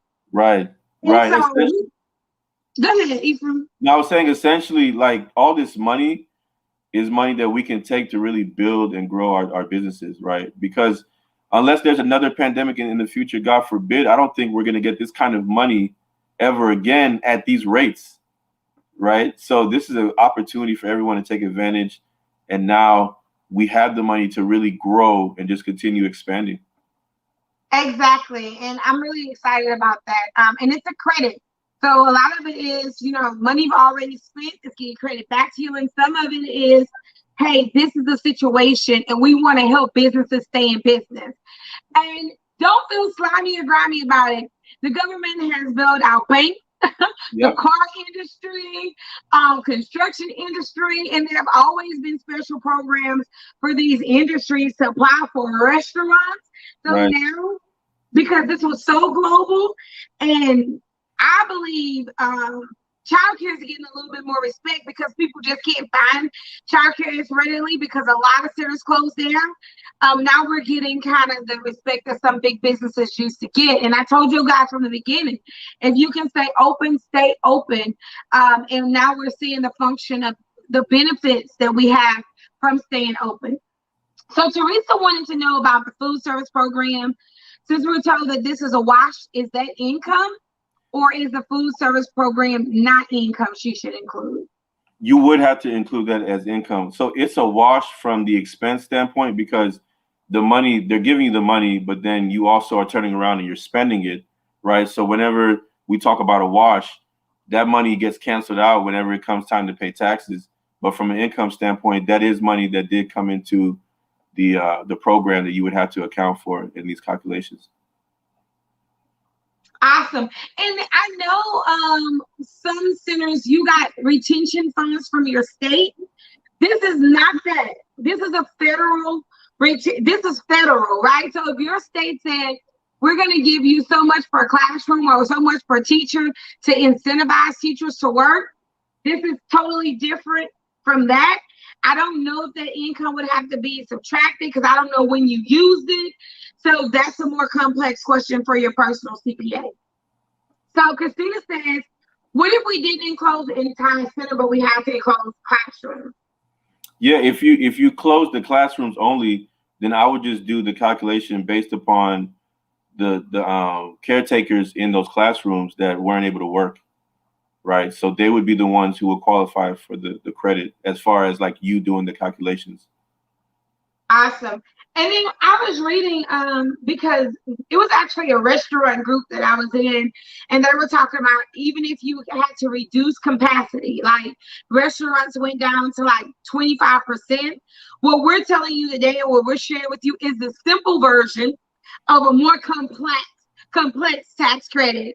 So there are some other things in there. If you have to reduce ratios in your building, there are some other ways, but again, you need to get with your tax professional, your payroll company to make sure you do this. I've dropped Ephraim's information in the chat if you don't have a person, but please only defer to him if you're serious for a paid service. He is given his free information here. He doesn't mind if you follow him and ask a simple question, but no, he is not doing this for you without you being his client. I want to clear that up for him because I know Ephraim and Reading are great in the giving, but this is a complex matter that you would want to make sure that someone looked at your situation individually. Enrollment says she never got it. You shouldn't get a 1099 from your food program. They used to send out a form, but many programs don't send it out anymore because it's a reimbursement of what you've already spent. So that's probably why you may not get that form, but you can ask them for a statement if you need that for some reason. Okay, that's a different question, Teresa. We will ask that later about the food service program and childcare subsidy. Childcare subsidy is income. They are paying you to take care of kids. It is taxable. It is absolutely income.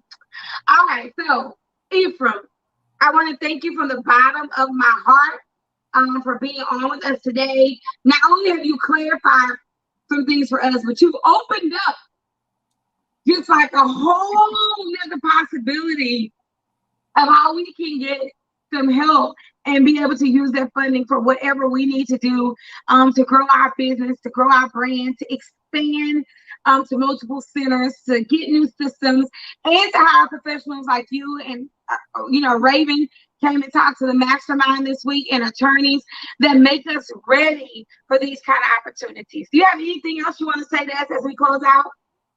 No, I'm definitely glad that you invited me to speak about this, because as I was putting this together, I learned even more things than I didn't know, because we do this daily, But then when you have to sit down and actually present it and put a presentation together, then now you go even more into detail and learn so much more. So I'm just excited about this information and how many people this can help.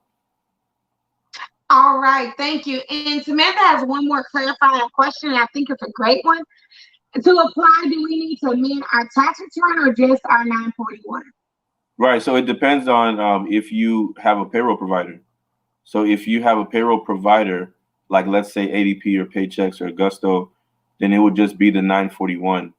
Now, if you are someone that doesn't have a payroll provider, then you would amend your tax return. So it's two separate things. Awesome, awesome. Thank you so much, Ephraim, for being with us today. I'm from the bottom of my heart, I thank you. I cannot wait to pay your fee next year with this tax credit. I just may go ahead and pay my whole yearly at one time. If we can get these tax credits popping over here for Imagine Me Academy, I'm so stinking happy. And I want to say, guys, this is not just for childcare. So if you have more than one business that has W-2 employees or these circumstances, you may have an avenue to get these funds for those businesses as well. I don't mind you tagging a business owner and let them know about this section. It started at the 3-hour mark, but we kind of tailor this to childcare, but we do want anybody who needs this information. You got a whole bunch of thank yous. You may get some edible arrangements and some Papados gift cards, because I think that we're all in a better position than we were before we had this conversation. So I'm going to let you enjoy your beautiful wife and your 2 sons. Have a wonderful Saturday, and you know I'll be talking to you Monday. Most definitely. My pleasure. Thank you for having me. Yes, anytime you want to come, just let me know. Most definitely. All right, guys, we're rocking and rolling. We're at my favorite part of the day, the panelists. Can you believe you've been with me for 4 hours, 9 minutes, 10 seconds, 11 seconds, 12 seconds, 13 seconds? Guys, we are in it to win it. We're childcare owners on a go. I want to make sure that my panelists is in. I see Nicole, I see Aaliyah, I see Monica.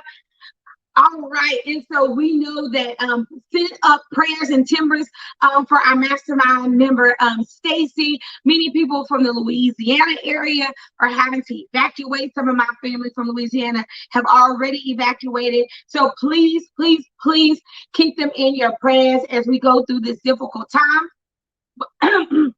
Before I bring them up, I'm going to surprise them with a little bit of love, but I want you to know that these ladies mean so much to me, and to see their growth in their business over the last year has been more than I could even express in my happiness. Everyone, my name is Monica Howard. I am from North Carolina. I am here at the Childcare Millionaire Retreat. I'm having an awesome time here. The thing that I love the most about this retreat is that all the ladies that are here, I have seen them on our Zoom meetings, and it has been so great just to see them face to face and to hug on them and love on them. This is a great sisterhood here, and for me, being in childcare in a small town, sometimes it can feel like I'm in a silo, but this has allowed me to connect with individuals who are passionate about childcare, who love what they do, and I'm just glad to be a part of this community.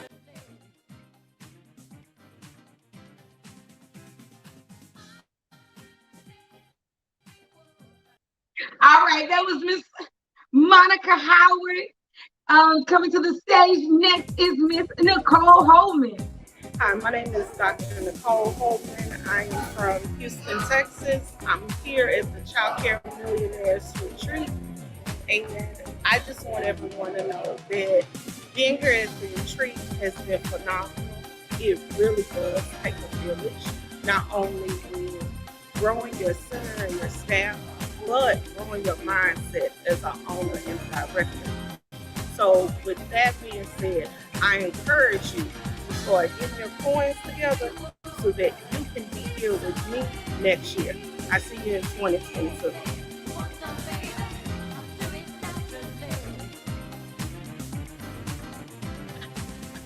All right, Miss Nicole already told y'all to meet us in Houston. We will be in Houston November. The event information is across the screen. You can save $200 by signing up in the early bird. All of our mastermind members are already signed up, so there are already 40 seats that are taken. And our accelerator members, you have a discount code in the group that you can use to move that from a $200 savings to a $300 savings if you sign up now. Let's go.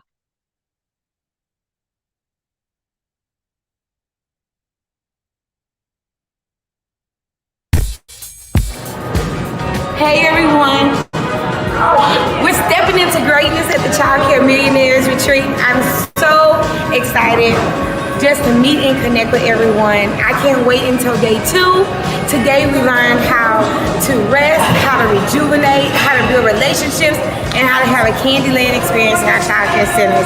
I'm so excited to be here with you. It's your coach B Woods, the Millionaire Midwife, signing off. See you guys tomorrow.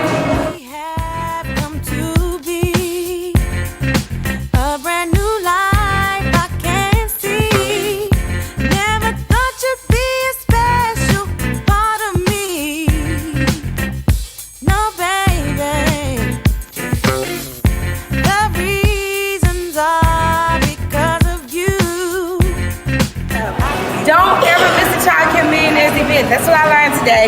Thank you.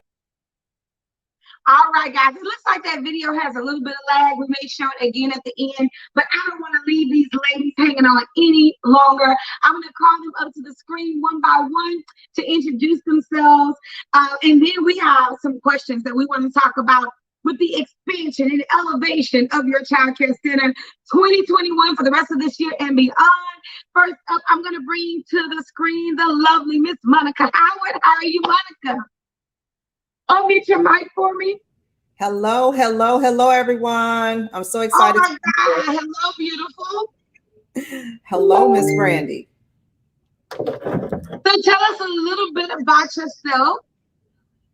Well, my name is Monica Howard. I am a multi-site owner. I have 3 childcare centers, one in Huntersville, North Carolina, one in Greensville, North Carolina, and one in New Bern, North Carolina. I am the beautiful wife of Mr. Cleveland Howard and the amazing mother of 4 adult children and 3 grandchildren. Awesome. So we are so glad to have you with us today. I know that you have a wealth of knowledge, not just from the childcare industry, but you were a boss before you were a childcare boss. So I love the corporate feel that you bring to the childcare world, and the great things that you and Mr. Howard are doing in your centers. Next up, we're going to bring Miss Aaliyah Adams to the stage. Hey, my girl. You can Hi, Brandy. How are you? Hi, Monica. Hello, hello. I am Aaliyah. I am the owner of Kai's Justice Learning Academy in Lancaster, California, Kai's Justice Childcare Center in Palmdale, California, and the founder of Kai's Kindness, which is our nonprofit organization that we utilize to assist children, lower income children. So. Awesome. And I love the mission. I love the reason why you started your center. And I definitely love what you do with mothers in your training program to help people just reach to another level. You're truly a gem in the childcare world. And I cannot wait to ask you some of these questions today. So next up is my hometown girl, Miss Nicole Holman from Houston, Texas. Hey, Nicole, how are you doing today? Oh, you can unmute your mic for me. Hey, how are you? We are good. How are you? Pretty good. I'm not sure what's going on with my lighting. I'm not sure if you have a filter or maybe you can open up a window. It is a little dark. And we know you bring the light, so we do want to hear all the good things, but we can hear you well. Okay, great.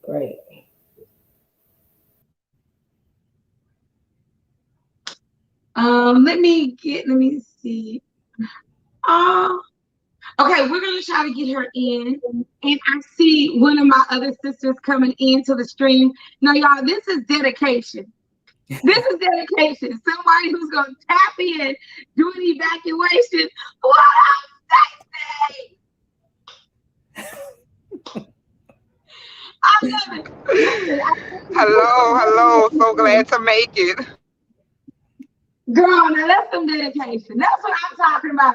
If I'm in trouble, I need Stacy on my team. That's all I'm gonna tell you. If I'm in trouble, that's who I want on my team. So Stacy, thank you. We know that you may go in and out, but we will try to keep you as connected as possible. We will be very conscious of the fact that you're driving. You have our complete and total prayers while you guys are moving around. All right, Nicole, give us a few words. My name is Nicole Holman. I am from Houston, Texas. I'm a multi-site childcare owner as well. I currently have 4 centers in the Houston area. I am a career educator, so I've been working with children for a little over 24 years now. So kids are kind of dear to my heart. You're gonna have to help me out, Miss Wood. No, that's good. Stacey, are you available to introduce yourself? If so, we'll give you a second to unmute your mic. I am. I'm available. Hello, millionaires. Hello, everyone. I am Stacey Myers from New Orleans, Louisiana, as well, a multi-site owner. I have been in the child care field for roughly 20 years. I got my start in childcare actually working with the military children in Germany and Arkansas, and I just found that there were families at home that could use the type of wraparound care that the military child development centers offered. So I packed up my stuff one day, moved home, and it's been all uphill since then. Joined the Millionaires a year ago, and my businesses has continued to grow and blossom. So I'm glad I could make it. I just got out the woods into an area with service right on time. You are right on time, baby. Even if you was late, you would be on time. We appreciate your tenacity, and that really shows exactly what we're going to talk about and why we're here today. Between us, I want to say 1, 5, 6, 7, 8, 9, 10, 11, 12, 13. Between us, we have 14 childcare centers. So, baby, I'm going to tell you, we probably have some stories to tell. We can't tell y'all all our business because y'all couldn't even take it. But we do want to share with you some of the highlights of what does it take to be a multi-center owner? What does it take to run a multi-million-dollar budget, to run transportation to sites all across your city, to employ 30, 50, 60 people? These are conversations that we need to have. So I'm glad you guys are here with us. So this is one of the questions I always get, and I'm going to throw this question. I'm going to throw it to Stacey, and I'm also going to throw it to Nicole. Stacey, to you because I don't know how long we're going to have you, and then Nicole, I'm going to throw it to you because you did something amazing this year that shocked us all. How do you know when it's time to expand? Like, so I have one center, I'm rocking and I'm rolling, but how do I know it's time for me to get the second center or the third center? When do I know that? Go first, Stacey. Well, for me, I had looked for a while and it never just panned out. The location, the price, nothing worked out. But I knew it was time when it fell in my lap. I told one of our millionaire friends not too long ago, just keep looking because the center that's for you is going to fall into your lap. You notice that you don't need to spend more. If you already have one center, you will notice that you don't have to be so hands-on with that center.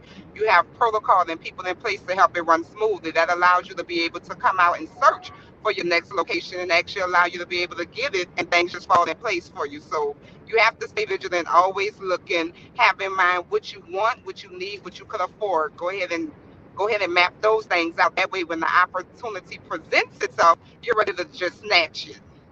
Yes, come on, snatch up the centers. Go ahead and everybody put snatch in the chat because when those opportunities come, you got to be financially ready. But I love the fact she said you have to have systems and protocols. I think we lost Nicole, so I'm gonna swing this over to you, Monica, because I know that you're opening a new center. You have a new center opening. How did you know it was time to go into this third center? I will definitely echo what Miss Stacy said, that when you have your systems and processes in place and you no longer have to be in the center on a day-to-day basis, that allows you to get out and start looking for opportunities. So for me, my systems were in place. You know, we're still in a pandemic, but that's all I know pretty much is running a center in a pandemic. So it felt normal to me and right to move on to the next center. You know, I forget your second full center was kind of right at the cusp of everything that was going on. Exactly. My first center is a drop off. So that's a little different from a licensed center. And so we acquired our center in February of 2020 and COVID hit in March. And so, yeah, I have an amazing story that I'll probably write a book about. Did you ever cuss during that time? I don't know. I did a lot of praying, crying, and cussing for the month of March. And then I was like, girl, gather yourself. Get yourself together. We got work to do and it can still be done. But not only did you open a center, it's a thriving center. And that's a whole nother story. I think you and Keisha, you know, I'm amazed the fact that both of you opened in February and this was your first experience. I can tell you this, you can make it through anything. Yes, we feel that way. I definitely say having the support of Mr. Howard as well allowed us to make it through. I mean, we had invested in this and we didn't know anything else. We couldn't just shut the doors and walk away. So here we are, and we've moved on to our third center, and we're very excited about opening it in the next month or so. Awesome. So Aaliyah, I have a question for you, and Miss Nicole is back. And I guess I don't want to get too emotional, but I know that you have a heart for center owners and really helping them to walk through difficult moments, right? Because there are a lot of moments people won't ever tell you about because they always want it to seem like it's peaches and cream and every day it's cherries, and you know, they won't tell you the nitty-gritty that sometimes this business can issue you some pain with a side of frustration, right? So how are you able to get through difficult moments in your business without giving up? Honestly, Brandy, by the grace of God, you know, he is at the center and the forefront of every single thing I do. Everything I do. And, you know, we have our moments where things are going to happen. You can't avoid them. They're going to come your way, and your mindset just has to be in a place where you can handle them appropriately, professionally. My motto is no running, no ducking, no dodging, none of that. So, and I love that about you. You really handle things like head on. I can remember a call that we had, and I won't tell the details of the call, but you were like, this happened and this is what I'm supposed to do. And I was like, whoa, you like, no, we're supposed to bite the bullet today. Yes. And it can get difficult. It can get difficult. And I'm sure every last one of us have had a moment. And if not, guys, buckle your seatbelts. Buckle your seatbelts. Because truly, turbulence is going to happen. It's going to happen. It's just how we ride it out, period. And then we got Brandy. So we got the group and we got each other. So it makes it easier now for me. I wish I had this group when I was going through the things that I was going through. Because being an owner of multiple centers, and I am a solo owner. I have no partners. I have none of that. And just going through all the things that I've gone through by myself, it was rough. So I'm stronger, definitely stronger today. And then definitely being a part of this group, oh my God, being a part of this group has made me so much more stronger. My systems are more clearer. So even some of the things that you haven't talked to me about yet that have come my way, I've been able to even work them out a lot even better now. So it's just your mindset, Brandy, and having strong people in your corner. So if you want to do what we do, you better catch on to this group real fast. I love it. All right, Miss Nicole. I have a question for you, and I want to know. So some of us own one center, some of us own two, but you own four centers. Luckily, they're in the same city, right? But what's the difference of owning like one or two centers and owning four centers? What are some things that we should prepare for if we aspire to be a franchise or to be a chain? What are some things you had to do differently? So I would think that you need to change your mindset. So mindset is everything, especially in this industry, like Alea said, because what happens when you own multiple centers, whether it's two, three, or four, you are now more of a compliance individual. So I will call myself a compliance manager, a compliance director, but you are that individual that has to assess risk and prevent risk. And risk can come because like a lady, she didn't really go into detail, but you have to be strong-minded for our industry because there will be all types of seasons and phases that you'll go through.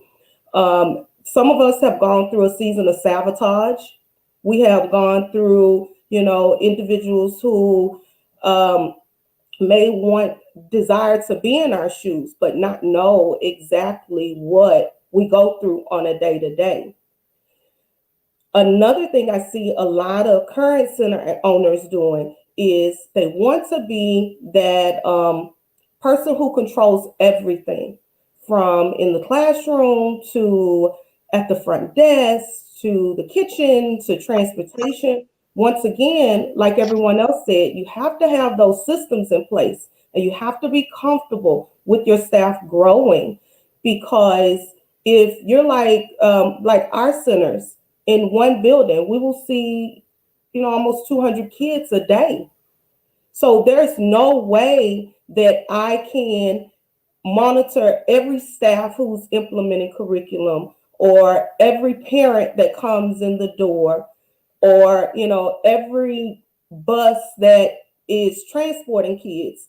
But what I am able to say is that I have systems in place that allows me to oversee and ensure the compliance of my buildings because that's very important because it's going to, at the end of the day, it's going to keep us open and then it'll also keep us growing.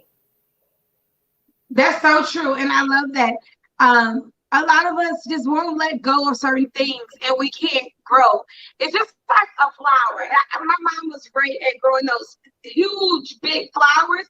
And I would see her always repot them. And I would be like, Mom, why? I mean, it's so pretty. Why are you moving it? She said, if I don't move it, it can't grow. Right. And so some of us, we got to move ourselves out of some situations for our business to grow because we're keeping our big business in this little pot. And guess what? Those roots are not going to break out of that pot. You gotta know that your center is rooted in standards and in expectations that you taught people to follow. So I know now at this point in my business, and I know most of you are at the same point where you're now managing leaders and you're letting leaders manage staff, and our function and our role is a little bit different. Stacey, I have a question for you. So as you've grown, Nicole says she's more like the compliance officer.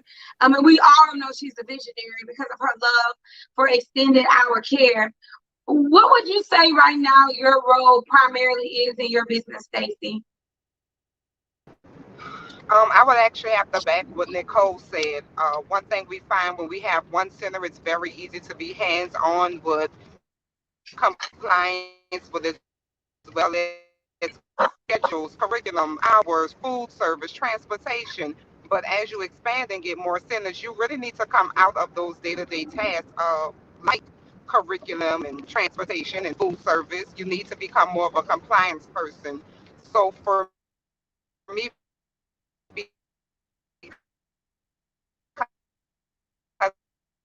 I am with to handle our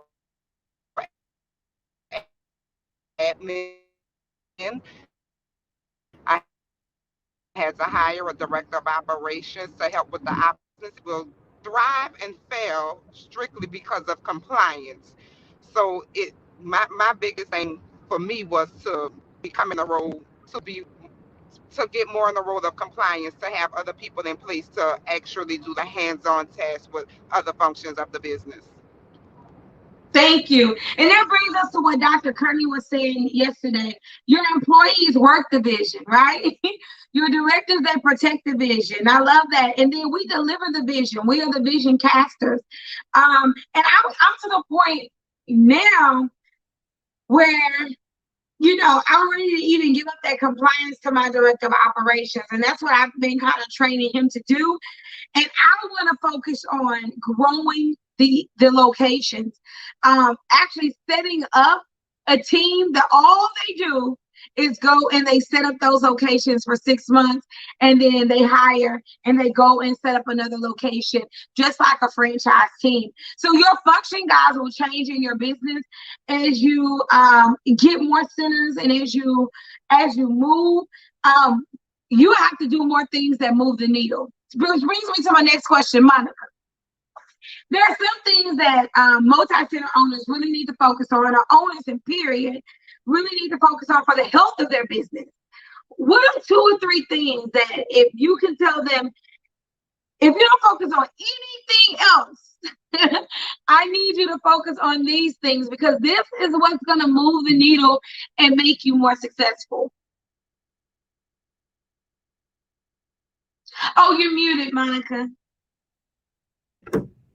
Sorry about that. Definitely number one, compliance, making sure that your center is running efficiently, having your systems and processes in place. If you don't have those in place, you're not going to ever be able to move out of your center or move into expanding your center. So that is definitely number one. Number 2 for me is to keep your eye on the money.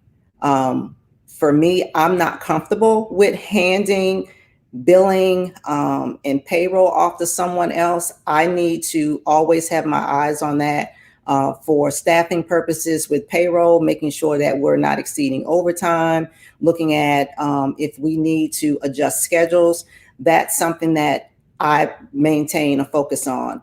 Billing, because we use a lot of digital platforms, they can fail on us sometimes. So you always have to spot check and make sure that those billing systems are set up, especially if they're automated, to make sure parents are getting the statements and they're making their payments. So I stay on top of that on a weekly basis. So those are the things that I would definitely encourage everyone to keep a focus on. Awesome, Monica. That is awesome. I haven't been able to release the money yet either. Now, I do finally allow my directors to correct time, but if that time is even 2 hours more than what I projected for that employee, I'm like, let's rerun it. Because it's just, money can get away from you. And I'm going to tell you guys, I'm telling you the secret. And y'all may think I'm lying, and you may say, no, I know where every penny is. When you have multiple centers, it may take a while for you to realize someone is stealing from you. Like, it may take a moment to realize a parent is not doing what they need to do. So that's why having payment systems is good. But in my center, whatever you did, Nicole, just was perfect. I don't know what it was, but it just did it. I think Kuzan probably came in there. I'm trying. You did, girl. You did well. I love it. But seriously, like, or is it even your subsidy? You think the state is paying you for a kid, and you find out 2 months later, oh my God, this kid dropped off. You have to have someone watching it, especially like Nicole said. I had 200 kids at this center. Maybe, Nicole, now y'all take care of about 400 or 500 kids collectively. There's 400 or 500 payments a week that you need to verify. If someone moves $100 cash, you will not know. I'm telling you. So you have to make sure that you have systems in place for money, even for automatic payments, for tools that you're using, stuff that you haven't used that program in 9 years, stuff that automatically renews. All of these things, you got to keep your eyes on the money. Aaliyah, I want to go to you next. Because you called me one day and I was just like, oh my God, I never would have even thought that this was possible. What are some ways as an owner, you're an owner, you're a multi-center owner, you get to the point where you're making more money than you're used to? Raise your hand if you're on the panel and at this point you're making more money than you ever made in your life. Okay. I never can say that I generated this much money on a monthly basis before owning my own centers. No job ever did that for me. And this really makes you change your mindset about money in your relationship with money, right? My relationship money is different from when I was in survival mode, and now I'm not in survival mode. My whole life changes. But none of us want to pay more taxes than we need to pay. So as you grow, what are some ways that you have learned to reduce your taxable liability? Reduce? Brandy, I just paid $1 million in taxes for 2020 or 2020. So at the end of the day, your income, as it grows, your taxes will grow. They will grow. You will find more ways to maneuver through things, like Ephraim said. You know, your accountant will do that for you if you have a really good one. But for the most part, honestly, the more money you make, the more taxes you're going to pay. And you just have to get your mindset ready for that, because it threw me for a loop when I got my tax return back and it was like, this is what you have to pay. I jumped on the phone definitely immediately with you. Brandy, what's going on? You know, really. Because we did so well last year. Every year it's been uphill. And even this year, I'm already beyond what I did last year. So I'm going to definitely do a lot better. But trying to figure it out, honestly, I have to tell you, has been an uphill battle for me with write-offs. I can tell you about how to keep your costs low. I know how to keep your costs low, but avoid my taxes. I haven't mastered that yet. And I'm going to tell you, I didn't expect for that to be your answer, but I'm glad you said that, because some people think we're all struggling in childcare, and it's really just not the reality. Yeah. But there comes a point, guys, where you're going to pay taxes. Now, I'm going to tell you, I didn't know this until it happened to me. People tell you, write off everything.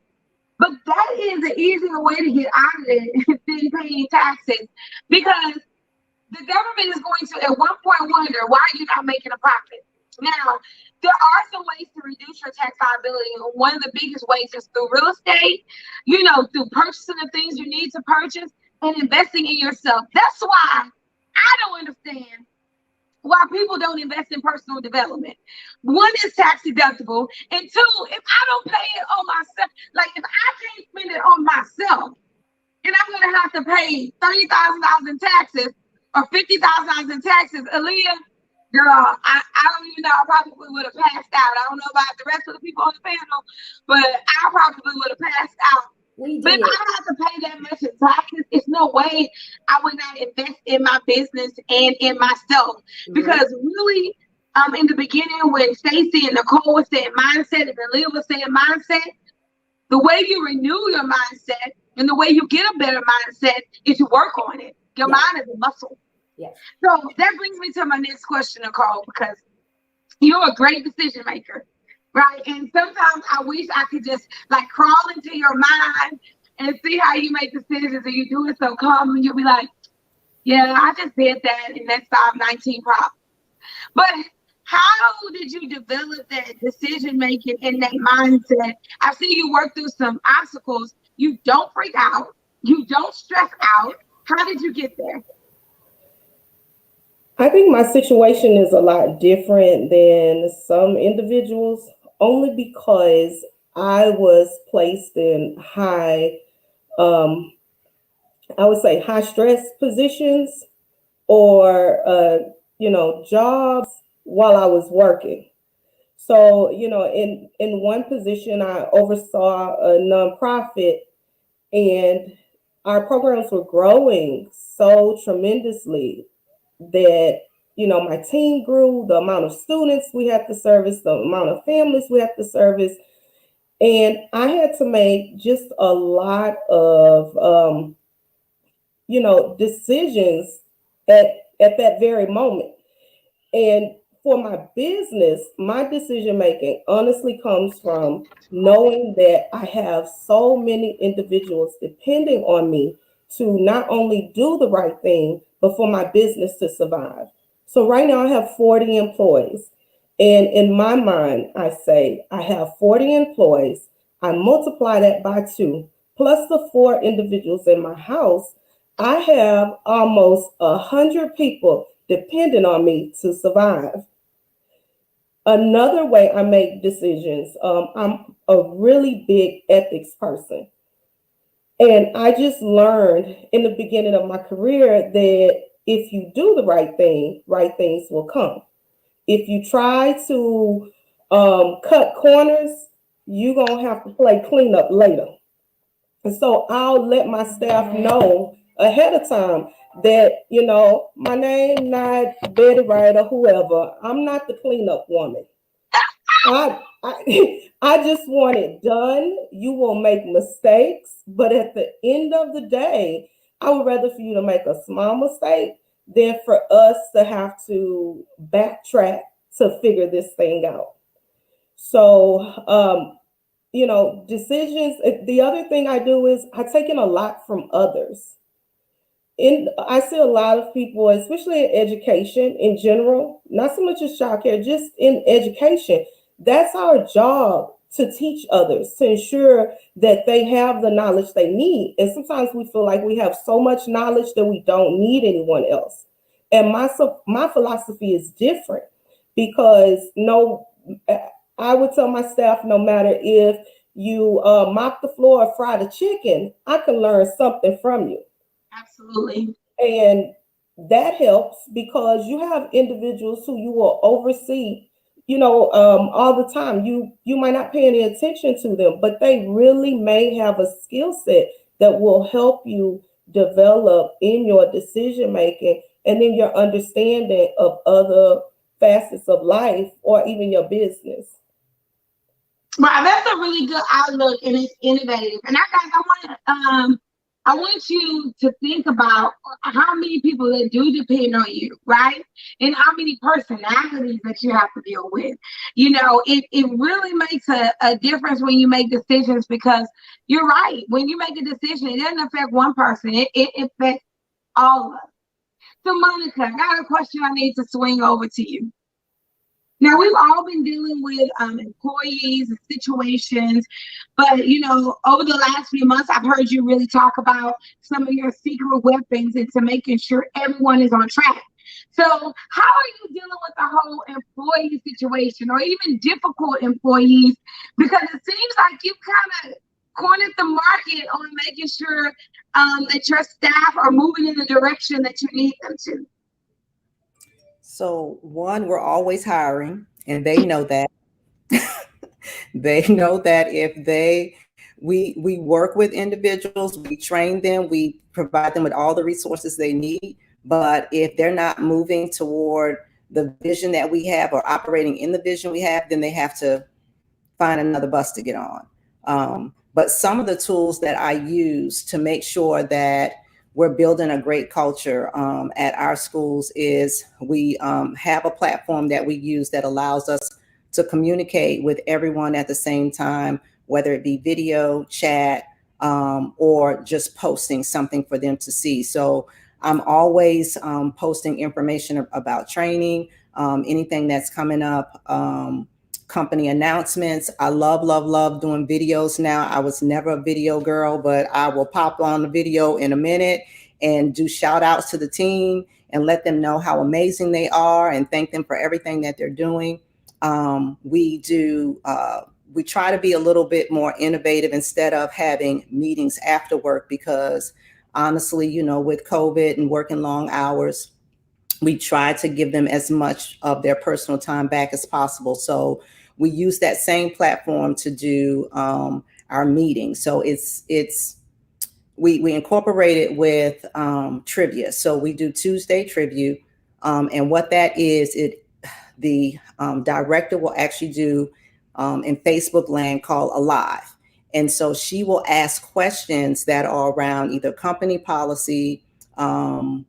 She'll ask questions around compliance, and whoever answers, and we do it during nap time so that, we don't have any compliance issues, but whoever answers first, they get a point. And so after the end of that 15, 20 minutes, whoever has the most points, they can go and pick out a prize. And it could be anything from, a free pedicure, some type of something that they need for their classroom, free lunch. It could be anything in the box that they want to pick out. That allows us to make sure that we're having fun, but they're still learning at the same time. And they look forward to that every Tuesday. So for us, it's just really important building culture where people feel like, and this is the other thing I say too, when people talk about leaving, I'm like, okay, you can go over there, but I'm sure they're not going to treat you as good as we treat you over here because we love you. And so that has helped us to maintain our staff, and it also gets the word out into the community that we're one of the best centers to come and work at in the city. So that's the things that we do. And I'm always trying something new, and I listen and I learn from others, and we just try to incorporate and make things fun and let the teachers know how much we truly appreciate them. That is awesome. I love that philosophy of just incorporating fun into training and making sure you guys get a good pulse. And then if people hear from you regularly, when you do have to have a crucial conversation, it's not like, well, we ain't heard from you in 3 months. Because when you're a multiple center owner, you may not be there every day. I don't even want my staff to expect me every day, and I don't share my schedule. Because I want to see you in your real. I don't want you to see how you act when Miss Woods is here. I want to see you how you act on a daily basis.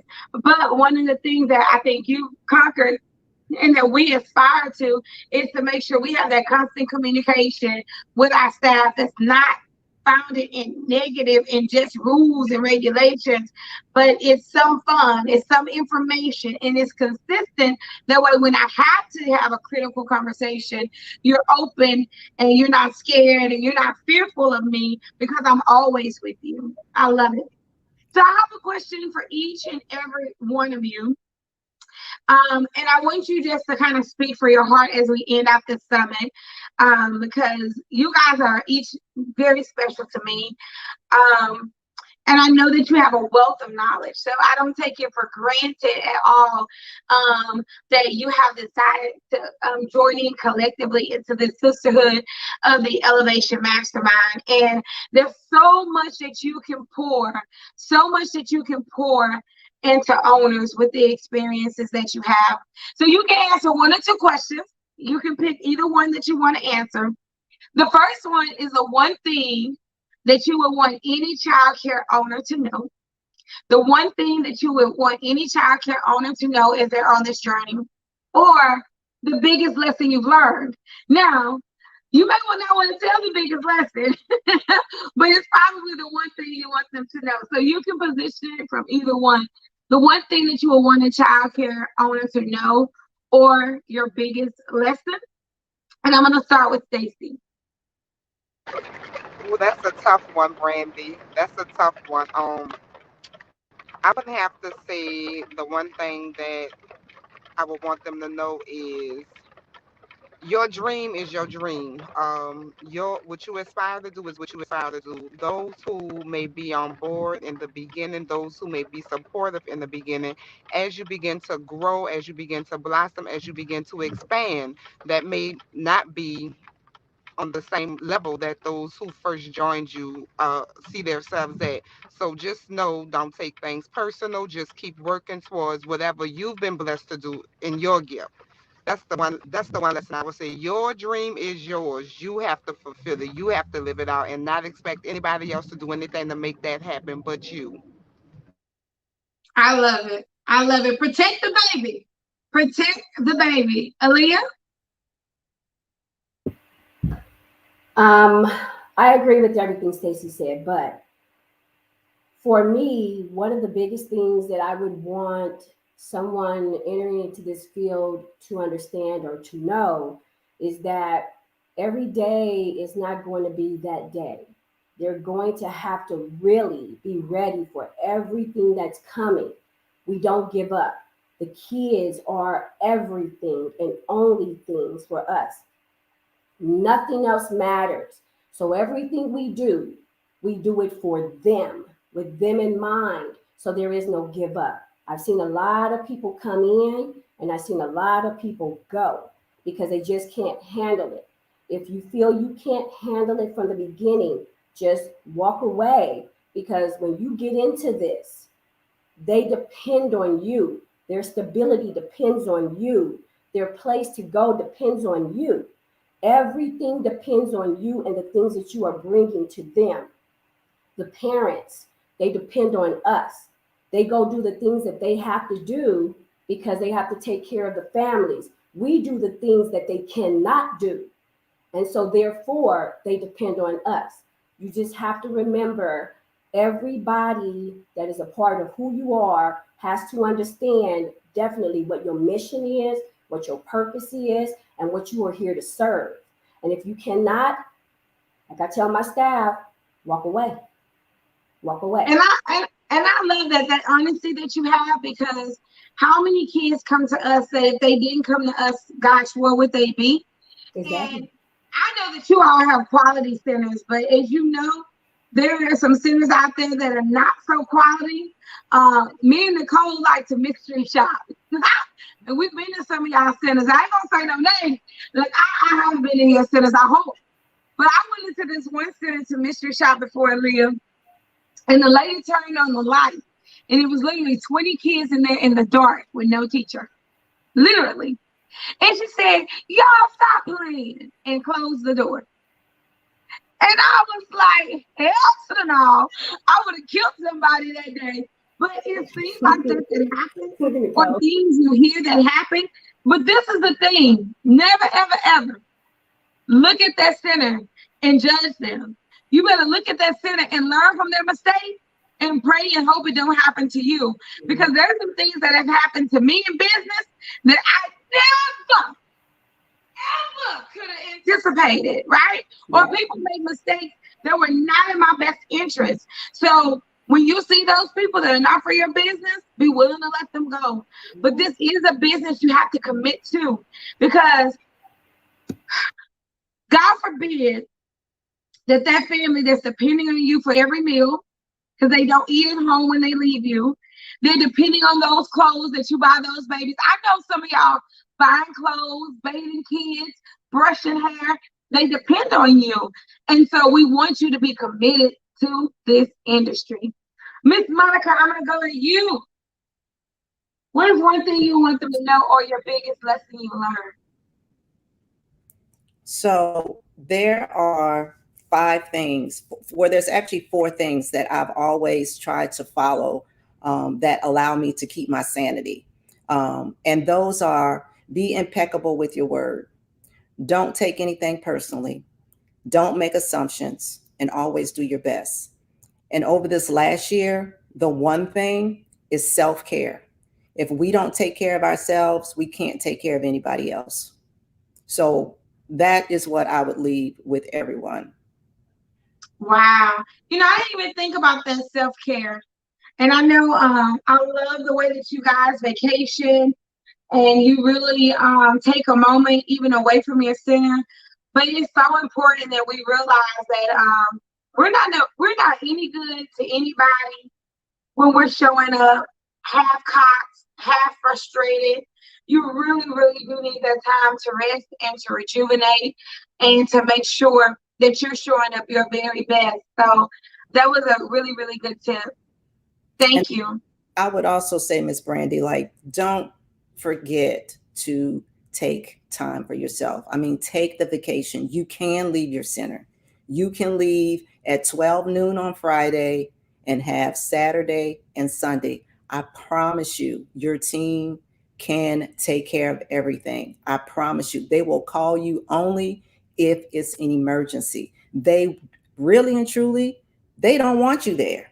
They tell me, Miss Monica, please just come in, go to your classrooms and do your little pound with the children and say hello to the teachers, get your mail, and we'll see you later. We got this. So, and that's because you've trained them though, Monica. So you can't make that statement without talking about your time investment in training, because training is key to freedom. That's why you have to have your systems and your processes in place. But you do trust them. I try to operate by 80-20. If 80% of it is done the way I want it, the 20%, it'll be okay. Because I did want things 100% done. But if it's going to be done 100%, that means I'm doing it. And I can't drive the bus. I can't be in the classroom. I can't be in the kitchen. So I have to just trust, after I've trained them, after I put the processes and systems in place, that they can do it and step away. I ask everyone before the end of the year to try and take a half a day Friday and Saturday and Sunday. It will change your life. You will feel renewed. Your mind will be refreshed. It'll be a reset for you. And you can go in clearly and think about how you want to continue the rest of the year and start planning for your new year. I love it. Thank you, Monica, for your wisdom and your grace. We try our best to do our best every day. And when you do that 80-20, you can really believe in it, because we're all personally developing. We're not even what we're going to be, right? And so you cannot expect for people to be perfect first run out. But like Nicole said, if you don't give them a chance to make a mistake, if you don't give them a chance for them to do what you're paying them to do, then you're never going to really know what life can be like and what this business can offer you, because it can offer you good things. Nicole, wrap us up. What is one thing you want them to know, or one lesson that you've learned? I actually have just some few pointers or tips that I want center owners to understand. That one, you must be humble enough to understand that relationships do matter within your center and without your center. And I mean, outside of your center. A lot of us think, oh, I'm not a quote unquote people person. I hear that a lot. I'm not a people person. I'm a kid person, or I have a hard time with networking. Well, believe it or not, I am very quiet at times, but I'm always in the room. Always. You'll always find me in the room, because what I'm doing, I'm building those subtle relationships, but I am also learning from others. And I just push that a lot, because as childcare center owners or directors, I see we feel like we must be on an island by ourselves, and that, we have to do it our way and no one else knows what we go through. When in actuality, there's an entire group of individuals that understand what you're going through. You just need to be able to be willing to reach out and bring in that relationship and invest in yourself. This is a good point, because Childcare Millionaires is offering you the opportunity to invest in yourself. Investment matters. If you plan on being a multi-center owner, or if you plan on, making the money that you desire, you have to gain that background and knowledge. And the best way to do that is getting in the room. Lastly, don't be afraid to dream big. I'm a big dreamer and I set goals. And once I crush that goal, I go on to another one. I remember at one time I told my husband, I said, we just need 25 kids in this center and we'll be okay. And then he laughs at me, because he's like, oh, now you have 200 kids. And I'm going, no, we don't need 200 kids. We need 3 centers and 400 children, and that will allow us to buy another house, right? And then after that, we have goal after goal. So my point is, if you set those goals, you dream big. Everyone on this live has some type of dream that they're trying to accomplish. Allow someone to reach out and bring you up with them. And this is the perfect time to do it with this group. Thank you, Nicole. We appreciate that. Samantha's in there saying, hey, this is a sisterhood. And that's exactly what we designed it to be. I know you ladies are the first illustrious class of the Elevation Mastermind. Unfortunately, guys, that program is closed, but we do have our Accelerator membership, and we want to pour into you. Just imagine if this is a free event and we poured into you like this, what happens behind the veil? We want to make sure that you guys know that there is a community for you. There is help for you, because all of us at one point was trying to figure this out, and we really didn't have these kind of connections. And I'm going to tell you, when we began to band together after COVID, the people who really gripped onto it, and some of them are not on this panel, it's more of us that are making amazing strides in our business. You know, I'm telling you, the success that we have is not guaranteed, but the success that we have was founded on one principle that I believe that is a founding principle that we all can stand by. And that is, we learned what we needed to learn, and then we did the work. And that is the formula that we have in Childcare Millionaires, to offer information, to offer insight, and to offer relationship. But then you're responsible for going to do the work. And we're here every step of the way to say, hey, you can do this, you can do it, you can do it. Last question, ladies. Are you guys opening more centers? Or are you good where you are? I mean, give us spill the beans. We're gonna wrap this up, but I want expansion on the brand.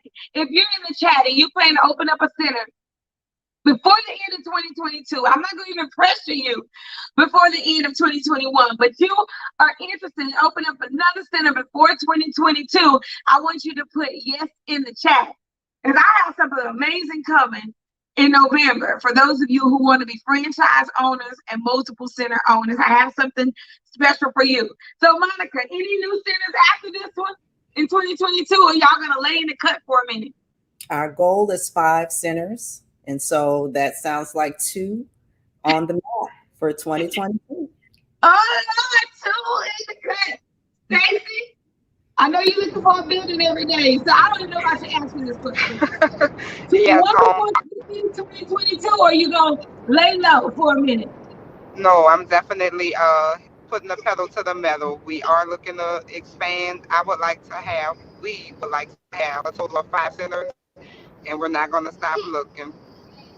All right, can't stop, get it.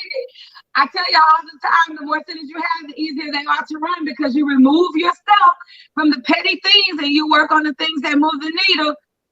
Aaliyah, are we staying with the 2?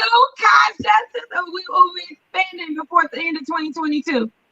I just finished the build out on my infant center that I'm going to be opening up. I just finished the build out on a new administrative office that we're opening up. I just finished the build out on a resource center that we're opening up specifically for childcare.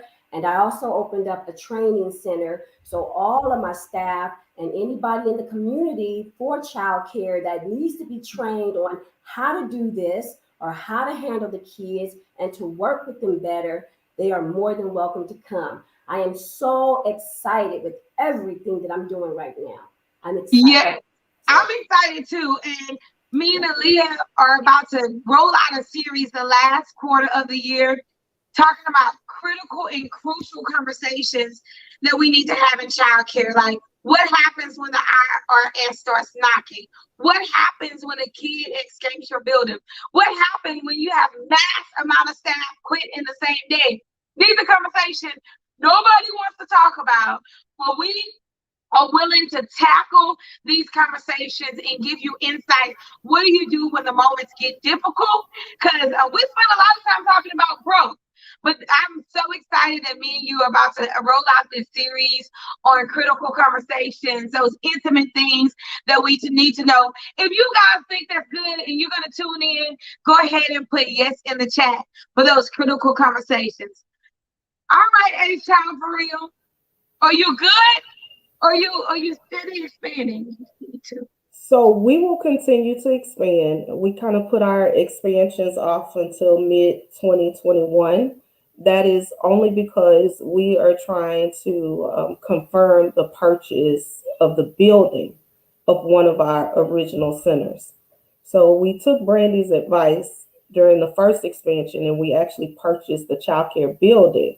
But with our existing centers, our original buildings, we are leasing those. And so now we're trying to negotiate the purchase of them.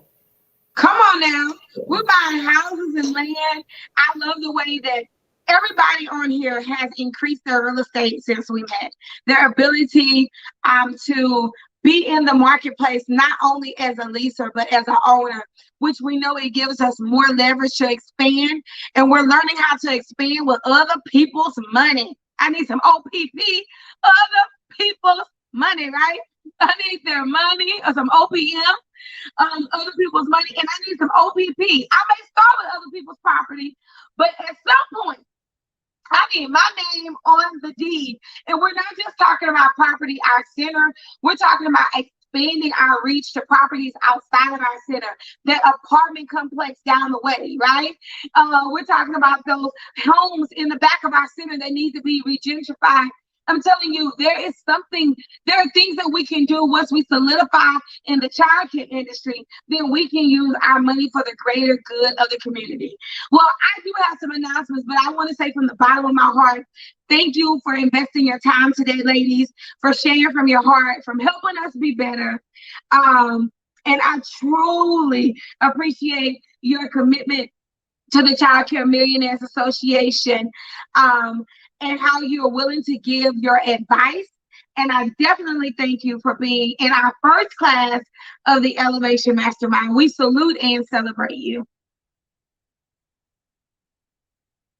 All right, guys, I am thanking you. Thank you. Everybody's waving. I'm going to go ahead and give our final announcements, but we did it. I don't know. Some said it couldn't be done, and I can tell you it wasn't easy the whole weekend, but we did it. We've spent 2 days working on our business. We spent 2 days thinking of a bigger vision. I want to make sure that we share with you guys just what we have going on in Childcare Millionaires. We have the conference that's coming up in November. We want you to make sure you register for the conference. It is going to sell out. But we want you to register, and you can register and save $200 off by registering for the early bird. It's going to be in Houston, Texas. We want to see you there. I guarantee you will not regret it. I guarantee that you will not regret it. We will have a great time setting the stage for success in our childcare business for 2022 and beyond. We want to make sure that you guys are there. That you're in it to win it, because we know that when you show up for yourself, then your business is going to grow exponentially. So please make sure that you take time and that you go ahead and you register. Who's coming? Let me know if you're coming. You plan on coming to the Childcare Millionaires Conference? Put yes in the chat. It's not until November. You have time to get everything in order to make sure that you are able to make the conference. I'm so excited about it. So excited about it. The other thing that we want to share with you guys, for those of you who do not know, is that you can join the membership right now. The membership is open year-round. So there is no restriction when you can join. Some people want to join yearly, but some people don't. And that's totally okay if you don't want to join yearly. But if you do, it is the most economical way to join. It literally comes out to about $54 a month, instead of $99 a month with this code. So you can save $300 off your yearly membership. That's where you need to start, so you can start getting that ongoing information. Now, I just told you how to get up to $33,000 per employee, right? We just uncovered some of the hidden secrets of corporate America. So I know that you can invest. I know that you can invest in yourself for that ongoing support over the next year. This needs to be a part of your personal development plan to get in the membership, to make it do what it do, to make sure that you are committed to your growth, and to also make sure that you are growing with other members around this nation, because we're not just in Houston, we're not just in South Carolina, we're not just in North Carolina, we're in New York, we're in Georgia, we're in California, in Seattle, right? In Memphis, in Mississippi, Louisiana, you call it and we're there. So imagine what it would feel like to have sisters all across this nation banding together for the greater good of the childcare community. So those are the two things we want you to do. Make sure you get into the Facebook group, because this is where we continue the conversation.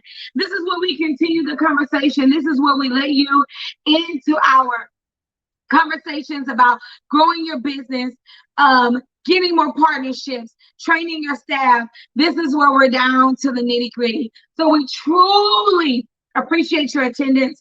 Hopefully you learned something over the weekend. You're going to implement, you're going to stay connected, and most of all, you're going to keep going to the bank, because you know what we say here at Childcare Millionaires: I'll see you soon, but I'll definitely see you at the bank. We're going to end with our video from the last Childcare Millionaires conference, and we hope that we see you in the group and in the membership.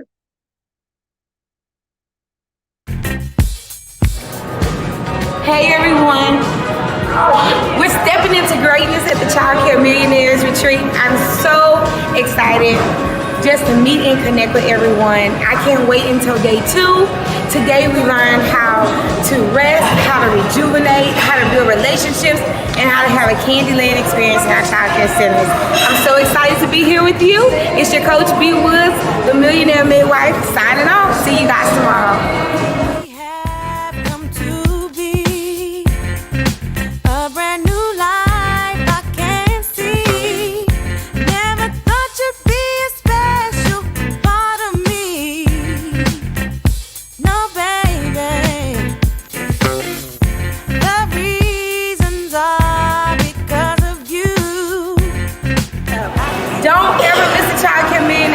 That's what I learned today.